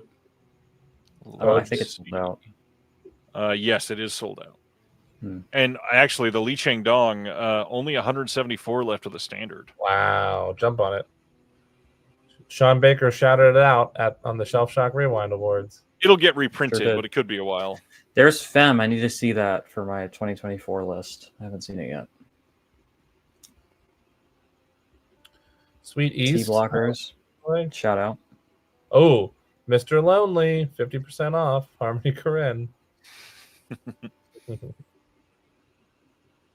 Mommy Wada, I still need to watch that.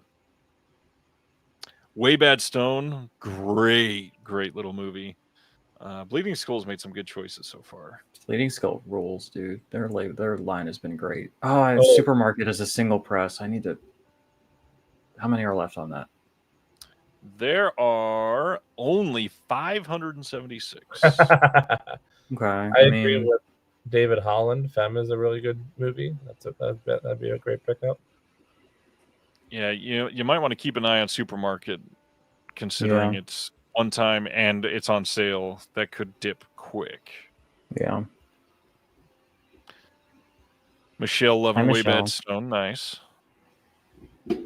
You should watch Michelle Kisner on my new Sinners video, where we did a collaborative review of that, and I thought it turned out really cool.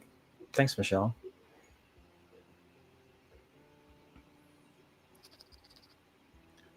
What else? Samurai Wolf 1 and 2. I've heard those are both great. I've been meaning to watch Brooklyn 45. This is the Fessenden movie, right? Yes. Yeah, Fessenden is in there. Did you see that one, Jeremy? Did you like it? Yeah, I enjoyed it. And Fessender and Gary, by the way, he says, you all chuckle dismissively at Mr. Lonely. It's a gem. We were not dismissing Harmony Korine. Jeremy and I talk about Harmony Korine all the time. We love his stuff. Yeah, I was seriously recommending it. It was more of an inside joke chuckle. David says that David Rock Nelson set is life-changing. I need to watch it.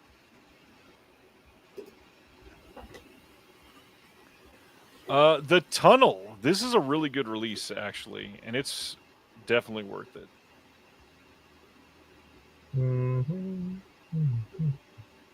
I said Full Time earlier. That's on sale. It's a great one. I've heard good things about that. It looks really good. I don't think I have The Spirit of 45. I need to check that one out. There's a lot of great titles on here that I would love to get, but alas. But alas. Trouble Every Day. Even though there's a 4K coming from Eureka. Yeah, I guess don't get that then. Shout out to the Zombie Army. Anybody that wants this. Will and I did a visual essay for this release that Ross from Saturn's Core genuinely texted me afterwards and said, I think this may be too classy for Saturn's Core.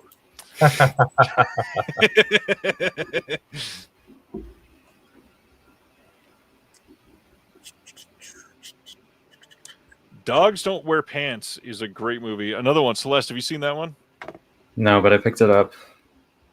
Oh, last shit. subscriber week. 6 slipcovers left for Dogs Don't Wear Pants. Oh, I do have it, so I'm good on that one. it's about to be gone, baby. Good night, Craig. Talk to you tomorrow, probably. Good night, Craig. Definitely talk to you tomorrow because we're announcing a title. Thank you again for signing up. I appreciate it. Guys, if you don't have everyone these get Blonde Death titles. What was that, Jeremy?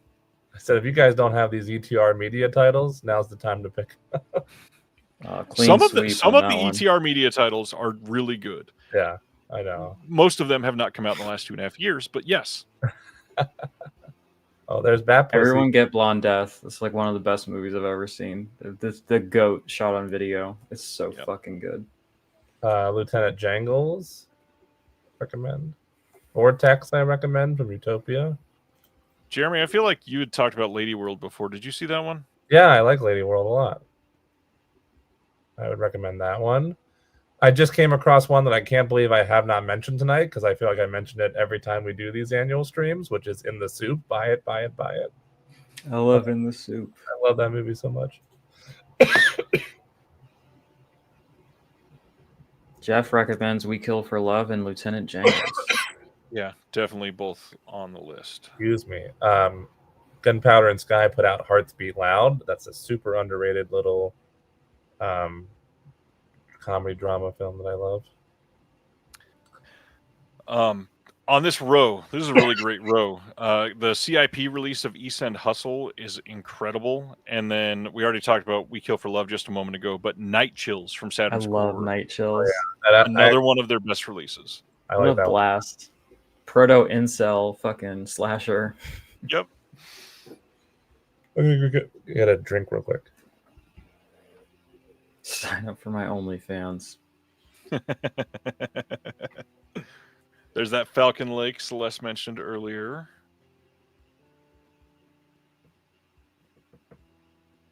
Oh yeah, there's the Haas titles that got mentioned from Yellow Veil.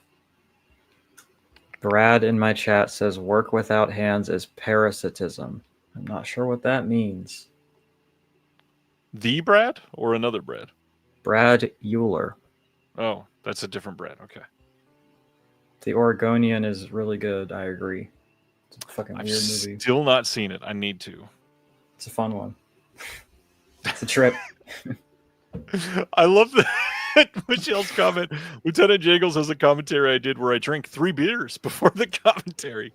Amazing. Well, sounds good to me. On this one, definitely recommend Effects if you've not seen it.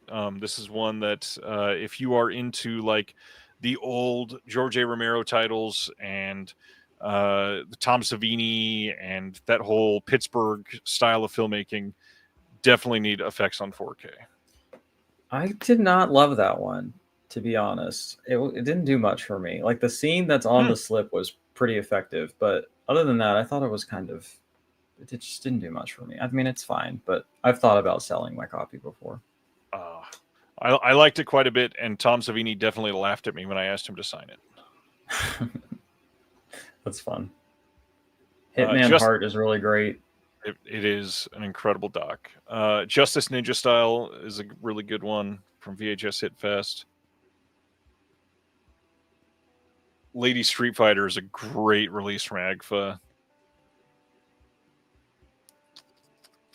Sellout from Connie is a banger. I love that movie so much. Gina from CIP is great. Of the excellent soundtrack. Does it still? Mm-hmm. Damn. Okay. Yeah, that's definitely worth it. I don't believe that was a limited thing. Yeah, it's still got the CD on it. It's great. I really liked Amigo. I don't see many people talking about that, but the catalog release of Amigo was a favorite of mine. Who Done It? The Clue documentary. I have an interview with the director on my channel, but do not recommend the documentary that much. Yikes! Ouch. Did he do other things that you like, or was that an awkward interview? No, I mostly wanted to talk to somebody. I adore Clue, so I wanted to talk to somebody that got close to everybody in the film. The hard part is he's basically just a fan filmmaker that went out to make the documentary rather than being a filmmaker first that knew how to make a good documentary. Like some of the editing in it is, or the way it's shot even before it's edited, is just really poor. And then on top of that, ETR fumbled the disc and didn't put any of the extras on it that they printed on the back. I just wanted to say that while I was refilling my water, I wanted to check to see if I had a slip for Ice Cream Man. Not only do I not have the slip, I don't have it. So I'm gonna buy that and get the reward slip. Nice. That's somebody. Does anybody recommend One Man from CIP? Because I really like this slipcover, and it's down to 61 copies. So I'll take any recommendations and/or funds on that one if anybody feels strongly about it. I am searching it because I don't remember the title. Oh, I remember the slipcover now. I don't think I've watched this one yet. I really like it. I have it. I haven't watched it yet, personally. I can't recommend it. Or can I? I was going to say, it didn't stop you earlier. Are they dropping daily merch? They have not said that they are, Sam, so I'm not sure. They might like highlight some deals. Oh, there you go. Celeste Steven says, I'll send you my copy. Oh, thanks. All right. Well, that takes care of that. Nice. Howling 2 slip is likely going to sell out. Oh, Howling 2 is great. My favorite Howling. Corinne, what's your limit? She says she's at her limit. Oh, I recommend Lux Eterna. That movie's really good. Ooh, shout out Gaspar. Yeah, shout out. I agree with that. I second that. There are somehow still 50 copies of Fun City Edition's release of Natural Enemies on here. And if you want a feel-bad movie of the year, check out Natural Enemies. It is genuinely incredible. It's a banger. I love that one. Robinson's Garden from Connie's really great.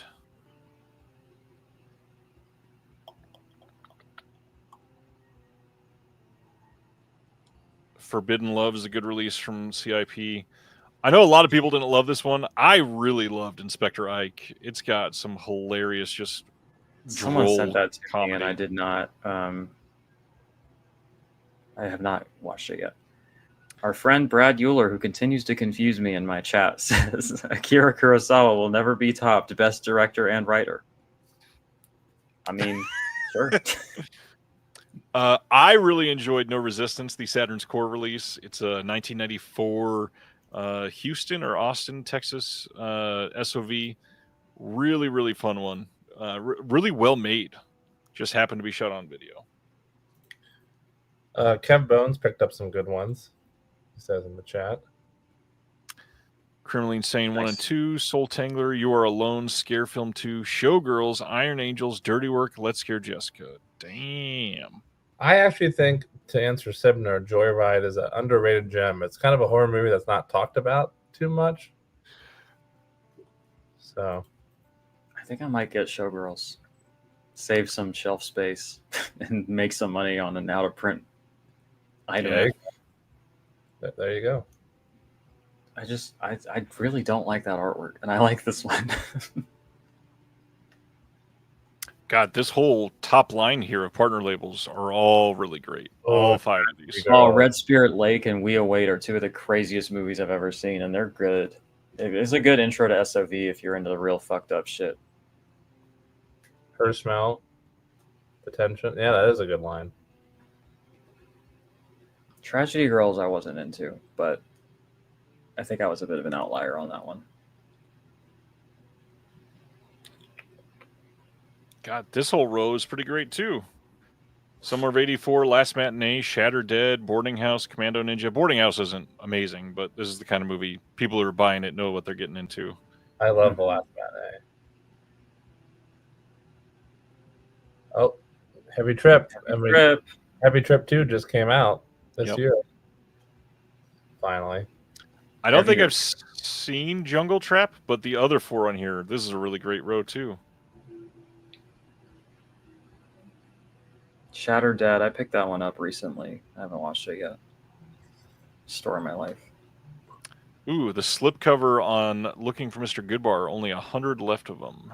Ooh. Get on that. I know a lot of other people don't love it, but I love Scary Tales from AGFA. I love this so much. I had the DVD years ago and watched the hell out of it. I had to buy that immediately on Blue. Nice. Steven sent me that one. I haven't seen it yet, though. Oh, I see Her Body is back in stock. It was sold out for a minute. That one's really great. Sold out? I don't think it's on sale, but it's really good. I think it is on sale, actually.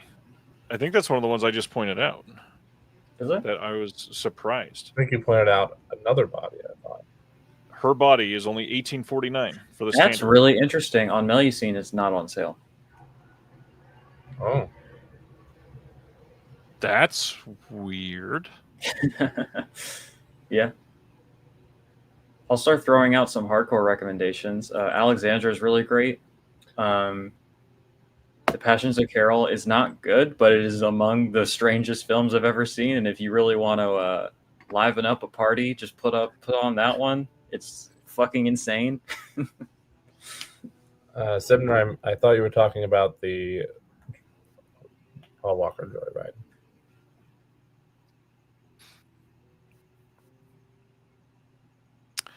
So how are we feeling about the brand new slate there, Celeste? What are you thinking about any of these new titles? I would like another chance to see Let's Scare Jessica to Death, so I'll probably rent that at some point or whatever. And the VSA looks fucking sick, and the VSL looks really cool too. So I'm excited about those. I don't know anything about the Dark Half, but it seems like a big title, so that's cool. And then the ones that are already announced, I would like to see Jade for sure. Golden Child and Dirty Work don't seem like my kind of thing, but I would watch them. And I will say I cannot stand that artwork for Dirty Work. I hate it so much, but that's besides the point. After we get done and we're not live anymore, let's talk about the artwork for Dirty Work. Okay. Once again, I have to ask for a refund from Celeste because she said she's not interested in Dirty Work. I mean, I'd watch it. It's just not. Comedies are just so hit or miss for me, so it's not something that jumps out at me. But I would definitely watch it. And Bob. Bob.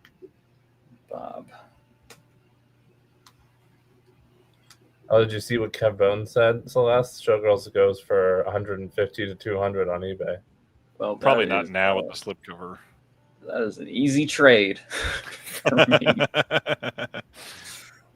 That's almost a deposit.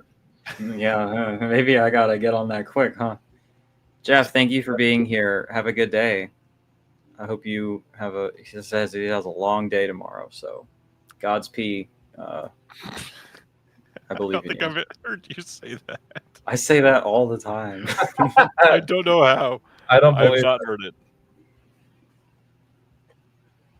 Yeah, the booklet is the thing always with these chunky packages that I want to just skip, but god damn it. Sam got Heavier Trip. Nice. I need to watch the sequel. I really loved the first movie. Me too. It's a fun one. I think I mentioned this before a couple weeks ago when we announced Heavier Trip, but the bonus feature of them at South by Southwest in full makeup and character is so funny on that first disc.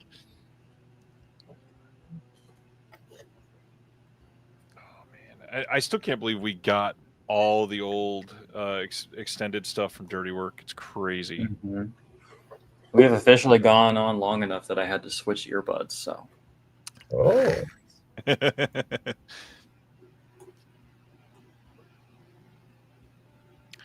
Dude McMahon, Dark Half was long out of print from Shout. Wonder how long before ridiculous eBay prices on those will drop. Jade was already dropping the day after it was announced. Yeah, I probably should have sold my Dark Half already.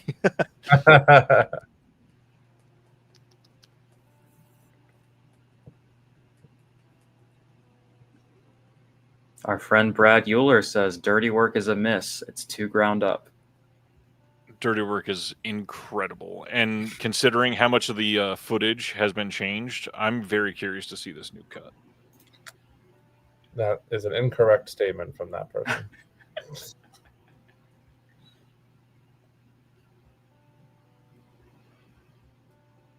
Nick B is asking, is Berserker or Unmasked Part 25 worth picking up? Has anyone seen them? I've not seen either of those. I saw Unmasked like soon after it came out, and I liked it okay, but it is a quite polarizing title. I could see everybody hating that one. I haven't seen either. But when does that stop me? Go ahead. I recommend Berserker.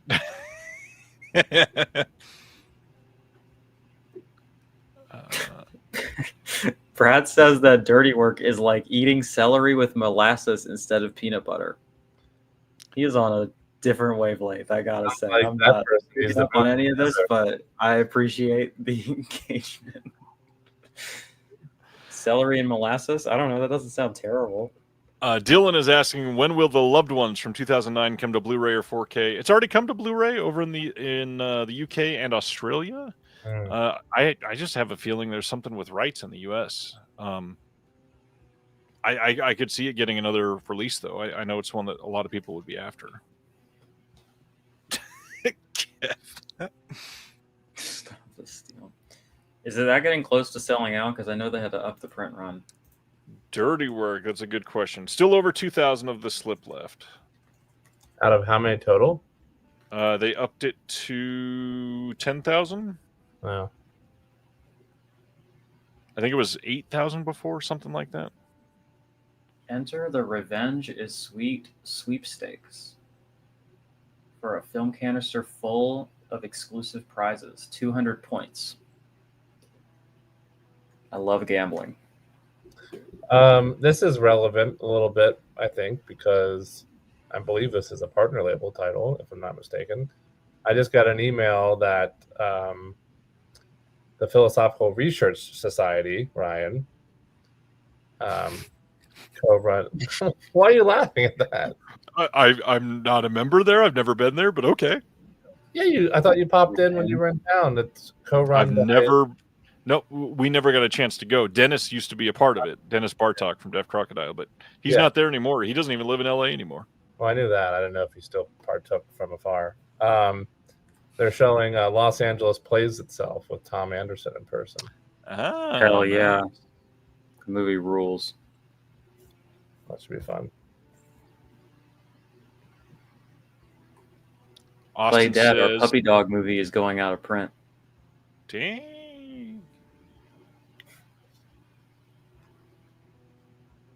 So going out of print, Alien from LA, Amityville New Generation, Amityville The Evil Escapes, Berserker, Beyond Evil, Last Gasp, Hellmaster, Hangs Upon Nothing, Disconnected, Creature, Moon of the Wolf, Mutant Hunt, Penitentiary 2, Play Dead, Psycho Girls, Unmasking the Idol. Unmasking the Idol? Tough Guys Don't Dance is going out of print? Oh, no. I really like Psycho Girls. The movie's weird. Steel and Lace and Rush Week and The Fear. I think it's interesting when VSAs are in this section because I thought that they were all going out of print. Yeah, I think this is like a let's induce FOMO type of thing. I mean, maybe they still have the right. This is telling me that they must have the rights to everything else and they're choosing not to reprint it. And this is like, hey, we're for real going to lose the rights. So get on it. That makes sense. What's going out of print on the partner label side? That's a good question. 12 products. Once Upon a Time in Uganda. That is a must-buy for going out of print. The Adam Rifkin film is the new one there. Adam Rifkin's going out of print? It's a single print run. They never had a standard on that. Wow. Tremble All You Want, Viva Erotica, Psycho Sisters, Awaken, Out of Order, Smut Without Smut, Satanic Horror Night, Kid Candidate, Rainbow Boys, the Full Moon Trilogy, and then Graveyard Alive. Tremble All You Want is down to 200 standards. I know that we already kind of made a couple cracks about ETR Media earlier tonight, but heads up, do not buy Graveyard Alive. Supposedly there's some major issues with the disc and they never fixed it. Yeah.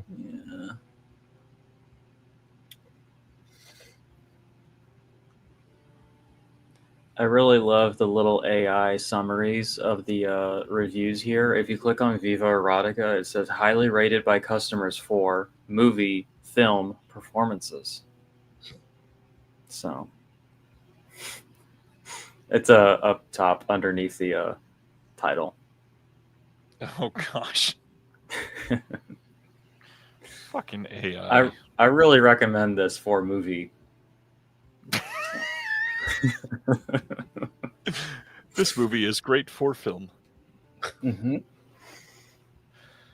Oh, The Golden Child. I did not buy the Paramount Presents release of this, and I have not. I don't know for sure if I've ever seen this. I have not. Despite Wave yelling at me earlier, I will point out that he has a good point.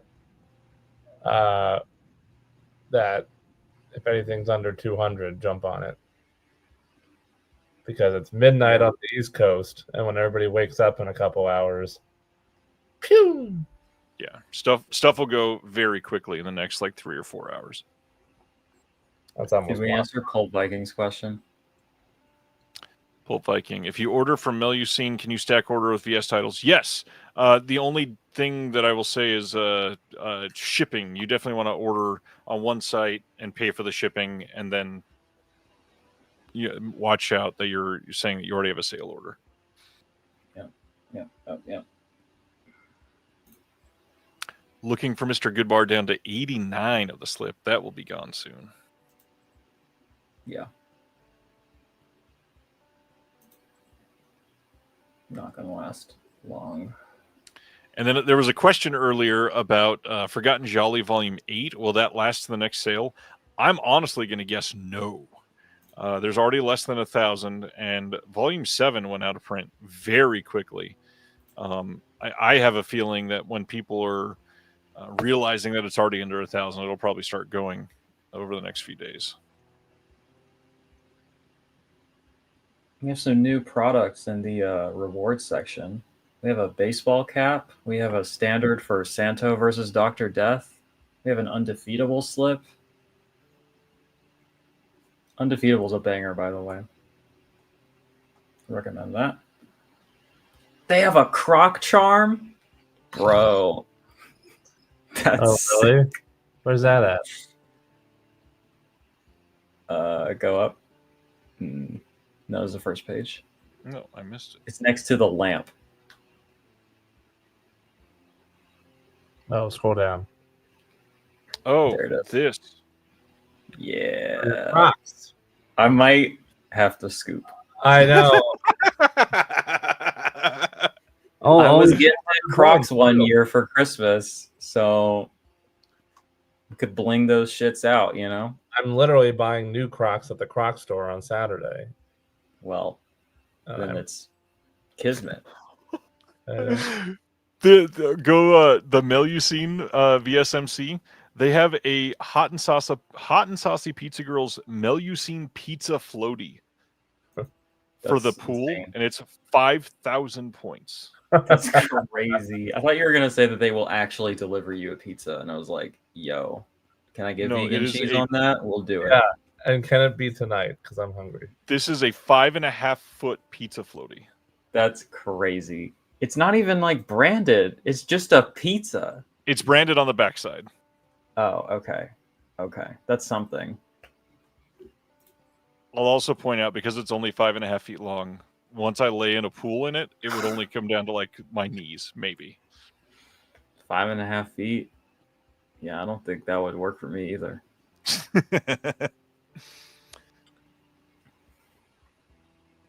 Man, I still think it's kind of crazy that they raised the prices for the VSMC slipcovers to $1,500. Yeah, that's a bummer. Brad says that the croc charms stick in his car seats nicely. I'm not sure where, but I love the ingenuity, you know? Dude McMahon, an everlasting video store memory is buying the Golden Child promotional wall clock for $5 from one going out of business. Even though I never liked the movie, I still have it hanging in my room. No way. That's great. That's awesome. What a gem. If you want to save 3,000 Media Club points on Hot Summer in the City, Join it's on Celeste my Plex Patreon server. For a measly $6.66, you could have it at your viewing leisure and pleasure. You know what's funny is I think I redeemed to get that, and then within like 2 weeks you had uploaded it to the Plex. So I was like, God damn it. Yeah, I don't think it has any features or anything, right? So I was just like, I'll just scoop I don't that. think so. Do they even show like the backside of the release on there? I think so. Let me check. Yeah, you can see it. There's nothing scandalous, I don't think, if you want to display it too. Yeah, there's nothing. Yeah, there's nothing on there. It's just a 2K scan. So it probably will look better than the one on my server because I just pulled some old internet rip or whatever. So you'll still have a better version of it, but that's what I need a great version of. Premium viewing. So I'm curious, how does everybody feel about this whole Breathless getting a 4K release from Cinematicgraph? It almost feels like some shade being thrown. It feels like a little bit of twisting the knife, if I'm being honest. I don't know. It feels like shots fired, you know? I've still never seen it. I love it. I mean, it is an upgrade for sure. And like, you know, I will say, it looks like I'm stoking drama a little bit, but like, it looks like it's all new features. It is an upgrade. It feels like he wanted to do this from the jump, and Fun City just beat him to it and did what he views as like not the best version of it. And he was like, I can do better than that, you know? So I don't know. It's probably fine. I don't think I'll get it. I do like the comic book style art too. I do like the artwork on it, and I like the sticker that goes with it. Which, I got to be honest, I've not liked all of the Cinematicgraph art at all. Mm-hmm. They got a beach ball. They still have the nudie pen. Is it which, free? By the way, I don't know if it's free, but by the way, if you sign up on my Patreon at the top level, I send out handwritten postcards, and I use the nudie pen to write those. So, just saying. Shoot, I think until I used it to sign the court documents when I got my birth certificate changed. Krieger is here. Yeah, we talked about the blow up pizza slice just a moment ago. Who's gonna be the first one to get that shit? I don't have 5,000 points. That's my problem. That's a crazy amount of points. We talked about Alex a lot tonight. I don't have 5,000 points, but Sibner just texted me. I don't think he's redeemed anything yet. If you have, correct me if I'm wrong, Sibner. He has 21,000 points. Holy shit. I have like 1,400. 21,000 is so many. Do the points? It's the same across the two sites, right? Because I do all my shopping on Melusine now. So they're all shared. That's the same? Okay. Reggie says, are there any ninja throwing stars for Jeremy? Unfortunately not. Okay, I'm wondering about the intersection of people who has 5,000 points to spare on Melusine, but also is throwing pool parties. Who is that person? You know what I'm saying? Like, and like when you do throw that pool party, you're gonna bust that thing out. People are gonna be like, "Why do you have a gaudy pizza slice? Like, what is that? Why is horny Starbucks logo on the back of it?" I guess there must exist a person who hosts Now you've seen viewing parties and has a pool and can bust that out and be the coolest person. You know, Maybe Eli, who's on Punk Vacation Eli. a few times. He does feel like that person. Honestly. Oh, and he hosts Mel. You've seen parties at a couple He of does. different places. Yeah, He does. Shout out Eli. He's a good guy.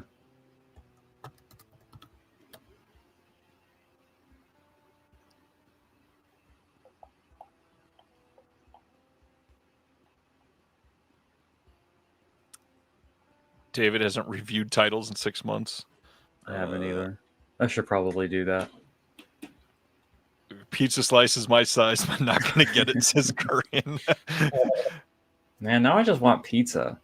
I know. Same. Kev is going to be at my house in like 9 days, and he says he's bringing the floaty when he visits. What are y'all doing together? Kev is moving across the country, and he's going to stay here for one night so that we can keep his items safe, and he can get a good night's sleep without paying for it somewhere. He's moving in with you? That's so cute.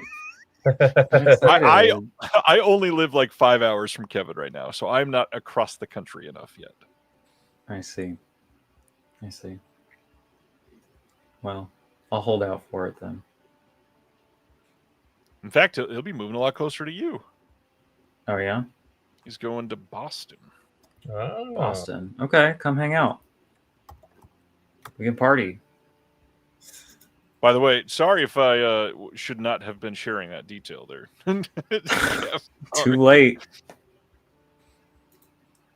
You know, I am not into collecting VHS, but if I was, the DeGausser stuff is really well made. It's pretty cool. That They are cool. That Satan's Black Wedding one looks really cool. Yeah, bring the floaty, Kev. Let's do it. That one does look good. Yeah, I like that one. Oh, the 45 bones, and it's all yours. The color scheme on the inside is great. Yeah, it's sick. Those are my colors.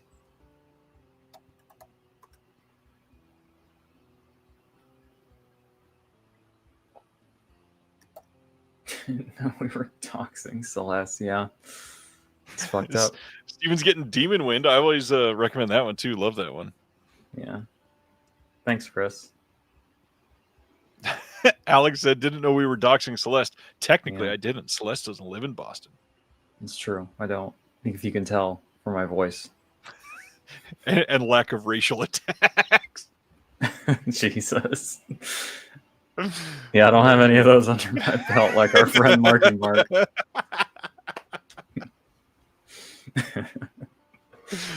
Oh, man.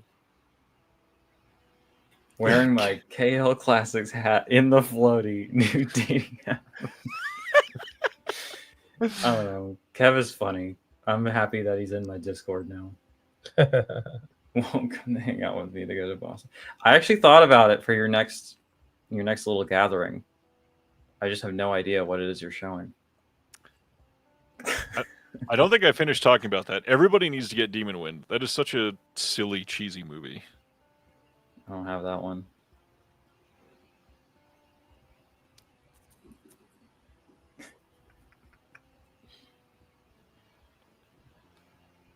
All right, Jeremy, you've not spoken up about it. What all have you picked up so far? Let's get those receipts. Share them. Make sure your credit card number is fully visible, please. I'm going through my little checklist I have on my end for any of my limited edition slips that I had that were under 200 that I haven't gotten yet. So that's what I'm looking at now to see how low they've gotten and adding some of those to my cart.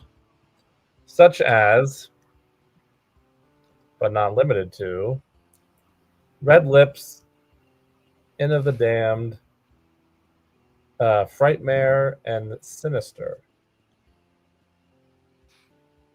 Just to name a few. We'll name everything. That's what we're here for. Oh, okay. Hellware.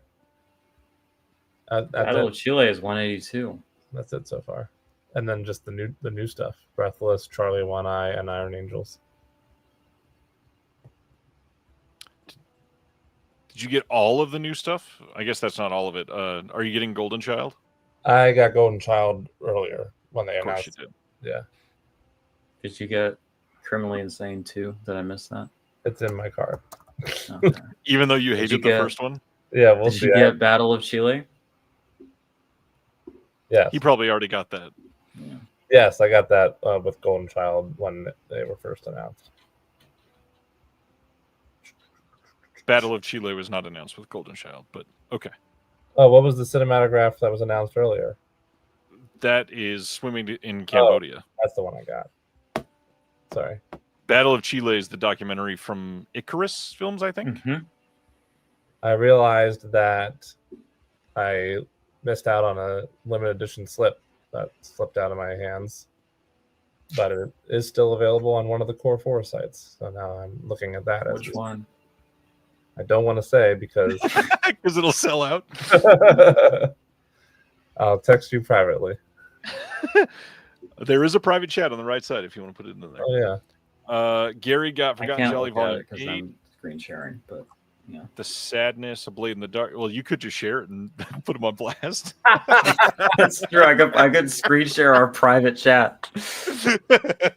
Blade in the Dark, Delirium. Delirium's good.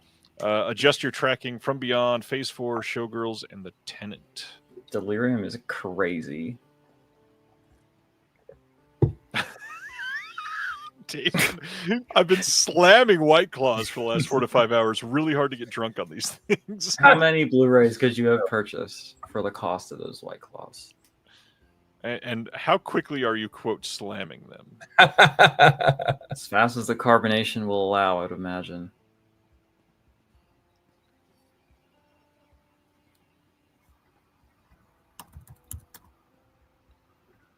I have gotten Candy Snatchers. Nice. I hope you like that one. It's a really well-made movie. Nice. Good job, Saul. Thank you. Went to my mom's, so claws are free as an all-timer chat in this space, I think. I want that shit framed. Oh, man. That is hilarious. That's just a delightful sentence. I'm very happy about that. Oh, man.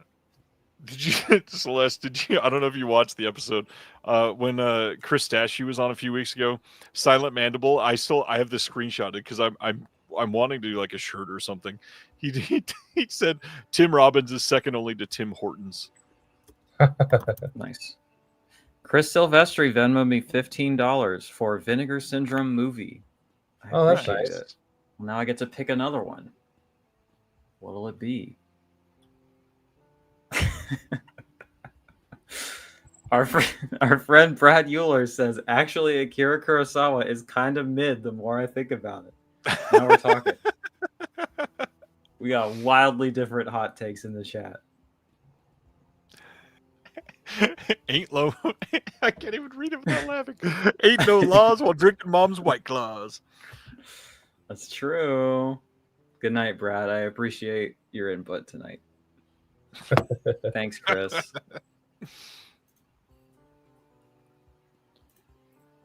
Oh, jeez. All right, in my cart, I have Supermarket, Femme, and Showgirls. Ooh, good picks. Is Femme? Is that the one? It just came out last year. Is that the one that we watched during the? Uh-huh. Oh yeah, the one during the Discord watch along. I loved this Uh-huh. movie. Yeah, it was great. Yeah, it seems really good. George McKay is freaking incredible in that movie. Supermarket. With the 15 I was just gifted, plus my $10 rewards points. Heyo. Take care of that one. Might have to be that one, honestly. I don't want it to sell out. 2,000 units, one pressing only. It's lasted forever, but I kind of forgot about it, so I want to get it while I'm thinking about it. The Dark Half. I meant to look that one up. Is that good? It's very different than the other George A. Romero stuff that people know, but I mean, he's a good filmmaker, so it's not bad. Right. It's got a cool 3.0 on Letterboxd, streaming on Amazon Prime and Tubi. Hey, Honestly, 3.0 on Letterboxd is not bad for that movie. Yeah. Danny says, conversion rate sucks, but I got Breathless, The Dark Half, Jade, Singapore Sling, Showgirls, Once Upon a Time in Uganda, and The Sadness. Tempted to get Navy SEALs in Australian dollars. That's got to be like 8.4 million or something. Brutal. That's a good haul. Good night, Corinne. Corinne says, get Supermarket, Celeste. All right, Corinne, I'll do it. I appreciate the smooches. Wait, what are you putting back in order to get Supermarket? The other two? The other two are, yes, Showgirls and Femme.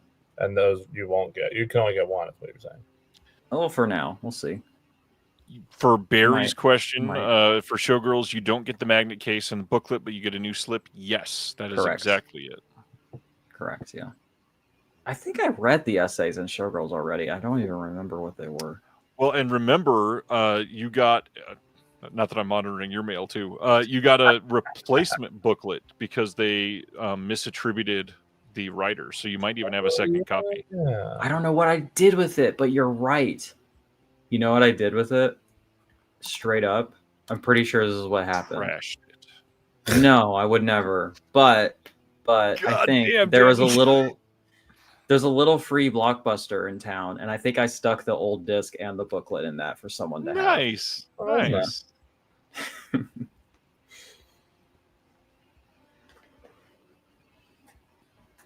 I try to give away replacement discs because, like, it's, for the most part, they usually still work. Kev says Danny just put his house up for that cart, and then Danny said it was $450 Australian. And as a reminder, that was for 7 titles. That's it. Physical Media's strongest soldier. Oh, shipping to Australia too. Good Jesus, God. Yeah, it's brutal. It's rough. Celeste, Gary is asking you, what is a little free Blockbuster you want to share? Yeah, so it's like a DIY kind of project that kind of started up. I don't remember how or who. I don't know how. Like, you recognize what it was, but I thought it was kind of a local thing. But essentially, they make little containers that are like made to look like little Blockbuster things, and then you can. It's like little free libraries, but for movies. Yeah. So you leave one, take one, whatever you want. We do not, not that I know of, at least we don't have any of the Blockbuster ones around here, but we've got the little libraries, and there's even a couple little food pantries that are the same way. Mm-hmm. Yeah, we've got all sorts of stuff like that around. We got pantries and stuff. Yeah, the Blockbuster stopped being like officially maintained for, I think somebody like vandalized one or something, and then they didn't want to deal with it anymore or something. But I think they still exist around here. So I had a friend of mine, shout out to Patrick and Ashley, who tried to do one of those little food pantries, and this area sucks so much that their HOA got them shut down because they didn't want those types in the neighborhood for free food. Oh my God. Hungry people, you got to keep them out.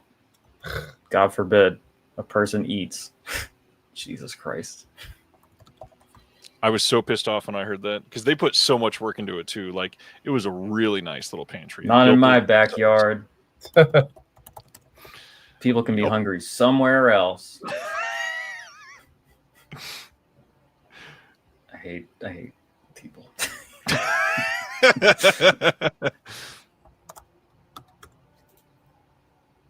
All right, supermarket is acquired. Hell yeah. I got a whole supermarket in my cart. That's crazy.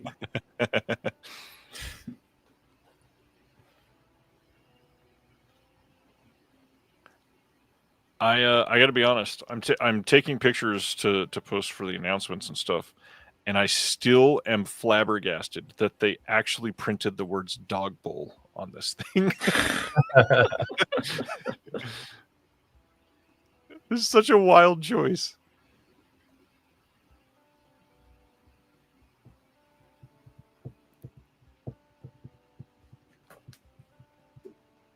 They should brand all of their merch like that. They should have shirts that just say shirt. All of the slipcovers now say slipcover. Gary says the best thing I ever recommended was the Telephone Book. Love that film. Honestly, if you have not seen the Telephone Book yet, is it still in print? I think so. There's just no subtitles on it, which is the only reason I haven't Yeah, bought I would love them to put that on 4K, honestly. it. Yeah, they should. Oh, sold out. Okay, they should reissue it. Out. But it might arrive on my Plex server. Because then I can put subtitles on it. The telephone book is freaking incredible. It is such a unique, silly story, and to be made when it was made, it was ahead of its time and absolutely worth a watch. Nice. Chris says, just sold a huge chunk of my collection because I needed the money. It was heartbreaking, but I'm still collecting what I really want. Looked like the cover of Breathless when I parted with some of my collection. Oh, well, Chris, I especially appreciate the donation then, given that context. That's very sweet of you. David says telephone book is top 5 ES. I mean, yeah. I think Sam Deegan said the same thing, so. Probably. Wave, I've been to food pantries when I was broke. It's a great cause. Helped me so much. Oh, yeah. Shout out to all those people willing to donate. Yeah. My work, actually, we donate a lot of jams to food pantries around town. Reservoir wants to know if we discussed Melusine already. You know, we discussed Melusine, but we didn't go super into detail on A Girl's Best Friend, which is the next Quality X title. I can't share much because even the slipcover is explicit. So I will just see what I can read out loud. It is another one directed by Ron Sullivan, starring Juliet Anderson. If you click to the back artwork, it's totally clean if you wanted to display that. Oh, nice. Oh, actually, this other artwork is fine too, so I can do this. Nice. Here is A Girl's Best Friend, starring Juliet Anderson, Ron Jeremy, Bobby Astry, Richard Bola, Veronica Hart, and Very Naughty. Haha. 4K restoration from the 35mm OCN. Feature-length commentary with Glenn Kenny. It's got the original trailer, an archival image gallery, and then a liner note booklet with Glenn Kenny doing some writing on there. I don't know Glenn Kenny. Who is that? I'm trying to place the name right now. Says with the production assistant and film critic Glenn Kenny. So I wonder if he PA'd on this or if he's just a random PA who's also a critic. It's weird to use a PA credit on your byline if you are not the PA on this film. He writes for the New York Times and RogerEbert.com. Man, wow, he has his own Wikipedia. Nice. Okay, we got some prestigious scholars on Quality X. Sure, what's your store? He owns Legends in Granby, Massachusetts. Yeah, I'll stop by. I don't know when I'll be in Massachusetts, but keep that in mind.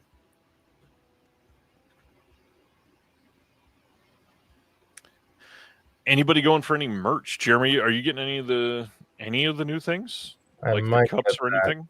I might get that cat mug. The cat mug is cute.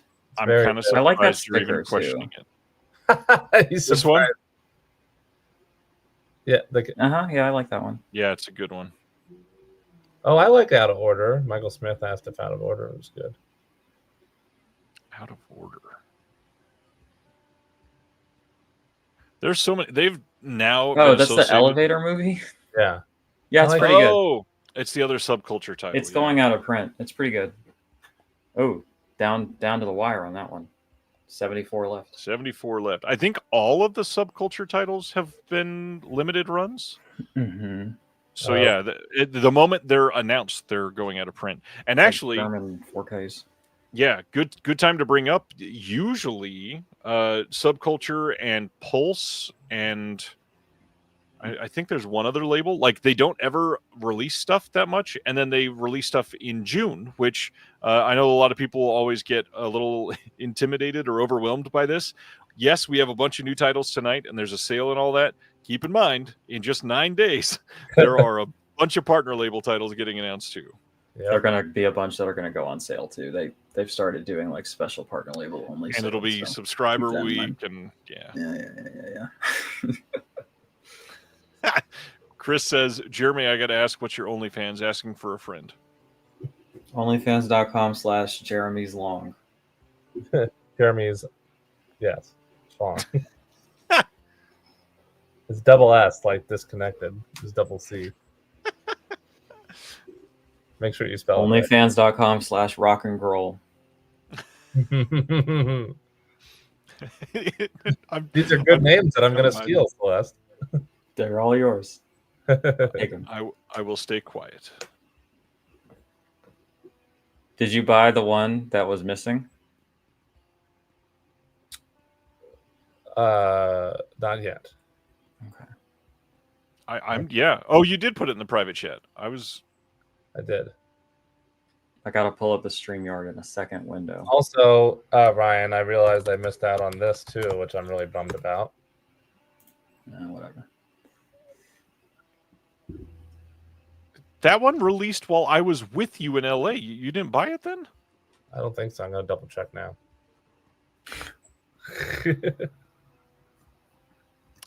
Kev says the Let's Scare artwork isn't bad, but it could have been better. It's a little like, I don't know, they're like minimalist this time on a couple of them. And yeah, that's one of them. I feel like they could have done a little bit more for it.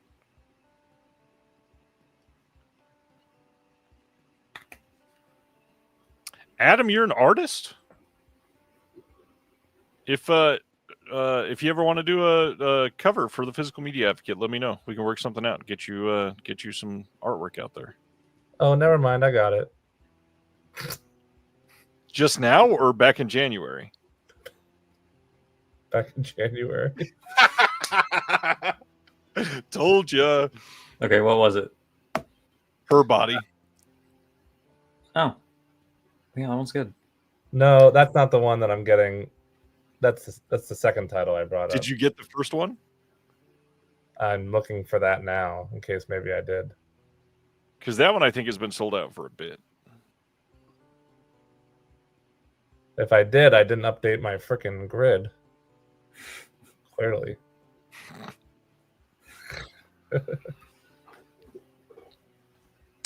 Yeah, Kev, I kind of agree. The pink and black seems odd. The hard part, Let's Scare Jessica to Death, has always been associated with the color yellow. And it's kind of hard to look past that now. Like, I feel like, okay, I know that the whole, the severed arm controversy of the yellow slipcover is going to live with VS for forever. But I feel like they should have still leaned into that color. I don't know. I really like it. I like the cover art. I think it's gorgeous. Yeah. It's just a little minimalist, which not necessarily a bad thing. It's striking. Trauma, the slip is still there. That's pretty crazy. Wow. I think they overshot on that one. Well, shit, how many did they print? 10,000, I think. 10,000? I guess that was high to COVID and... Yeah, it was Argento, you know? High to COVID, Argento, people had stimulus checks. People were looking to spend, you know? 10,000 units, though. That's so much. Yeah. I mean, Steven, honestly, yeah, Steven, thanks for being here. Bye. Adam.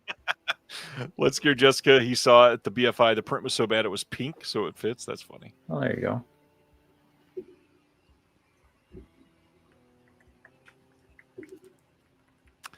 You know, honestly, who said that? Dave Holland says, I miss dude designs. I got to be honest. I feel like a lot of the VS slipcovers have gotten a little samey over the last handful of months.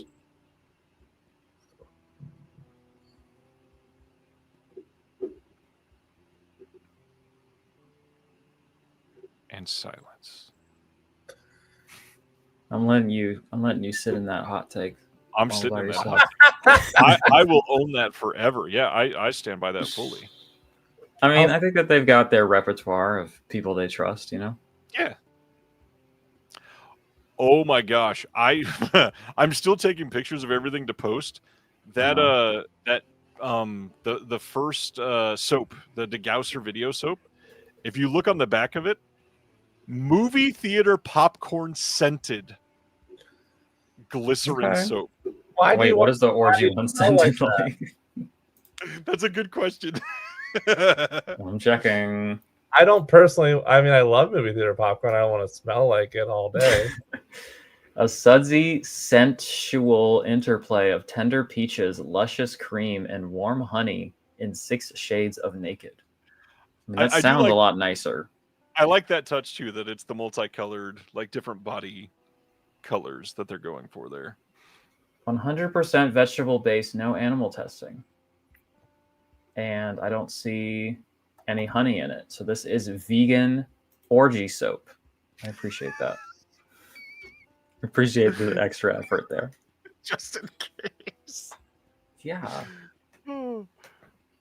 Look, there's no need to hurt animals, okay, when you're having your orgy. That's about good vibes and pleasure, right? Yeah. Barry says, how's Altered Innocence doing these days? I miss the convenience of buying their titles on Vinegar Syndrome, but bought a couple at Bay Street Video a few months ago. Me too. I literally just spoke to Frank. He's busier than ever, it seems like. He's doing good. pretty well. That's good. I was also kind of worried about them, but they put out a new porn double feature that I wanted to get. I was trying to do a screening of it, but haven't been able to gauge the interest quite yet. All right, I'm looking at all the titles in my cart so I know which one I feel like I need to get. Which ones I think will sell out. Kev says, can you imagine when they drop the VS cologne that smells like sticky floors and stale popcorn? They could get one that smells like vinegared film. So you just smell, like death walking around, you know? Literally. If the VS sign wasn't enough, if the VS shirt wasn't enough of a turnoff, you could have the VS cologne just smell rank as fuck, you know?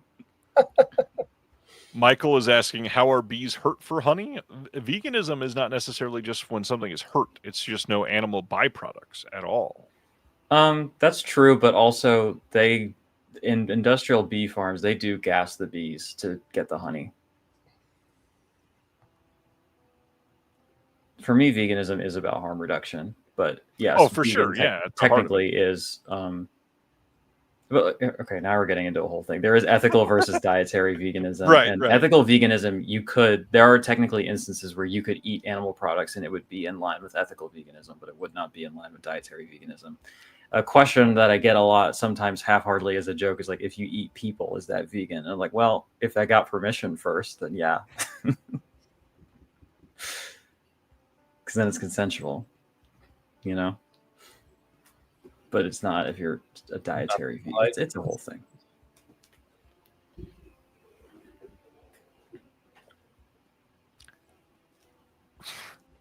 Okay, I got to share this. I didn't even see that this was not partner labels. The first time. If you go look at the New York Ripper 2 comic, yeah, they had an option that they literally called the Psycho fan package. And it's all sold out. Enough psychos showed up. The limited collector's edition is limited to 1,000 units. Super limited collector's edition was limited to 500 units. Psycho fan package was limited to 100 units. And you got a copy of the 1,000 limited collector's edition, a copy of the 500 collector's edition, 120-page ultra limited behind the scenes book,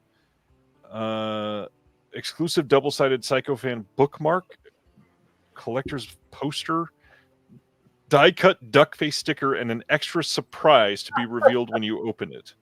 Oh, an unannounced surprise. Oh shit, I gotta pull the trigger on this.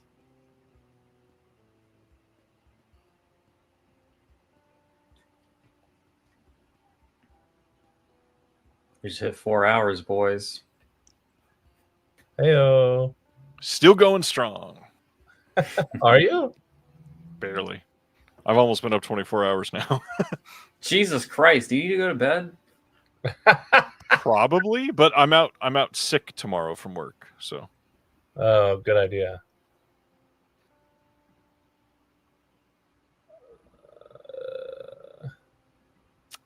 I had planned on being off early, but my workforce took away flexible schedules.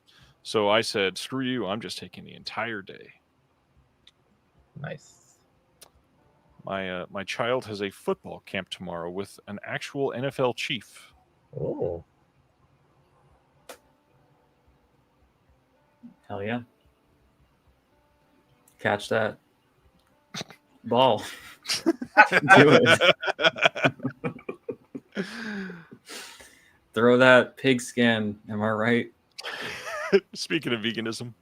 Am I right? Yeah. Yeah.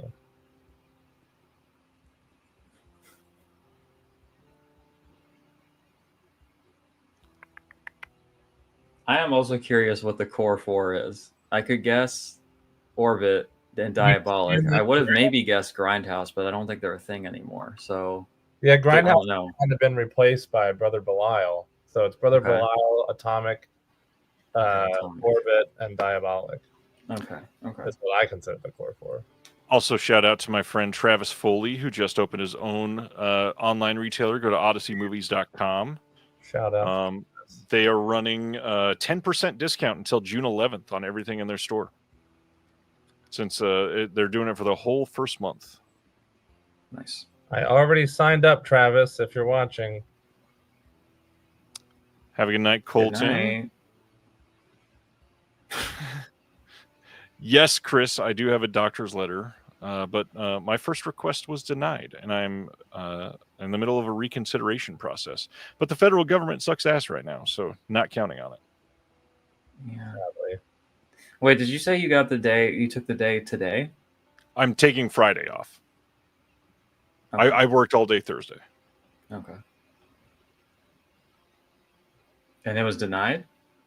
My day off? No, my medical accommodation request. Oh, I understand. For my foot. I understand. Yeah. For his foot.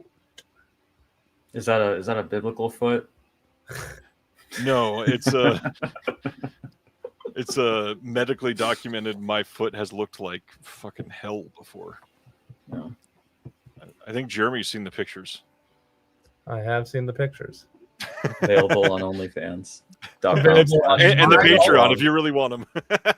I took his photos that he showed me, and they're available on my OnlyFans. Oh, that's great. Anybody in the chat loving the merch and getting anything? I've really not been buying shirts, but some of the designs are pretty decent. Like Celeste loving the long sleeve. It looks nice. The long sleeve looks so cozy. It's out of my price range, but it does look comfy. I still haven't gotten that Sex World shirt that I really wanted to get, but oh well. Do they still have it on here? It's out of my size, but it is there, yeah.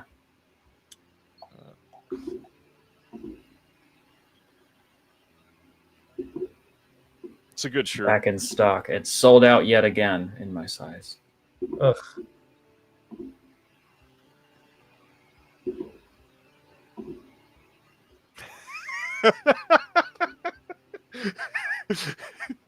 Kev, that's a really funny comment that nobody is going to care about.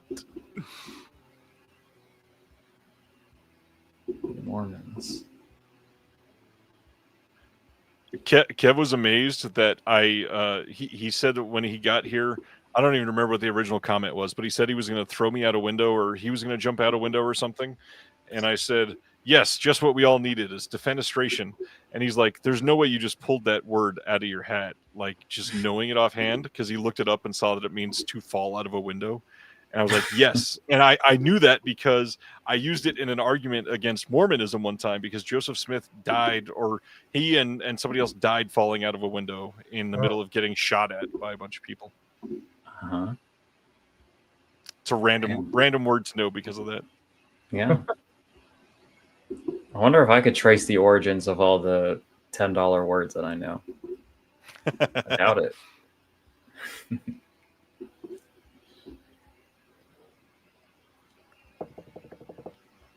59 left a good bar already. That will be gone. That's going to be gone in like an hour.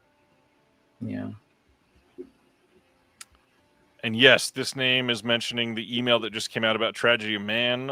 We shared some pictures of that one on social media over the last couple of weeks. This is going to be a crazy one. That's going to be very good. Hell yeah. Steven said he was going to go to sleep, and then he's posting in your Discord.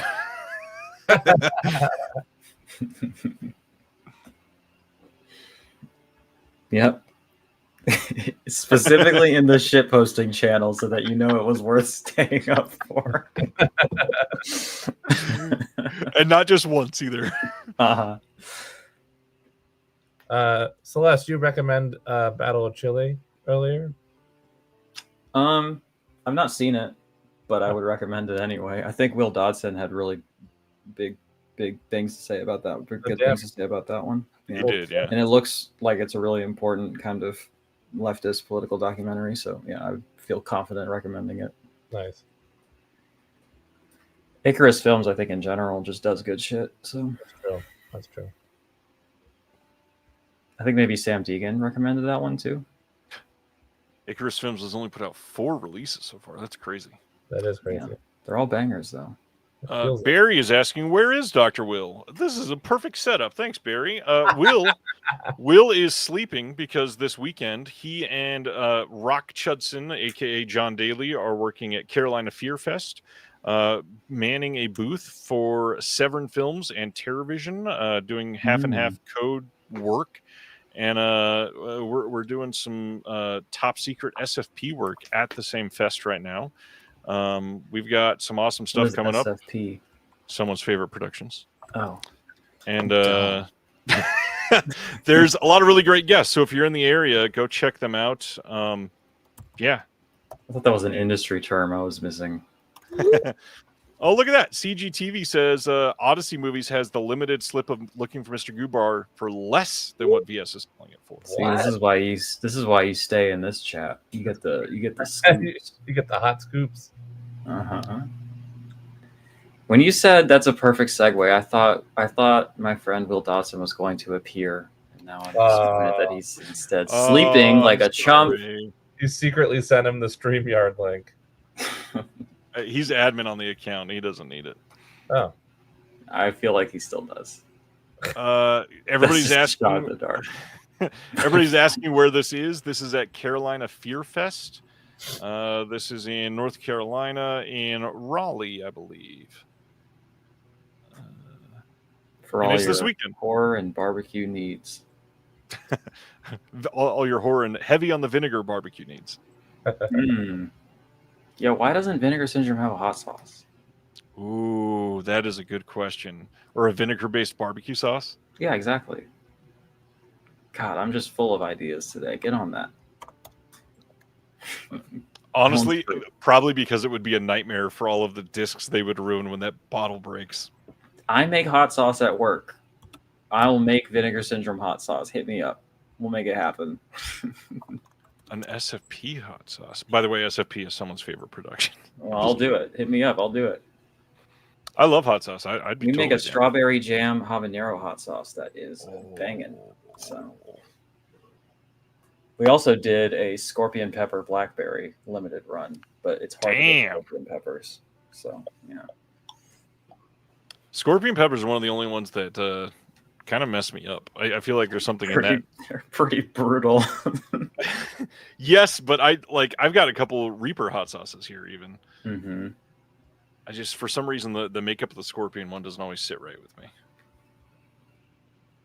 I have a baby palate when it comes to spicy stuff, so it's too much for me.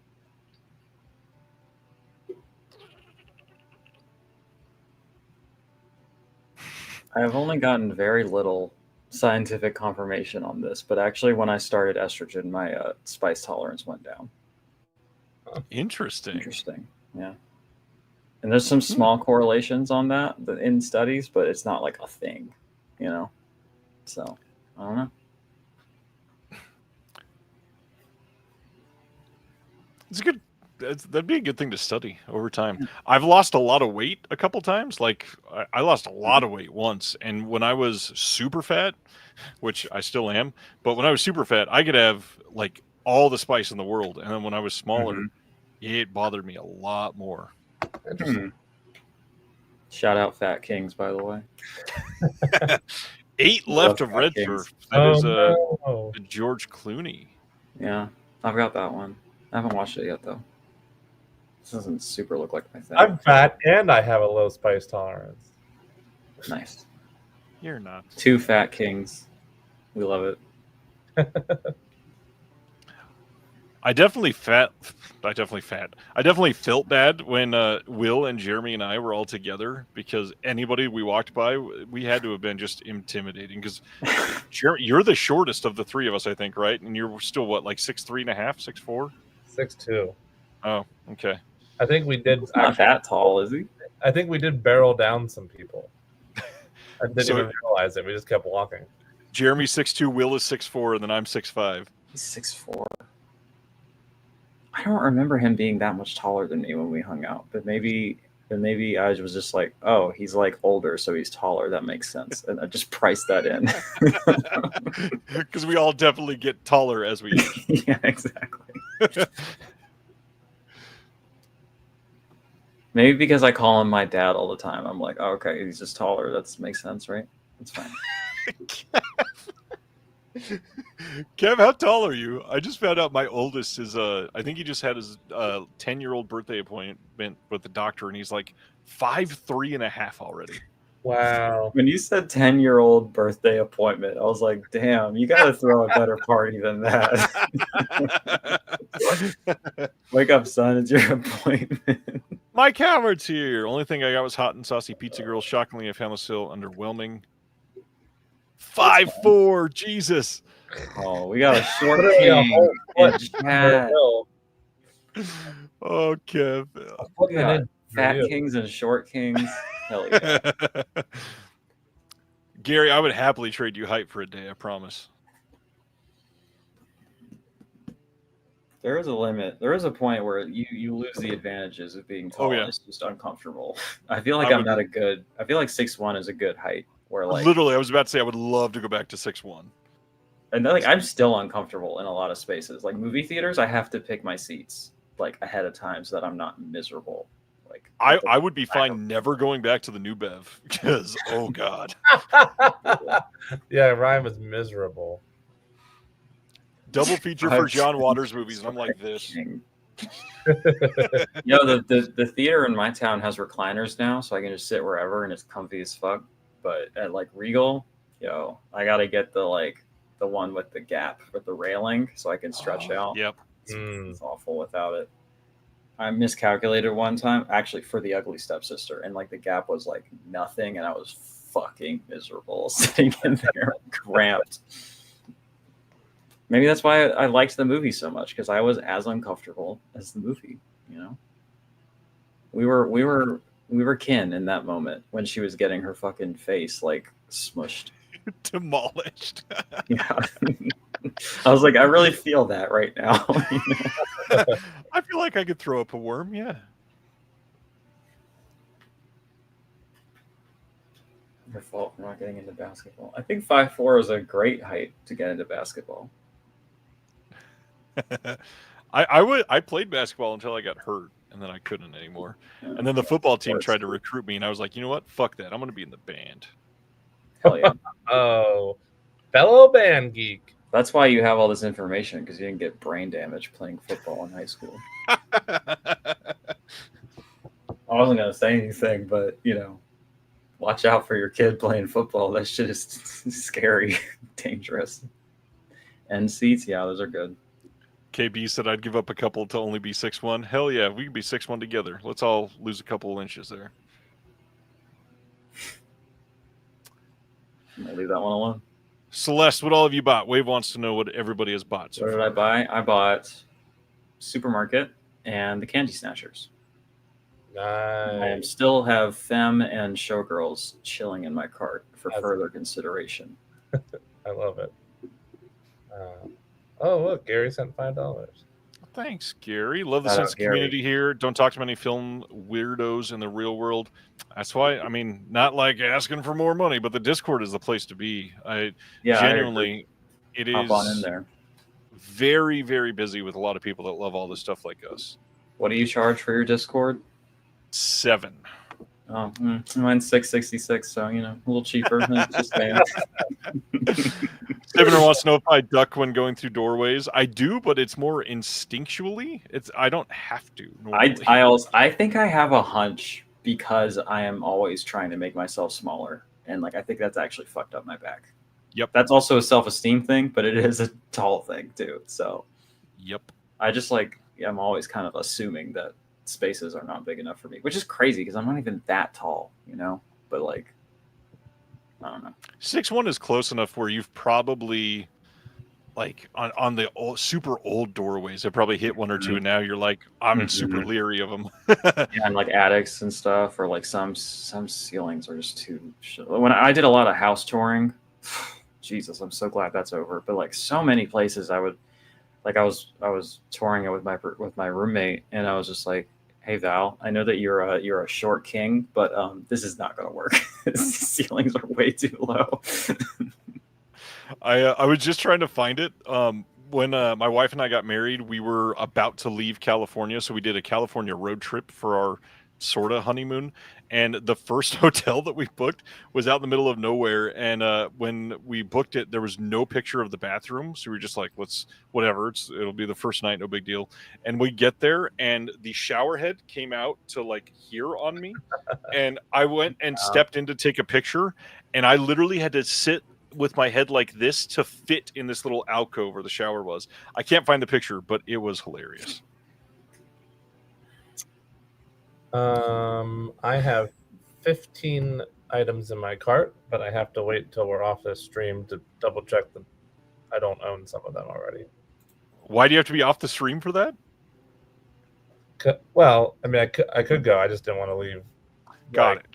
Camera off for a decent length of time to check. Jeremy, I don't know if it's too late for you because now this would be a huge undertaking, but Letterboxd has a really nice feature where if you make a list of all the films that you have and tag it owned, when you go to the page, it shows you on the where to watch, it says that you own it. And I have utilized that actually tonight where I'm like, do I have this? And I just pull it up on Letterboxd and it says that I own it. So it's pretty useful.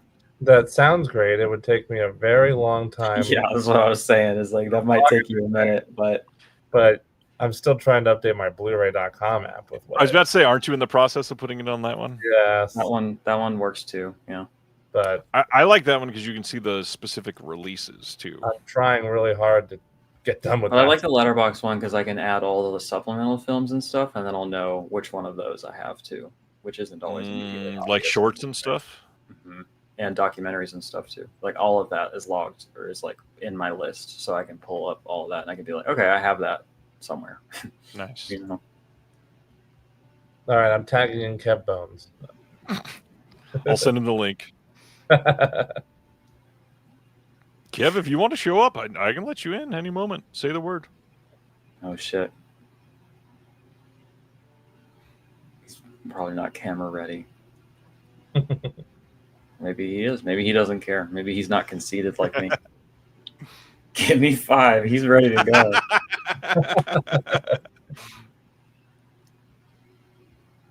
He said, I can get camera ready. KB says, dusting shelves this weekend and checking barcode scans in my movies. Yeah. Same. It's a 2-part process. Every so often, I'll just scan through. Well, I try to scan this stuff as soon as I get it in, but then I'll do it in chunks where I add it all to my Letterboxd list and put all the notes in. It's kind of labor intensive, honestly, but it helps me stay organized and sane. I've got this many to scan in as soon as we're done. Nice. I look forward to the point where I can just scan in my viewer rifles. And not be playing catch up. When I got in that Radiance of Haxon, I scanned it and it said that I didn't have it at all, which is nice. It tells you if you have other versions of it. And I was like, well, I definitely do. And I checked and I hadn't scanned in my Criterion for whatever reason. And when that happens, I get freaked out like, okay, great. Which ones have I forgotten to scan? Oh no. Yeah. That would haunt me. Yeah, it's rough. It would be real bad if you just knew offhand, like, oh, I have 843 titles, and then you look in your collections. Oh, this says I have 826. Shit. What are the other 17? Yeah, exactly. Go through one by one. It was doing a glitch one time where when I scanned it, it would say I already had it, even though I didn't. And so I thought that I had a copy of like something, and I didn't for the longest time. And I was like, okay. But it wouldn't show up like on the actual profile. It was only when you scan the barcode, and it would be like, you have this. And I was like, well, I don't, but okay. Wave wants to know, why did Jolly Volume 7 sell out quickly, but all the other ones sit for a long time? There are two like sort of guesses on this. One, which we know for a fact, they lowered the print run starting with Forgotten Jolly Volume 7. The other ones were higher. But also, like the Forgotten Jolly Volumes 5, 6, 7 have all been really good compared to the first 4 or so. So it looks like people started watching them and realizing they're getting better and getting them faster. I wasn't super into 5, but 6 was really good. I haven't watched 7 yet, but I'm looking forward to it. It looks extra sleazy, so that's fun. Yeah, yes, it does. Speaking of sleazy, Delirium photo of however the fuck you pronounce that. God damn. Yeah, I think it's You are a Gaia. fan of voluptuous women. Boy, do I have a movie for you. That was the Cinematic Void pick. This past, no, not this past Monday, but the Cinematic Void is something that happens at a theater here, the LeRose Field,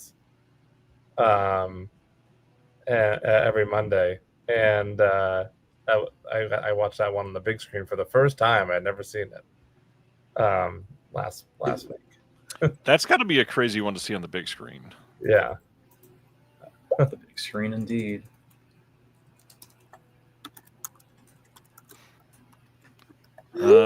This name says, I like the simplicity of the new From Beyond slip more than the original. I think I also like the new Showgirls more. I know Celeste is thinking about getting the Showgirls. I kind of want the Showgirls too, but yeah, From Beyond, I think I'd prefer that one too. From Beyond one, I like it the more I look at it, but I like the one I have too. So I don't know. If it holds its value, maybe I'll trade them. I don't know. Not that. Oh, am I remembering wrong? Adam says it's Joya. Joya. Thank you. I could not figure it out. And in my recent video where I was talking about it, I was just like, your guess is as good as mine. I have no idea. There's like 16 vowels in a row. Like, what the fuck? How am I supposed to pronounce that? All right. Well, as promised, here's Mr. Kev Bonesy. Yo. Hey. Blair Witch 2 enjoyer. I've not seen it. It's terrible. I love it. More or less than Dirty Work? Oh, well, Dirty Work is actually great. Blair Witch 2 is just, I've like been Stockholm Syndrome into enjoying it because I love the first one so much. But yeah, it's like when I can only watch Blair Witch so many times because it is my favorite movie, but I have to be ready for it. But if I want just a little Blair Witch, but like it doesn't have to be good, throw on some Book of Shadows. Why not? Shout out to Kev, who wrote a really great piece on Blair Witch Project for the Physical Media Advocate right after the big second site release.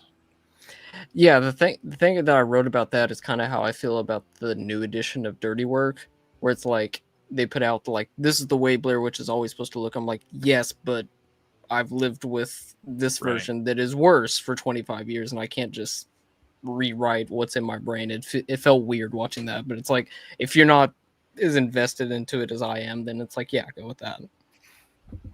And yes, I am wearing It's Pat the movie hat.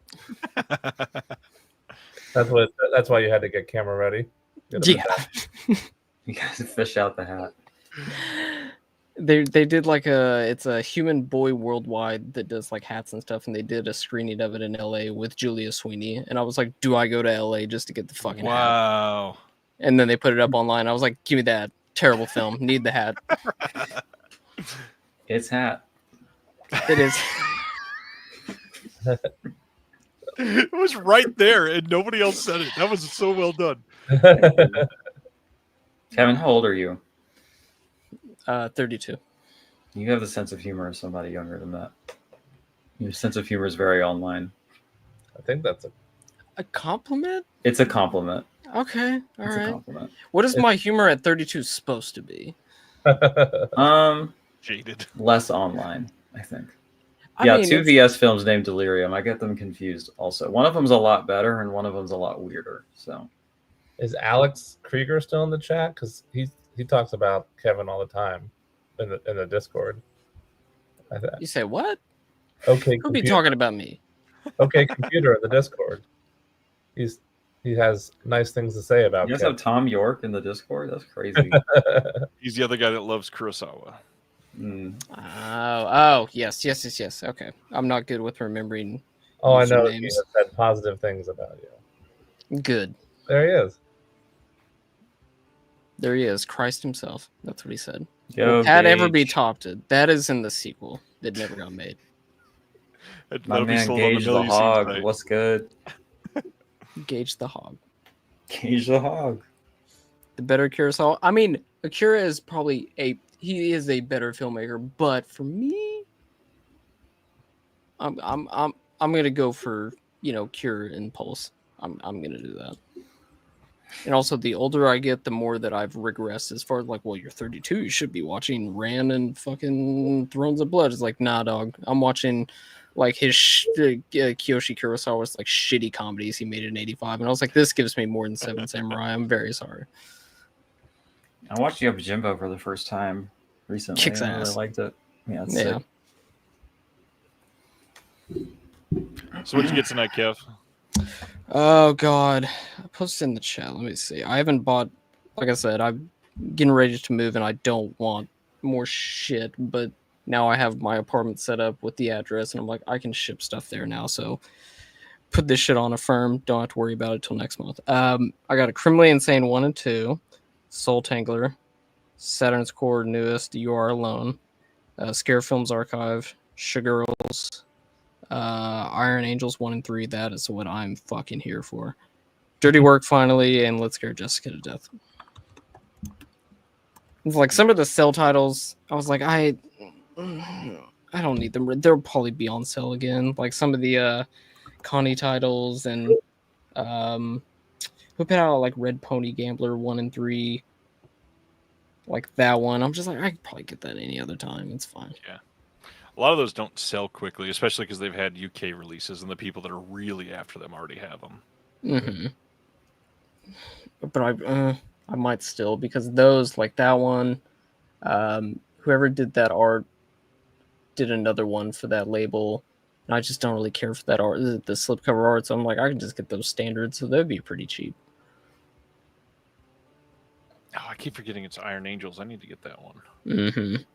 Yeah, I've been wanting to watch those, but the only thing that exists on a redacted website is like VHS DVD rips from Japan that look terrible. So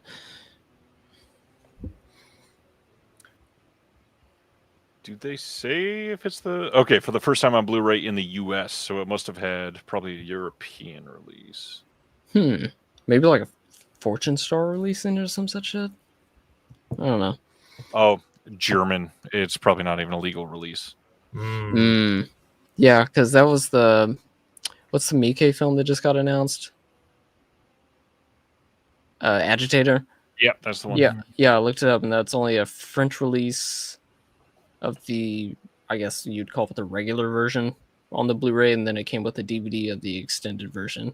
And I don't know what copy that my bootleg that I got from other redacted website is, but I haven't watched it yet because I'm like, it's like 3 hours long, and I haven't even seen Ichi the Killer, so I can't watch 3 hours of Agitator before Ichi the Killer. Ichi is a fun one. Oh, I know it's made for me. I just haven't got to it yet. I just checked, and the company that put out Iron Angels, they're a known bootlegger. Hell yeah. There you have it.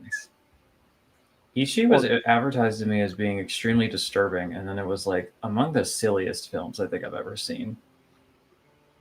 I mean, Keely Chow, thank you for subscribing. Hell yeah. We keeping the hype train going. I don't care. Especially when people are sleepy, they don't know what they're doing with their money. Give us $6. Who cares? Yeah. More or less disturbing than Visitor Q, which like was silly, and then sometimes I was like, guys, I ain't laughing anymore. Ichi really only has one scene that I would even say is. I think the special effects are so bad that real bad. It's really hard to take any of it seriously.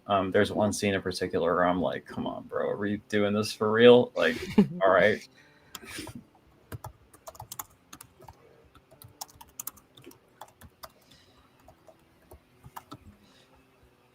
Can I real quick just say what I've been watching, which is not anything because I have been too occupied with moving shit. As soon as I sit down, like 5 minutes, and I'm like, oh wait, I forgot to email back.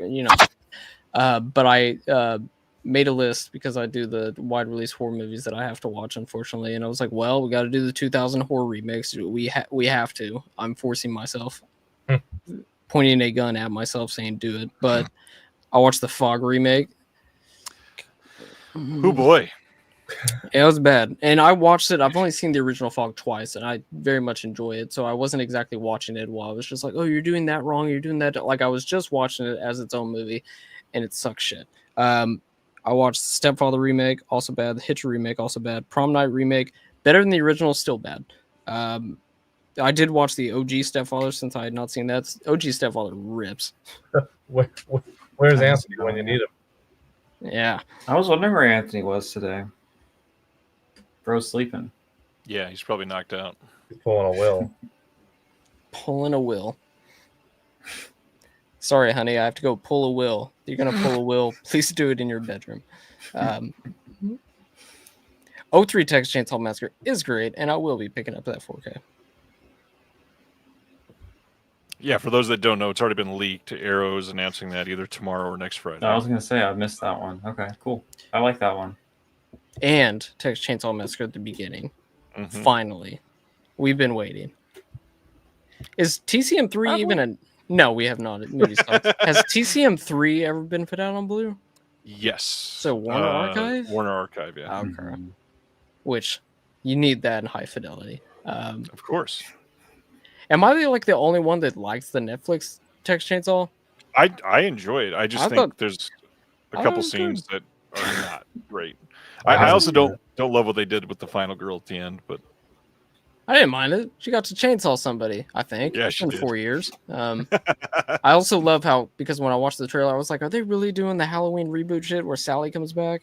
And then, spoiler alert, they just kill her like 3 minutes later. And I was like, I'm here for that. Why not?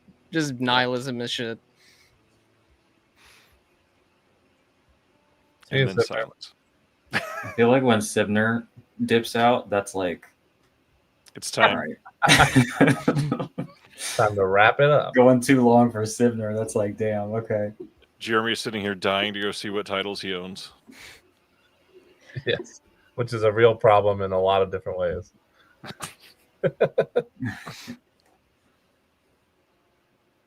I love that I'm taking screenshots of orgy butter soap so that I can post them on Instagram. Yeah. Is that really a new title announcement? New merch announcement. Merch announcement. Mm. You know, that's one of those moments, I think, where you have to sit and think, what are the steps in your life that have led you to this moment? And do you need to reevaluate some things? As we just got done with the almost 5-hour stream talking about orgy soap. I'm just saying, you know, heteronormative terms, but a woman comes up to you and she's like, what do you smell like? You smell so good. Oh, this? Yeah. It's my secret. This is popcorn. I'm not okay. I don't have a sense of smell, so I'm not a scent person. But you don't have a sense of smell at all? I don't. I never have. Fun You're fact like about Dewey me. Cox. You're like Dewey Cox. I guess so. I don't know who that is, but it's one of our finest musicians. Yeah. Okay. Celeste hates comedies. Remember? You ever seen the biopic about him, Dewey Cox? Oh, I know what you're talking about. No, I haven't seen it. But I know some people are like, "Oh, this is my scent." What if you get the orgy soap and you're like, "Oh, this is it. This is what I've been looking for," and then you can never get it again. It unlocks everything for you. Yeah. I think the people that are buying that for make that their scent, they're not gonna have a lot of people being like, "Oh, I love your scent." It's just like the people that it's just like, I don't like using the deodorant that has like the silver or whatever that can make you cause cancer. It's like, okay, but would you rather have a funeral people show up and be like, damn, he smelled good because you wore Old Spice, or nobody shows up because they were like, dog, you stank, so we didn't want to be friends with you? Is that open casket? Pass. No. We've been there. We know. We know what to expect. Bro is rank as fuck. We're not showing up. Dog, even in death, you smell like ass. Should have got that VS soap. Honey, did you use the last of my VS soap? I don't have enough points to buy another one. Honey, why are you taking my children? Yeah. Has VS ever done a candle? They did the Agfa bonus candle for the Zodiac Killer. Yeah, I don't the know Zodiac Killer candle. Oh yeah, I have it. My allegiance for Agfa makes me want to eBay that shit. Does it smell like 70s horror films that got rediscovered by Agfa in here? Yes, it does. The most disappointing thing is that candle was unscented. Oh, that's fucked up. They could have done anything for that, and it would have made sense. Unscented candle. That's what every straight dude buys in their apartment. Like, can't you get a candle in here? It's like, I changed my whole life for you. I bought a candle. As I look over and see the candle right now. How do you buy an unscented candle? Why even have a candle? That's like the main point. I don't know. That's like buying a cologne that For has me, no every fragrance. candle is an unscented candle. Damn. Whoops. Danny added 3 more. Red Surf, Out of Order, and Navy SEALs. Good. They're all about to leave. They're going out. Is Navy SEALs low? I was about to say, is Navy SEALs getting down there? Thought so. Danny's mortgage about to be wild. Putting up the house for Navy SEAls. There's only 750 left of Navy SEALs. Ew, good thing you got it.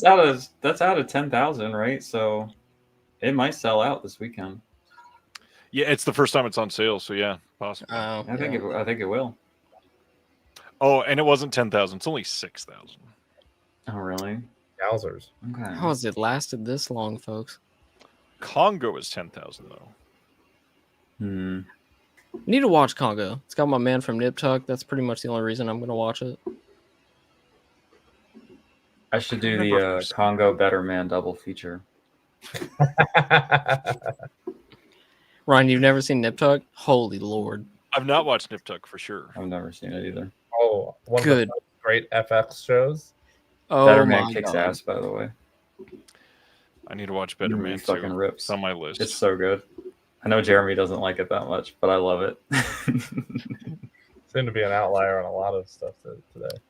I watched like a 10-minute clip of it and loved that clip. Jeremy, you said Sinners was fine, right? Oh, I like Sinners a lot. Yeah. Okay. Damn it. No, I think you said Ugly Stepsister was fine. You said yeah, something. that was the one. Oh, okay. Well, damn it. I was about to be like, Solidarity. I also think Sinners is fine, but apparently I'm, just on an island. Okay. I do believe Sinners is being a bit overhyped. I don't think it's like a 5 out of 5 masterpiece like everybody's saying, but I give 4.5. I still love it. I think it's close to that. Yeah.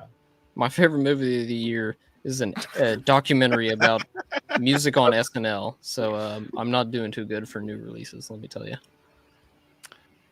It was a mini series or something, right? Questlove. No, that one was a doc. They did do Beyond Saturday Night, which was a mini-series, docu-series. Got it. Of course, I watched that too. There was so much for the 50 anniversary that it was hard to watch all of it. No, I did, sir. Besides, like the concert beforehand, I was like, I'm fine. I'm really fine. There's a lot of Jimmy Fallon for that. I don't understand this chat from this name. Do you guys believe VS really can't sell the new slips by themselves, or are they trying to entice a double dip to move more discs? Well, the Showgirls one. The variant slips. Yeah. I think because usually when they do variant slips, it's for the like more obscure stuff that they probably have the rights to. But for these ones, they're all big titles, and I guess contractually, MGM or whatever was like, no, you can't sell a fucking slip cover. What are you talking about? I don't know why do I feel like MGM was just like, you want a slip cover? What is a slip cover? No, no, just no. Like, I don't know what that is, but you can't sell it. No. Well, and from working behind the scenes, I don't know how many people know this. MGM is notoriously the worst studio to work with. Yeah. They want oversight and approval on everything. So it wouldn't surprise me, but also them trying to move more items wouldn't surprise me either. Stan, I think you need to become a better man. Put on better man. All right. The monkey movie beckons. Okay. Not that the monkey movie. I'm gonna watch Every Which Way But Loose.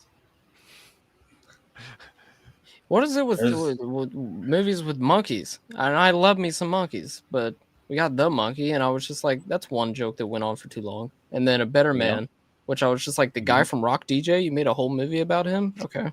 Okay, real talk though. That Rock DJ sequence is straight up one of the best things I've ever seen in a movie in my life. That shit fucking blew my mind. I was like, damn. Have you seen the music video for Rock DJ, Celeste? Shit, that shit will blow your mind. I really like Kill Shill's comment. I like that. Presumably, they were just watching for a bit, and they were just like, "I think I'll share my feedback. This is not for me. Goodbye." Not for me. Good day. And you know what? Thanks. Have a That's good so one. fair. You know what? Kill Shill. Have a good one. At least Yeah, it's a respectable feedback. Yeah, just like, you know what? It's not that it sucks. It's just like, you know what? It's not for just me. check it out. Is it because we're talking about monkeys Not for And everyone. not Vinegar Syndrome. and not porn Right. titles? And Wave is waving goodbye. We're losing our strongest soldiers here. see a wave. I gotta go too. I'm starving. And Yeah. Adam wants us to debate worst label out there. I have not eaten Massacre Video. Because there's worse labels that have a you're just strong like, they opinion just on put that. out shit. But Massacre Video is just like, you put in money, you're just like, you have to know what you're doing. And it's like, and it's like all AI. It's like, oh, yay. Because the last thing I got was that burp double feature that I ordered like 13 months before it got here, before I learned that they're all losers. And thankfully I watched it and was just like, this is not good. I'm going to throw this up on eBay for somebody else who, like, Right. I don't know, listens to, I can't even think of a joke. It's too late. But thankfully I was able to get rid of that. Well, speaking of it being too late, it seems like everybody is probably ready. Jeremy needs to eat. Kev, thanks for hanging out for a I little should bit. probably also eat. Yeah. I've been eating all day. I went straight into this from work. Well, you can't eat yet, Jeremy, because I need the behind the scenes scoops. Celeste wants to hear about that title. Oh, That I mean, title, and you also need to shit talk some cover art. So Oh, yeah. I got to mention that real quick. Let All me right. be in for that. Yeah. All right, everybody. Let's go pull a will. Go subscribe to Almost Major. I can't wait to eat some food and then pull a will. Thanks everybody for hanging out for almost 5 hours tonight. It's been a long time, but we appreciate it. If you haven't yet, go sign up for Celeste Patreon and Jeremy's OnlyFans and thanks. subscribe to Almost Major from Kevin. I think I legitimately got Yeah. like 10 letterbox followers during this stream. Not So, bad. Hell yeah, we're networking. I love that Crit says you guys are still going as I'm doing the outro. Brett, I was trying to wrap for up. you. I was just fucking going hard for Better Man in your stead. You know what? Since he's here, shout out to Crit. Crit just composed background music for a piece for a label I've never worked with before that we just submitted. So thanks, Crit. Cool. Nice. Yeah, we'll see you all next Thursday at 7:17 in the morning where Adam is. All right. Good night, everybody. We Have a appreciate better you all. crit. we almost hit 5 hours.